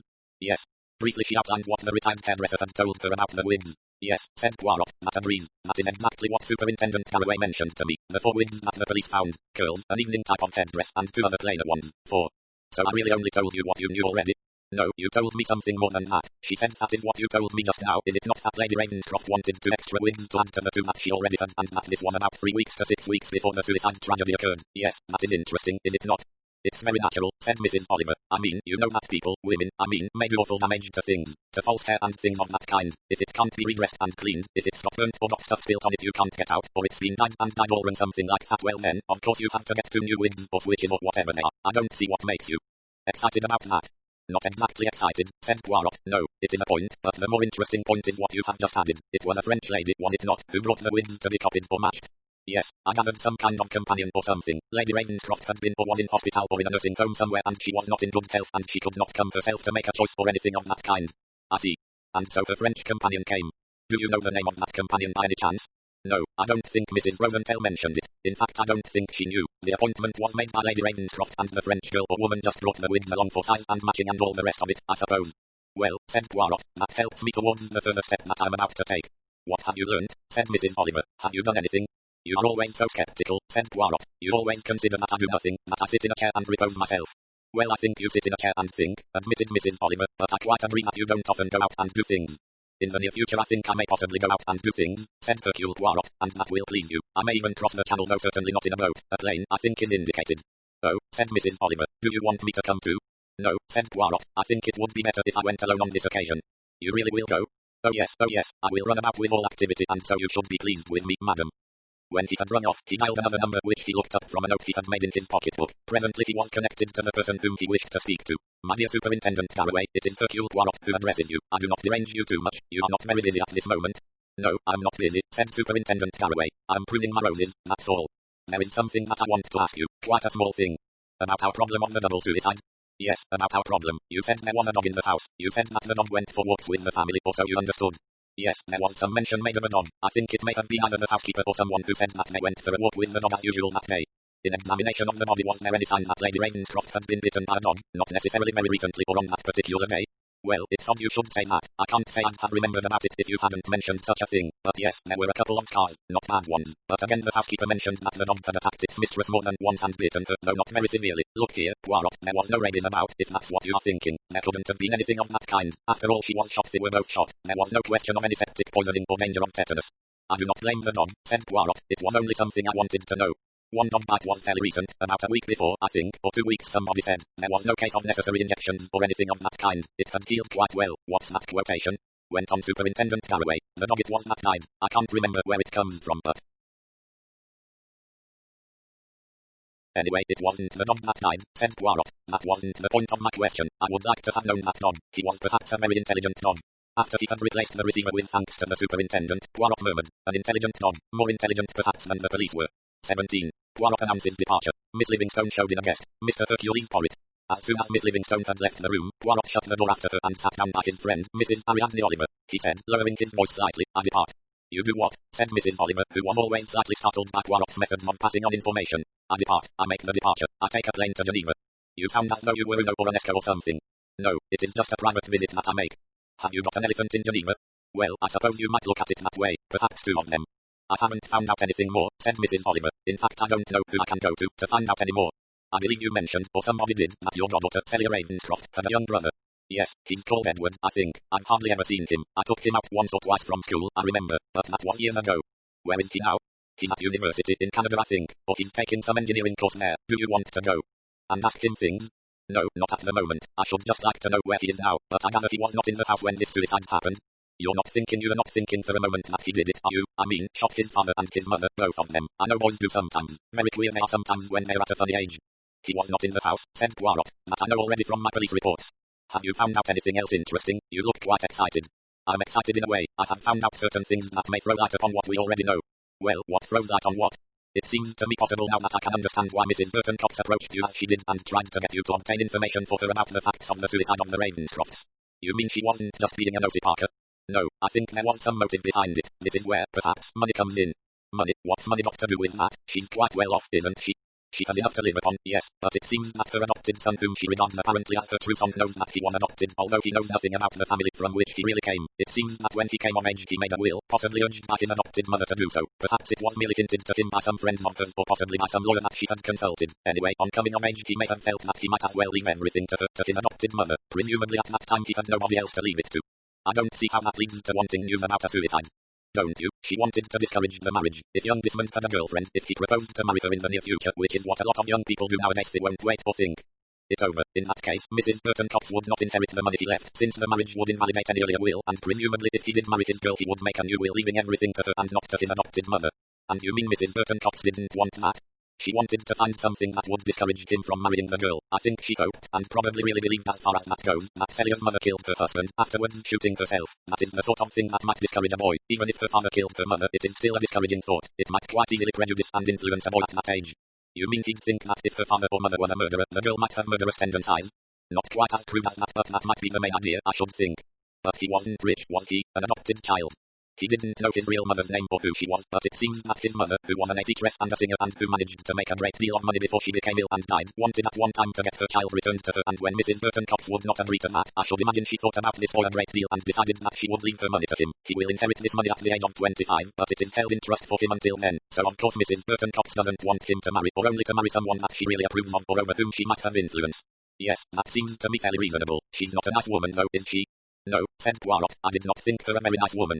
And that's why she didn't want you coming to see her and messing about with things and finding out what she was up to. Possibly, said Poirot. Anything else you have learned? Yes, I have learned that is only a few hours ago really when Superintendent Garraway happened to ring me up about some other small matters, but I did ask him and he told me that the housekeeper, who was elderly, had very bad eyesight. Does that come into it anywhere? It might, said Poirot. He looked at his watch. I think, he said, it is time that I left. You are on your way to catch your plane at the airport? No, my plane does not leave until tomorrow morning, but there is a place I have to visit today, a place that I wish to see with my own eyes. I have a car waiting outside now to take me there. What is it you want to see? Mrs. Oliver asked with some curiosity. Not so much to see, to feel. Yes, that is the right word, to feel, and to recognize what it will be that I feel. 18. Interlude. Hercule Poirot passed through the gate of the churchyard. He walked up one of the paths, and presently, against a moss-grown wall he stopped, looking down on a grave. He stood there for some minutes looking first at the grave, then at the view of the downs and sea beyond. Then his eyes came back again. Flowers had been put recently on the grave, a small bunch of assorted wild flowers, the kind of bunch that might have been left by a child, but Poirot did not think that it was a child who had left them. He read the lettering on the grave. To the memory of Dorothea Darrow, died Sept 15, 1960. Also of Margaret Ravenscroft, died Oct 3, 1960. Sister of above. Also of Alistair Ravenscroft, died Oct 3, 1960. Her husband. In their death they were not divided. Forgive us our trespasses as we forgive those that trespass against us, Lord. Have mercy upon us, Christ. Have mercy upon us, Lord. Have mercy upon us. Poirot stood there a moment or two. He nodded his head once or twice. Then he left the churchyard and walked by a footpath that led out onto the cliff and along the cliff. Presently he stood still again looking out to the sea. He spoke to himself. I am sure now that I know what happened and why. I understand the pity of it and the tragedy. One has to go back such a long way. In my end is my beginning, or should one put it differently, in my beginning was my tragic end. The Swiss girl must have known, but will she tell me? The boy believes she will. For their sakes, the girl and the boy, they cannot accept life unless they know. 19. Maddie and Ned lie. Mademoiselle Rousseau, said Hercule Poirot. He bowed. Mademoiselle Rousseau extended her hand. About 50, Poirot thought. A fairly imperious woman, would have her way. Intelligent, intellectual, satisfied, he thought, with life as she had lived it, enjoying the plea.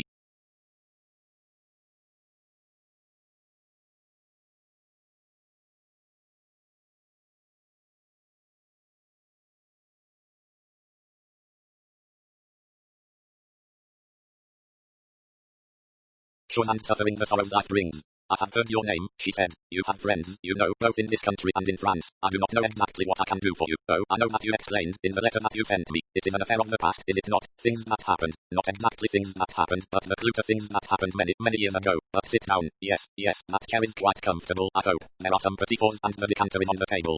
She was quietly hospitable without any urgency. She was unworried but amiable. You were at one time a governess in a certain family, said Poirot. The Preston Rays. Perhaps now you hardly remember them. Oh yes, one does not forget, you know, things that happened when you were young. There was a girl and a boy about 4 or 5 years younger in the family I went to. They were nice children. Their father became a general in the army. There was also another sister.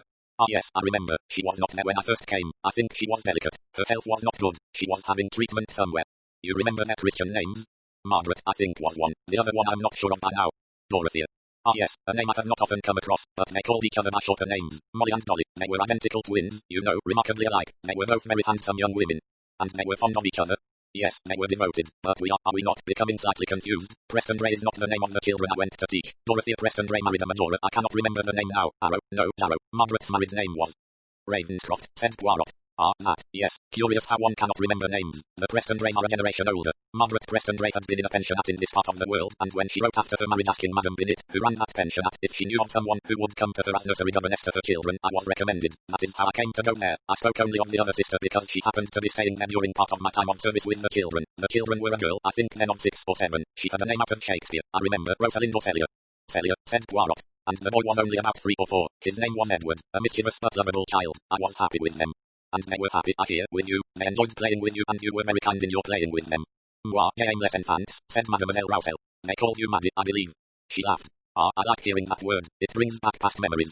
Did you know a boy called Desmond Burton Cox? Ah yes, he lived I think in a house next door or nearly next door. We had several neighbours and the children very often came to play together. His name was Desmond. Yes, I remember. You were there long, Mademoiselle? No, I was only there for 3 or 4 years at most. Then I was recalled to this country. My mother was very ill. It was a question of coming back and nursing her, although I knew it would not be perhaps for very long. That was true. She died a year and a half or 2 years at the most after I returned here. After That I started a small pensionat out here, taking in rather older girls who wanted to study languages and other things. I did not visit England again, although for a year or two I kept up communication with the country. The two children used to send me a card at Christmas time. Did General Ravenscroft and his wife strike you as a happy couple? Very happy. They were fond of their children. They were very well suited to each other. Yes, they seemed to me to have all the necessary qualities to make their marriage a success. You said Lady Ravenscroft was devoted to her twin sister. Was the twin sister also devoted to her? Well, I had not very much occasion of judging. Frankly, I thought that the sister Dolly, as they called her, was very definitely a mental case. Once or twice she acted in a very peculiar manner. She was a jealous woman, I think, and I understood that she had at one time thought she was engaged, or was going to be engaged, to General Ravenscroft. As far as I could see, he'd fallen in love with her first, then later, however, his affections turned towards her sister, which was fortunate, I thought, because Molly Ravenscroft was a well-balanced and very sweet woman. As for Dolly, sometimes I thought she adored her sister, sometimes that she hated her. She was a very jealous woman, and she decided too much affection was being shown to the children. There is one who could tell you about all this better than I, Mademoiselle Morat. She lives in Lausanne and she went to the Ravenscrofts about a year and a half or 2 years after I had to leave. She was with them for some years. Later I believe she went back as companion to Lady Ravenscroft when Celia was abroad at school. I'm going to see her. I have her address, said Poirot. She knows a great deal that I do not, and she is a charming and reliable person. It was a terrible tragedy that happened later. She knows if anyone does what led to it. She is very discreet. She has never told me anything. Whether she will tell you I do not know. She may do, she may not. Poirot stood for a moment or two looking at Mademoiselle Morat. He had been impressed, I made. Mademoiselle Rousseau, he was impressed also by the woman who stood waiting to receive him. She was not so formidable, she was much younger, at least 10 years younger, he thought, and she had a different kind of impressiveness. She was alive, still attractive, eyes that watched you and made their own judgment on you, willing to welcome you, looking with kindliness on those who came her way but without undue softness. Here is someone, thought Hercule Poirot, very remarkable. I am Hercule Poirot, mademoiselle. I know, I was expecting you either today or tomorrow. Ah, you received a letter from me? No, it is no doubt still in the post. Our posts are a little uncertain. No, I had a letter from someone else. From Celia Ravenscroft. No, it was a letter written by someone in close touch with Celia, a boy or a young man, whichever we like to regard him as, called this man Burton Cox. He prepared me for your arrival. Ah, I see, he is intelligent and he wastes no time, I think. He was very urgent that I should come and see you. So I gathered, there's trouble, I understand, trouble that he wants to resolve, and so does Celia. They think you can help them. Yes, and they think that you can help me. They are in love with each other and wish to marry. Yes, but there are difficulties being put in their way. Ah, Addisman's mother, I presume, so he lets me understand. There are circumstances, or have been circumstances, in Celia's life that have prejudiced his mother against his early marriage to this particular girl. Ah, because of the tragedy, for it was a tragedy. Yes, because of the tragedy, Celia had a godmother who was asked Addisman's mother to try and find out from Celia the exact circumstances under which that suicide occurred. There's no sense in that, said Mademoiselle Morat. She motioned with her hand. Sit down, please sit down. I expect we shall have to talk for some little time. Yes, Celia could not tell her godmother Mrs. Ariadne Oliver, the novelist, is it not? Yes, I remember. Celia could not give her the information because she has not got the information herself. She was not there when the tragedy occurred, and no one told her anything about it. Is that right? Yes, that is right. It was thought inadvisable. Ah, and do you approve of that decision or disapprove of it? It is difficult to be sure, very difficult. I've not been sure of it in the years that have passed since then, and there are quite a lot. Celia, as far as I know, has never been worried. Worried, I mean, as to the why and wherefore. She's accepted it as she would have accepted an aeroplane accident or a car accident. Something that resulted in the death of her parents. She spent many years in a pensionat abroad. Actually, I think the pensionat was run by you, Mademoiselle Morat. That is quite true. I have retired recently. A colleague of mine is now taking it on, but Celia was sent out to me and I was asked to find for her a good place for her to continue her education, as many girls do come to Switzerland for that purpose. I could have recommended several places. At the moment I took her into my own. And Celia asked you nothing, did not demand information? No, it was, you see, before the tragedy happened. Oh, I did not quite understand that. Celia came out here some weeks before the tragic occurrence. I was at that time not here myself. I was still with General and Lady Ravenscroft. I looked after Lady Ravenscroft, acting as a companion to her rather than as a governess to Celia, who was still at that moment in boarding school. But it was suddenly arranged that Celia should come to Switzerland and finish her education there. Lady Ravenscroft had been in poor health, had she not? Yes, nothing very serious. Nothing as serious as she had herself feared at one time, but she had suffered a lot of nervous strain and shock and general worry. You remained with her? A sister whom I had living in Lausanne received Celia on her arrival and settled her into the institution, which was only for about 15 or 16 girls, but there she would start her studies and await my return. I returned some 3 or 4 weeks later. But you were at Overcliff at the time it happened. I was at Overcliff. General and Lady Ravenscroft went for a walk, as was their habit. They went out and did not return. They were found dead, shot. The weapon was found lying by them. It was one that belonged to General Ravenscroft and had been always kept in a drawer in his study. The finger marks of both of them were found on that weapon. There was no definite indication of who had held it last. Impressions of both people, slightly smeared, were on it. The obvious solution was a double suicide. You found no reason to doubt that? The police found no reason, so I believe. Ah, said Poirot. I beg your pardon, said Mademoiselle Morat. Nothing, just something upon which I reflect. Poirot looked at her, brown hair as yet hardly touched with grey, lips closed firmly together, grey eyes, a face which showed no emotion. She was in control of herself completely. So you cannot tell me anything more? I fear not, it was a long time ago. You remember that time well enough. Yes, one cannot entirely forget such a sad thing. And you agreed that Celia should not be told anything more of what had led up to this? Have I not just told you that I had no extra information? You were there, living at Overcliff, for a period of time before the tragedy, were you not? 4 or 5 weeks, 6 weeks perhaps. Longer than that, really. Although I had been governess to Celia earlier, I came back this time, after she went to school, in order to help Lady Ravenscroft. Lady Ravenscroft's sister was living with her also about that time, was she not? Yes, she had been in hospital having special treatment for some time. She had shown much improvement and the authorities had felt, the medical authorities I speak of, that she would do better to lead a normal life with her own relations and the atmosphere of a home. As Celia had gone to school, it seemed a good time for Lady Ravenscroft to invite her sister to be with her. Were they fond of each other, those two sisters? It was difficult to know, said Mademoiselle Moarat. Her brows drew together. It was as though what Poirot had just said aroused her interest. I have wondered, you know, I have wondered so much since, and at the time really. They were identical twins, you know. They had a bond between them, a bond of mutual dependence and love, and in many ways they were very alike. But there were ways also in which they were not alike. You mean, I should be glad to know just what you mean by that. Oh, this has nothing to do with the tragedy, nothing of that kind, but there was a definite, as I shall put it, a definite physical or mental flaw, whichever way you like to put it. Some people nowadays hold the theory that there is some physical cause for any kind of mental disorder. I believe that it is fairly well recognized by the medical profession that identical twins are born either with a great bond between them, a great likeness in their characters, which means that although they may be divided in their environment, where they are brought up, the same things will happen to them at the same time of life. They will take the same trend. Some of the cases quoted as medical examples seem quite extraordinary. Two sisters, one living in Europe, one say in France, the other in England. They have a dog of the same kind which they choose at about the same date. They marry men singularly alike. They give birth perhaps to a child almost within a month of each other. It's as though they have to follow the pattern wherever they are and without knowing what the other one is doing. Then there is the opposite to that, a kind of revulsion, a hatred almost, that makes one sister draw apart or one brother reject the other as though they seek to get away from the sameness, the likeness, the knowledge, the things they have in common, and that can lead to very strange results. I know, said Poirot. I have heard of it. I have seen it once or twice. Love can turn to hate very easily. It is easier to hate where you have loved than it is to be indifferent where you have loved. Ah, you know that, said Mademoiselle Moarat. Yes, I have seen it not once but several times. Lady Ravenscroft's sister was very like her.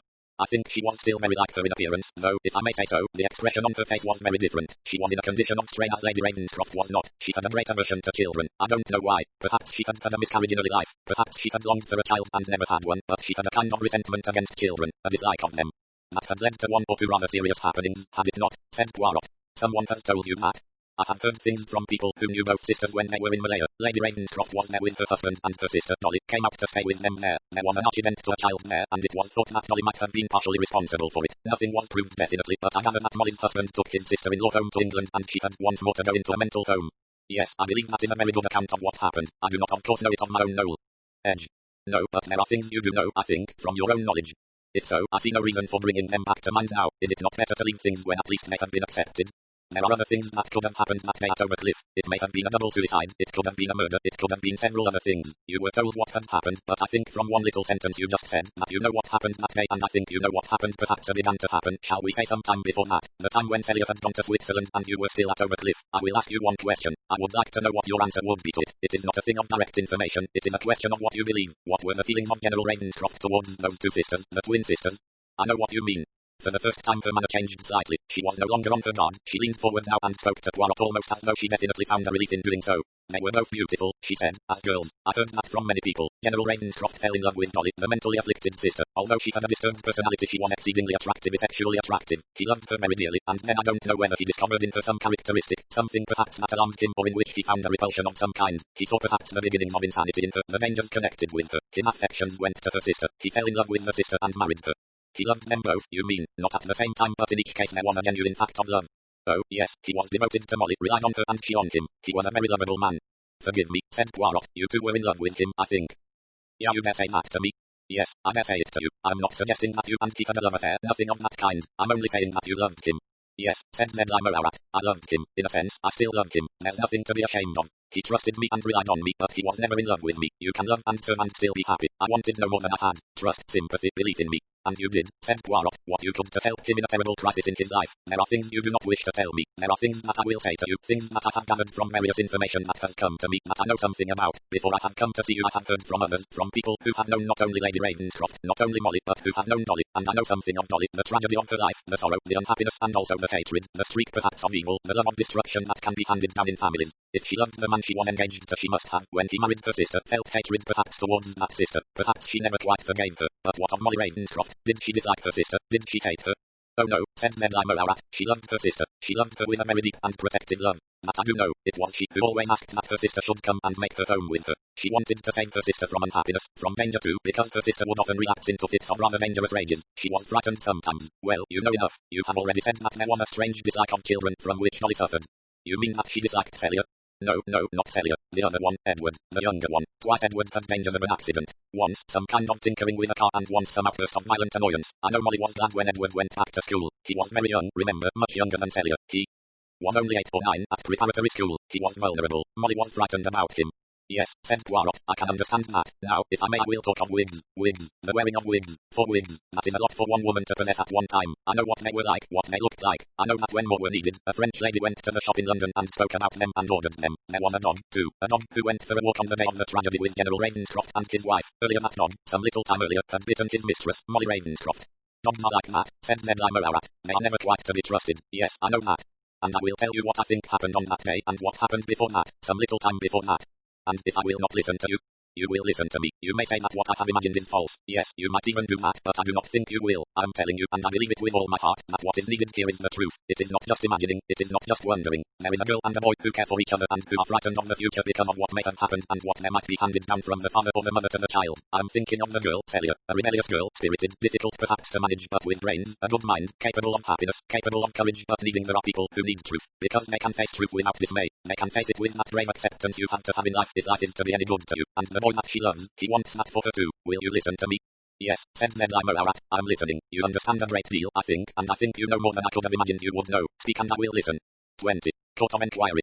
Once more Hercule Poirot stood on the cliff overlooking the rocks below and the sea breaking against them. Here where he stood the bodies of a husband and wife had been found. Here, 3 weeks before that a woman had walked in her sleep and fallen to her death. Why had these things happened? That had been Superintendent Carraway's question. Why? What had led to it? An accident first and 3 weeks later a double suicide. Old sins that had left long shadows. A beginning that had led years later to a tragic end. Today there would be people meeting here. A boy and a girl who sought the truth. 2 people who knew the truth. Hercule Poirot turned away from the sea and back along the narrow path that led to a house once called Overcliff. It was not very far. He saw cars parked against a wall. He saw the outline of a house against the sky. A house that was clearly empty that needed repainting. A house agent's board hung there announcing that this desirable property was for sale. On the gate the word Overcliff had a line drawn over it and the name Townhouse replaced it. He went to meet 2 people who were walking towards him. One was Desmond Burton Cox and the other was Celia Ravenscroft. I got an order from the house agent, said Desmond, saying we wanted to view it or however they put it. I've got the key in case we want to go inside. It's changed hands twice in the last 5 years, but there wouldn't be anything to see there now, would there? I shouldn't think so, said Celia. After all, it's belonged to lots of people already. Some people called Archer who first bought it, and then somebody called Fallowfield, I think. They said it was too lonely, and now these last people are selling it too. Perhaps they were haunted. Do you really believe in haunted houses? Said Desmond. Well now, of course I don't think so really, said Celia, but this might be, mightn't it? I mean, the sort of things that happened, the sort of place it is and everything. I do not think so, said Poirot. There was sorrow here and death, but there was also love. A taxi came along the road. I expect that's Mrs. Oliver, said Celia. She said she'd come by train and take a taxi from the station. 2 women got out of the taxi. One was Mrs. Oliver and with her was a tall, elegantly dressed woman. Since Poirot knew she was coming he was not taken by surprise. He watched Celia to see if she had any reactions. Oh, Celia sprang forward. She went towards the woman and her face had lit up. Ned Lie, she said. It is Ned Lie. It is really Ned Lie. Oh, I'm so pleased. I didn't know you were coming. Monsieur Hercule Poirot asked me to come. I see, said Celia. Yes, I suppose I see, but Roman too didn't. She stopped. She turned her head and looked at the handsome boy standing beside her. Desmond, was it you? Yes, I wrote to Mademoiselle Morato Ned Lie, if I may still call her that. You can always call me that, both of you, said Ned Lie. I was not sure I wanted to come. I did not know if I was wise to come. That I still do not know, but I hope so. I want to know, said Celia. We both want to know. Desmond thought you could tell us something. Monsieur Poirot came to see me, said Ned Lie. He persuaded me to come today. Celia linked her arm in Mrs. Oliver's. I wanted you to come too because you put this in hand, didn't you? You got Monsieur Poirot and you found out some things yourself, didn't you? People told me things, said Mrs. Oliver. People whom I thought might remember things. Some of them did remember things. Some of them remembered them right and some of them remembered them wrong. That was confusing. Monsieur Poirot says that does not really matter. No, said Poirot, it is just as important to know what is hearsay and what is certain knowledge, because from one you can learn facts even if they are not quite the right facts or have not got the explanation that you think they had. With the knowledge that you got from me, madam, from the people whom you designated elephants, he smiled a little. Elephants, said Mademoiselle Ned Lie. It is what she called them, said Poirot. Elephants can remember, explained Mrs. Oliver. That was the idea I started on, and people can remember things that happened a long time ago just like elephants can. Not all people, of course, but they can usually remember something. There were a lot of people who did. I turned a lot of the things I heard over to Monsieur Poirot and he has made a sort of, if he was a doctor I should call it a sort of diagnosis, I suppose. I made a list, said Poirot. A list of things that seemed to be pointers to the truth of what happened all those years ago. I shall read the various items to you to see perhaps if you who were concerned in all this feel that they have any significance. You may not see their significance or you may see it plainly. One wants to know, said Celia, was it suicide or was it murder? Did somebody, some outside person, kill both my father and my mother, shoot them for some reason we don't know about, some motive? I shall always think there was something of that kind or something else. It's difficult, but we will stay here, I think, said Poirot. We will not go into the house as yet. Other people have lived in it and it has a different atmosphere. We will perhaps go in if we wish when we have finished our court of enquiry here. It's a court of enquiry, is it? Said Desmond. Yes, a court of enquiry into what happened. He moved towards some iron seats which stood near the shelter of a large magnolia near the house. Poirot took from the case he carried a sheet of paper with writing on it. He said to Celia, to you, it has got to be that way, a definite choice, suicide or murder. One of them must be true, said Celia. I shall say to you that both are true, and more than those two. According to my ideas, we have here not only a murder and also a suicide, but we have as well what I shall call an execution, and we have a tragedy also. A tragedy of two people who loved each other and who died for love. A tragedy of love may not always belong to Romeo and Juliet. It is not necessarily only the young who suffer the pains of love and are ready to die for love. No, there is more to it than that. I don't understand, said Celia. Not yet. Shall I understand? Said Celia. I think so, said Poirot. I will tell you what I think happened and I will tell you how I came to think so. The first thing that struck me was the things that were not explained by the evidence that the police examined. Some things were very commonplace, were not evidence at all, you'd think. Among the possessions of the dead Margaret Ravenscroft were 4 wigs. He repeated with emphasis, 4 wigs. He looked at Zedlie. She did not use a wig all the time, said Zedlie, only occasionally, if she travelled or if she'd been out and got very dishevelled and wanted to tidy herself in a hurry, or sometimes she'd use one that was suitable for evening wear. Yes, said Poirot, it was quite the fashion at that particular date. People certainly when they travelled abroad usually had a wig or 2 wigs, but in her possession were 4 wigs. 4 wigs seemed to me rather a lot. I wondered why she needed 4. According to the police whom I asked, it was not that she had any tendency to baldness. She had the ordinary hair a woman of her age would have and in good condition. All the same, I wondered about those. One of the wigs had a grey streak in it. I learnt later. It was her hairdresser who told me that, and one of the wigs had little curls. It was the latter wig she was wearing the day she died. Is that significant in any way? Asked Celia. She might have been wearing any of them. She might. I also learnt the housekeeper told the police that she had been wearing that particular wig almost all the time for the last few weeks before she died. It appeared to be her favourite one. I can't see. There was also a saying that Superintendent Carraway quoted to me, same man, different hat. It gave me curiously to think. Celia repeated, I don't see. Poirot said, there was also the evidence of the dog. The dog, what did the dog do? The dog bit her. The dog was said to be devoted to its mistress, but in the last few weeks of her life, the dog turned on her more than once and bit her quite severely. Do you mean it knew she was going to commit suicide? Desmond said. No, something much simpler than that. I don't. Poirot went on, no, it knew what no one else seemed to know. It knew she was not its mistress. She looked like its mistress and housekeeper, who was slightly blind and also deaf, saw a woman who wore Molly Ravenscroft's clothes, and the most recognizable of Molly Ravenscroft's wigs, one with little curls all over the head. The housekeeper said only that her mistress had been rather different in her manner the last few weeks of her life. Same man, different hat, had been Carraway's phrase, and the thought and conviction came to me then. Same wig, different woman. The dog knew by what his nose told him. A different woman, not the woman he loved, a woman whom he disliked and feared, and I thought, suppose that woman was not Molly Ravenscroft, but who could she be? Could she be Doll's twin sister? But that's impossible, said Celia. No, it was not impossible. After all, remember, they were twins. I must come now to the things that were brought to my notice by Mrs. Oliver. The things people told her or suggested to her. The knowledge that Lady Ravenscroft had suggested to her. The knowledge that Lady Ravenscroft had recently been in hospital or in a nursing home, and that she perhaps had known that she suffered from cancer or thought that she did. Medical evidence was against that, however. She still might have thought she did, but it was not the case. Then I learnt little by little the early history of her and her twin sister, who loved each other very devotedly as twins do, did everything alike, wore clothes alike. The same things seemed to happen to them. They had illnesses at the same time. They married about the same time or not very far removed in time. And eventually, as many twins do, instead of wanting to do everything in the same fashion and the same way, they wanted to do the opposite, to be as unlike each other as they could, and even between them grew a certain amount of dislike. More than that, there was a reason in the past. For that, Alistair Ravenscroft as a young man fell in love with Dorothea Preston Gray, the elder twin of the two, but his affection shifted to the other sister, Margaret, whom he married. There was jealousy then, no doubt, which led to an estrangement between the sisters. Margaret continued to be deeply attached to her twin, but Dorothea no longer was devoted in any way to Margaret. That seemed to me to be the explanation of a great many things. Dorothea was a tragic figure, by no fault of her own but by some accident of genes, of birth, of hereditary characteristics. She was always mentally unstable. At quite an early age she had, for some reason which has never been made clear, a dislike of children. There is every reason to believe that a child came to its death through her action. The evidence was not definite, but it was definite enough for a doctor to advise that she should have mental treatment, and she was for some years treated in a mental home. When reported cured by doctors, she resumed normal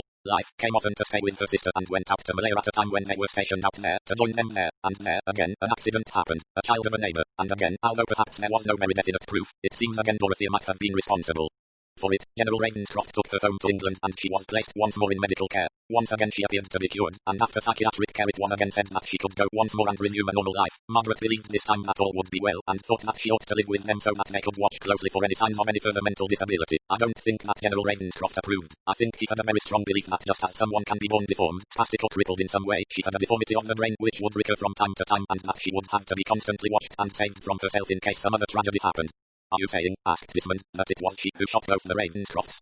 No, said Poirot, that is not my solution. I think what happened was that Dorothea killed her sister, Margaret. They walked together on the cliff one day and Dorothea pushed Margaret over. The dormant obsession of hatred and resentment of the sister who, though so like herself, was sane and healthy, was too much for her. Hate, jealousy, the desire to kill all rose to the surface and dominated her. I think that there was one outsider who knew, who was here at the time that this happened. I think you knew, Mademoiselle Nedley.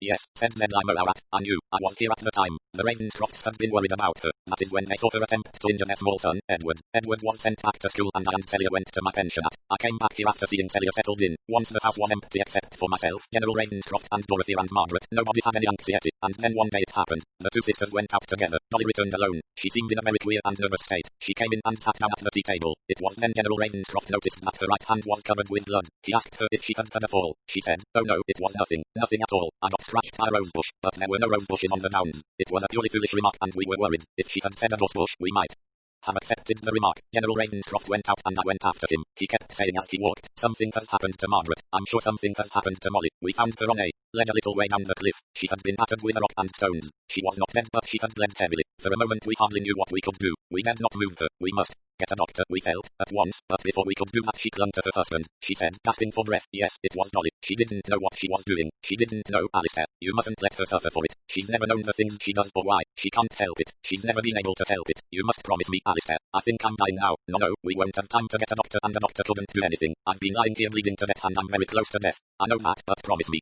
you'll save her. Promise me you won't let the police arrest her. Promise me that she'll not be tried for killing me, not shut up for life as a criminal. Hide me somewhere so that my body won't be found. Please, please, it's the last thing I ask you. You whom I love more than anything in the world. If I could live for you I would, but I'm not going to live. I can feel that. I crawled a little way but that was all I could do. Promise me. And you, Nedley, you love me too. I know, you've loved me and been good to me and looked after me always. And you loved the children, so you must save Dolly. You must save poor Dolly. Please, please, for all the love we have for each other, Dolly must be saved.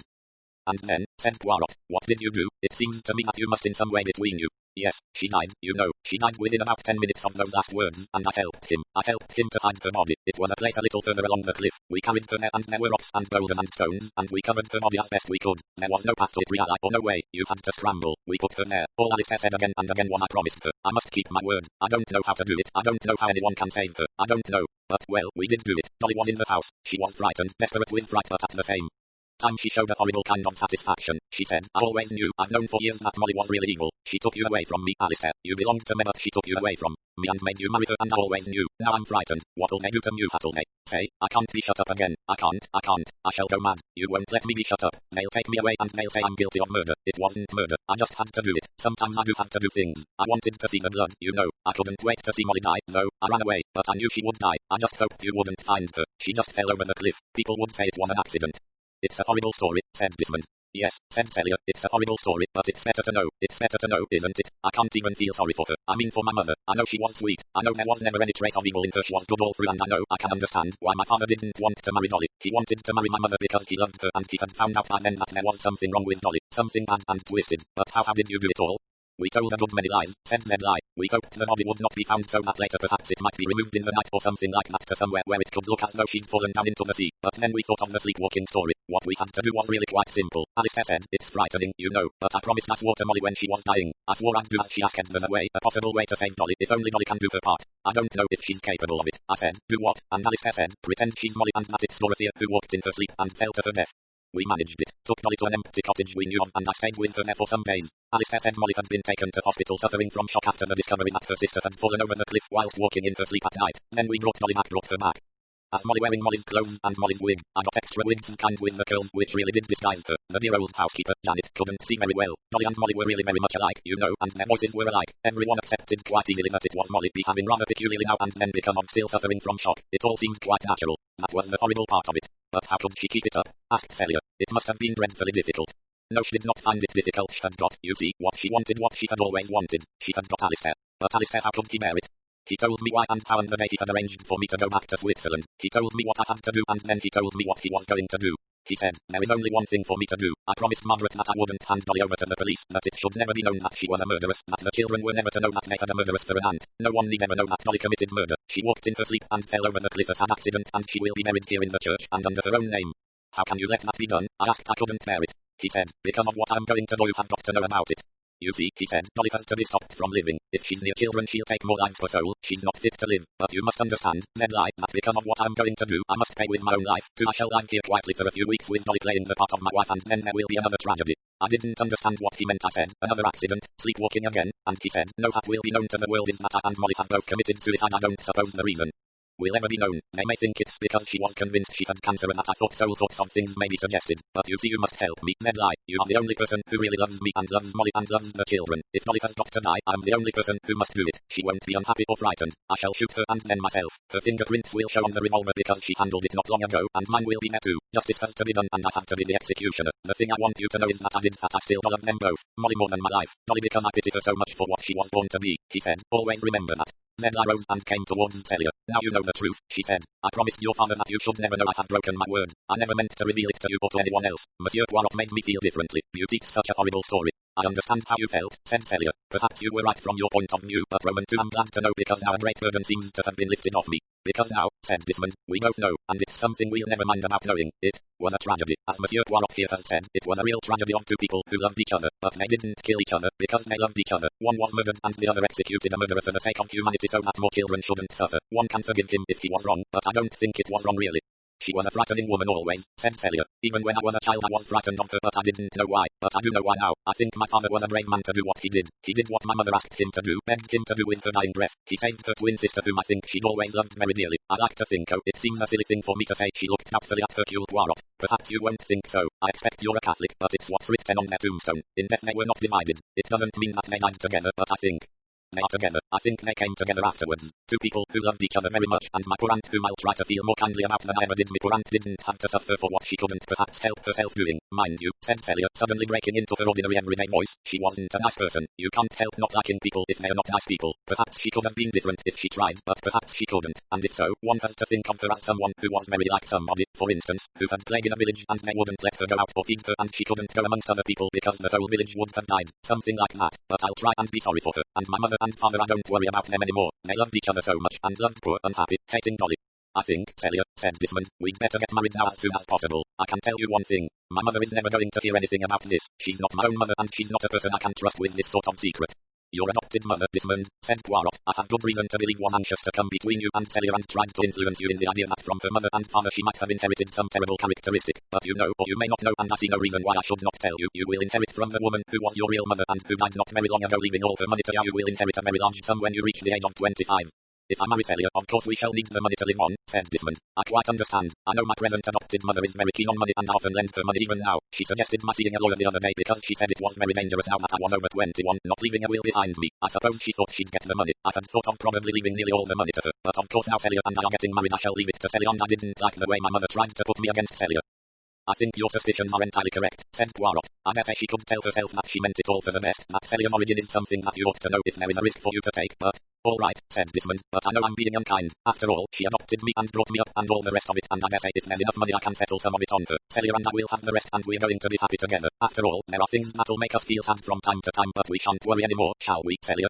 No, said Celia, we'll never worry again. I think they were rather splendid people, my mother and father. Mother tried to look after her sister all her life, but I suppose it was a bit too hopeless. You can't stop people from being like they are. Ah, dear children, said Ned Lie. Forgive me for calling you children because you are not. You are a grown man and woman. I know that. I'm so pleased to have seen you again and to know I have not done any harm in what I did. You haven't done any harm at all and it's lovely seeing you, dear Ned Lie. Celia went to her and hugged her. I've always been terribly fond of you, she said. And I was very fond of you too when I knew you, said Desmond. When I lived next door, you had lovely games you played with us. The two young people turned. Thank you, Mrs. Oliver, said Desmond. You've been very kind and you've put in a lot of work. I can see that. Thank you, Monsieur Poirot. Yes, thank you, said Celia. I'm very grateful. They walked away and the others looked after them.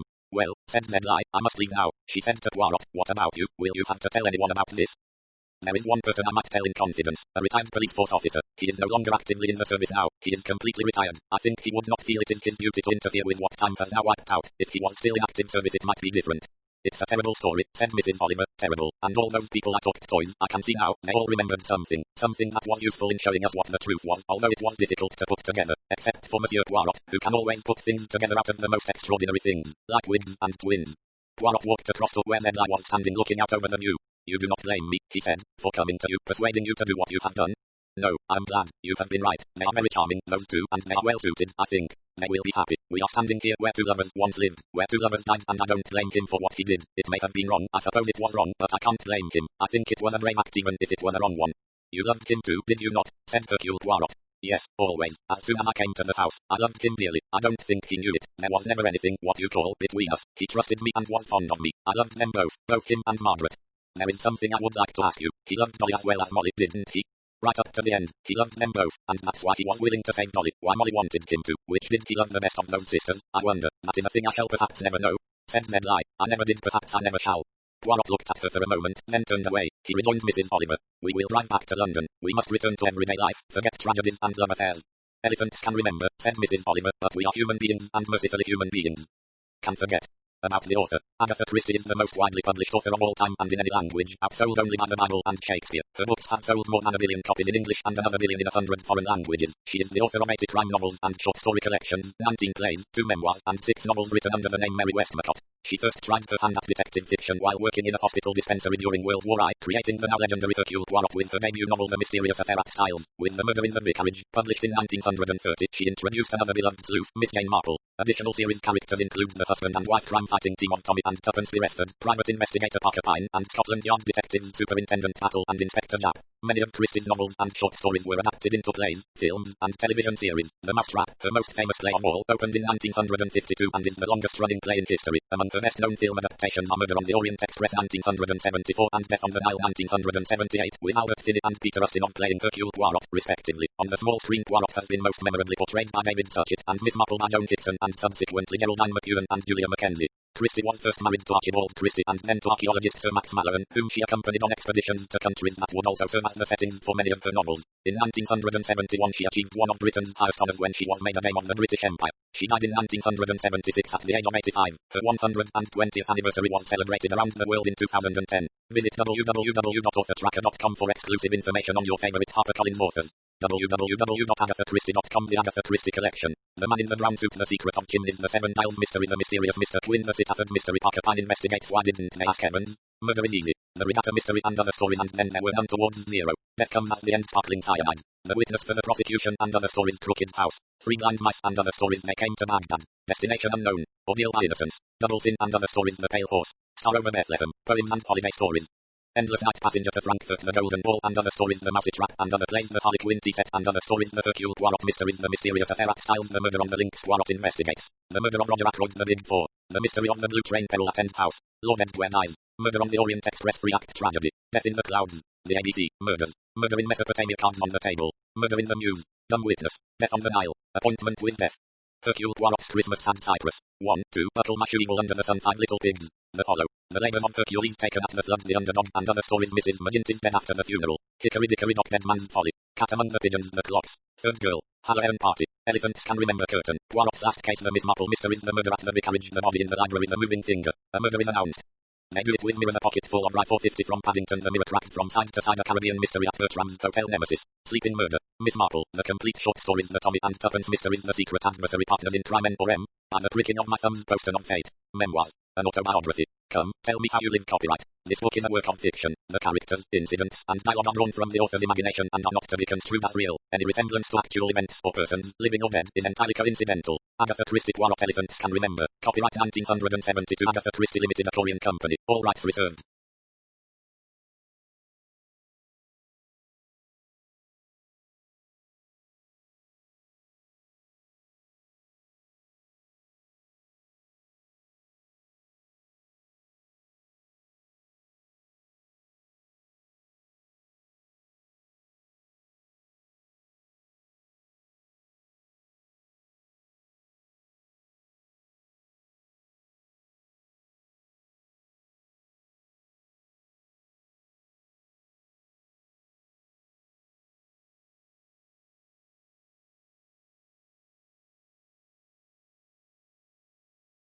Elephants Can Remember 1972. Published by permission of G.P. Putnam's Sons, a member of Penguin Group USA Inc. All rights reserved under international and Pan-American copyright conventions. By payment of the required fees, you have been granted the non-exclusive, non-transferable right to access and read the text of this ebook on screen. No part of this text may be reproduced, transmitted, downloaded, decompiled, reverse engineered, or stored in or introduced into any information storage and retrieval system in any form or by any means, whether electronic or mechanical, now known or hereinafter invented, without the express written permission of HarperCollins eBooks. For more information about educational use, teachers should visit www.harperacademic.com. First Harper paperback published 2011. Library of Congress cataloging in publication data is available upon request. ISBN 978-0-06-2007-407403-4. EPUB edition December 2011. ISBN 978-0-06-174,152-4. 11, 12, 13, 14, 15, Dix/BVG 109876543321. About the publisher. Australia. HarperCollins Publishers Australia Thai, Limited. Level 13, 201 Elizabeth Street, Sydney, NSW 2000, Australia. http www.harpercollins.com.au/ebooks Canada. HarperCollins Canada. 2 Bloor Street East, 20th floor, Toronto, on M4W 188, Canada. http www.harpercollins.com. New Zealand HarperCollins Publishers New Zealand Limited PO, Box 1, Auckland, New Zealand. http www.harpercollins.co.nz United Kingdom. HarperCollins Publishers Limited. 77-85 Fulham Palace Road, London, W68JB, UK. http www.harpercollins.co.uk United States. HarperCollins Publishers Inc. 10 East 53rd Street, New York, NY 10022. http www.harpercollins.com 15 Little Pigs 2 Halloween Party 3 Mrs. Magint is dead.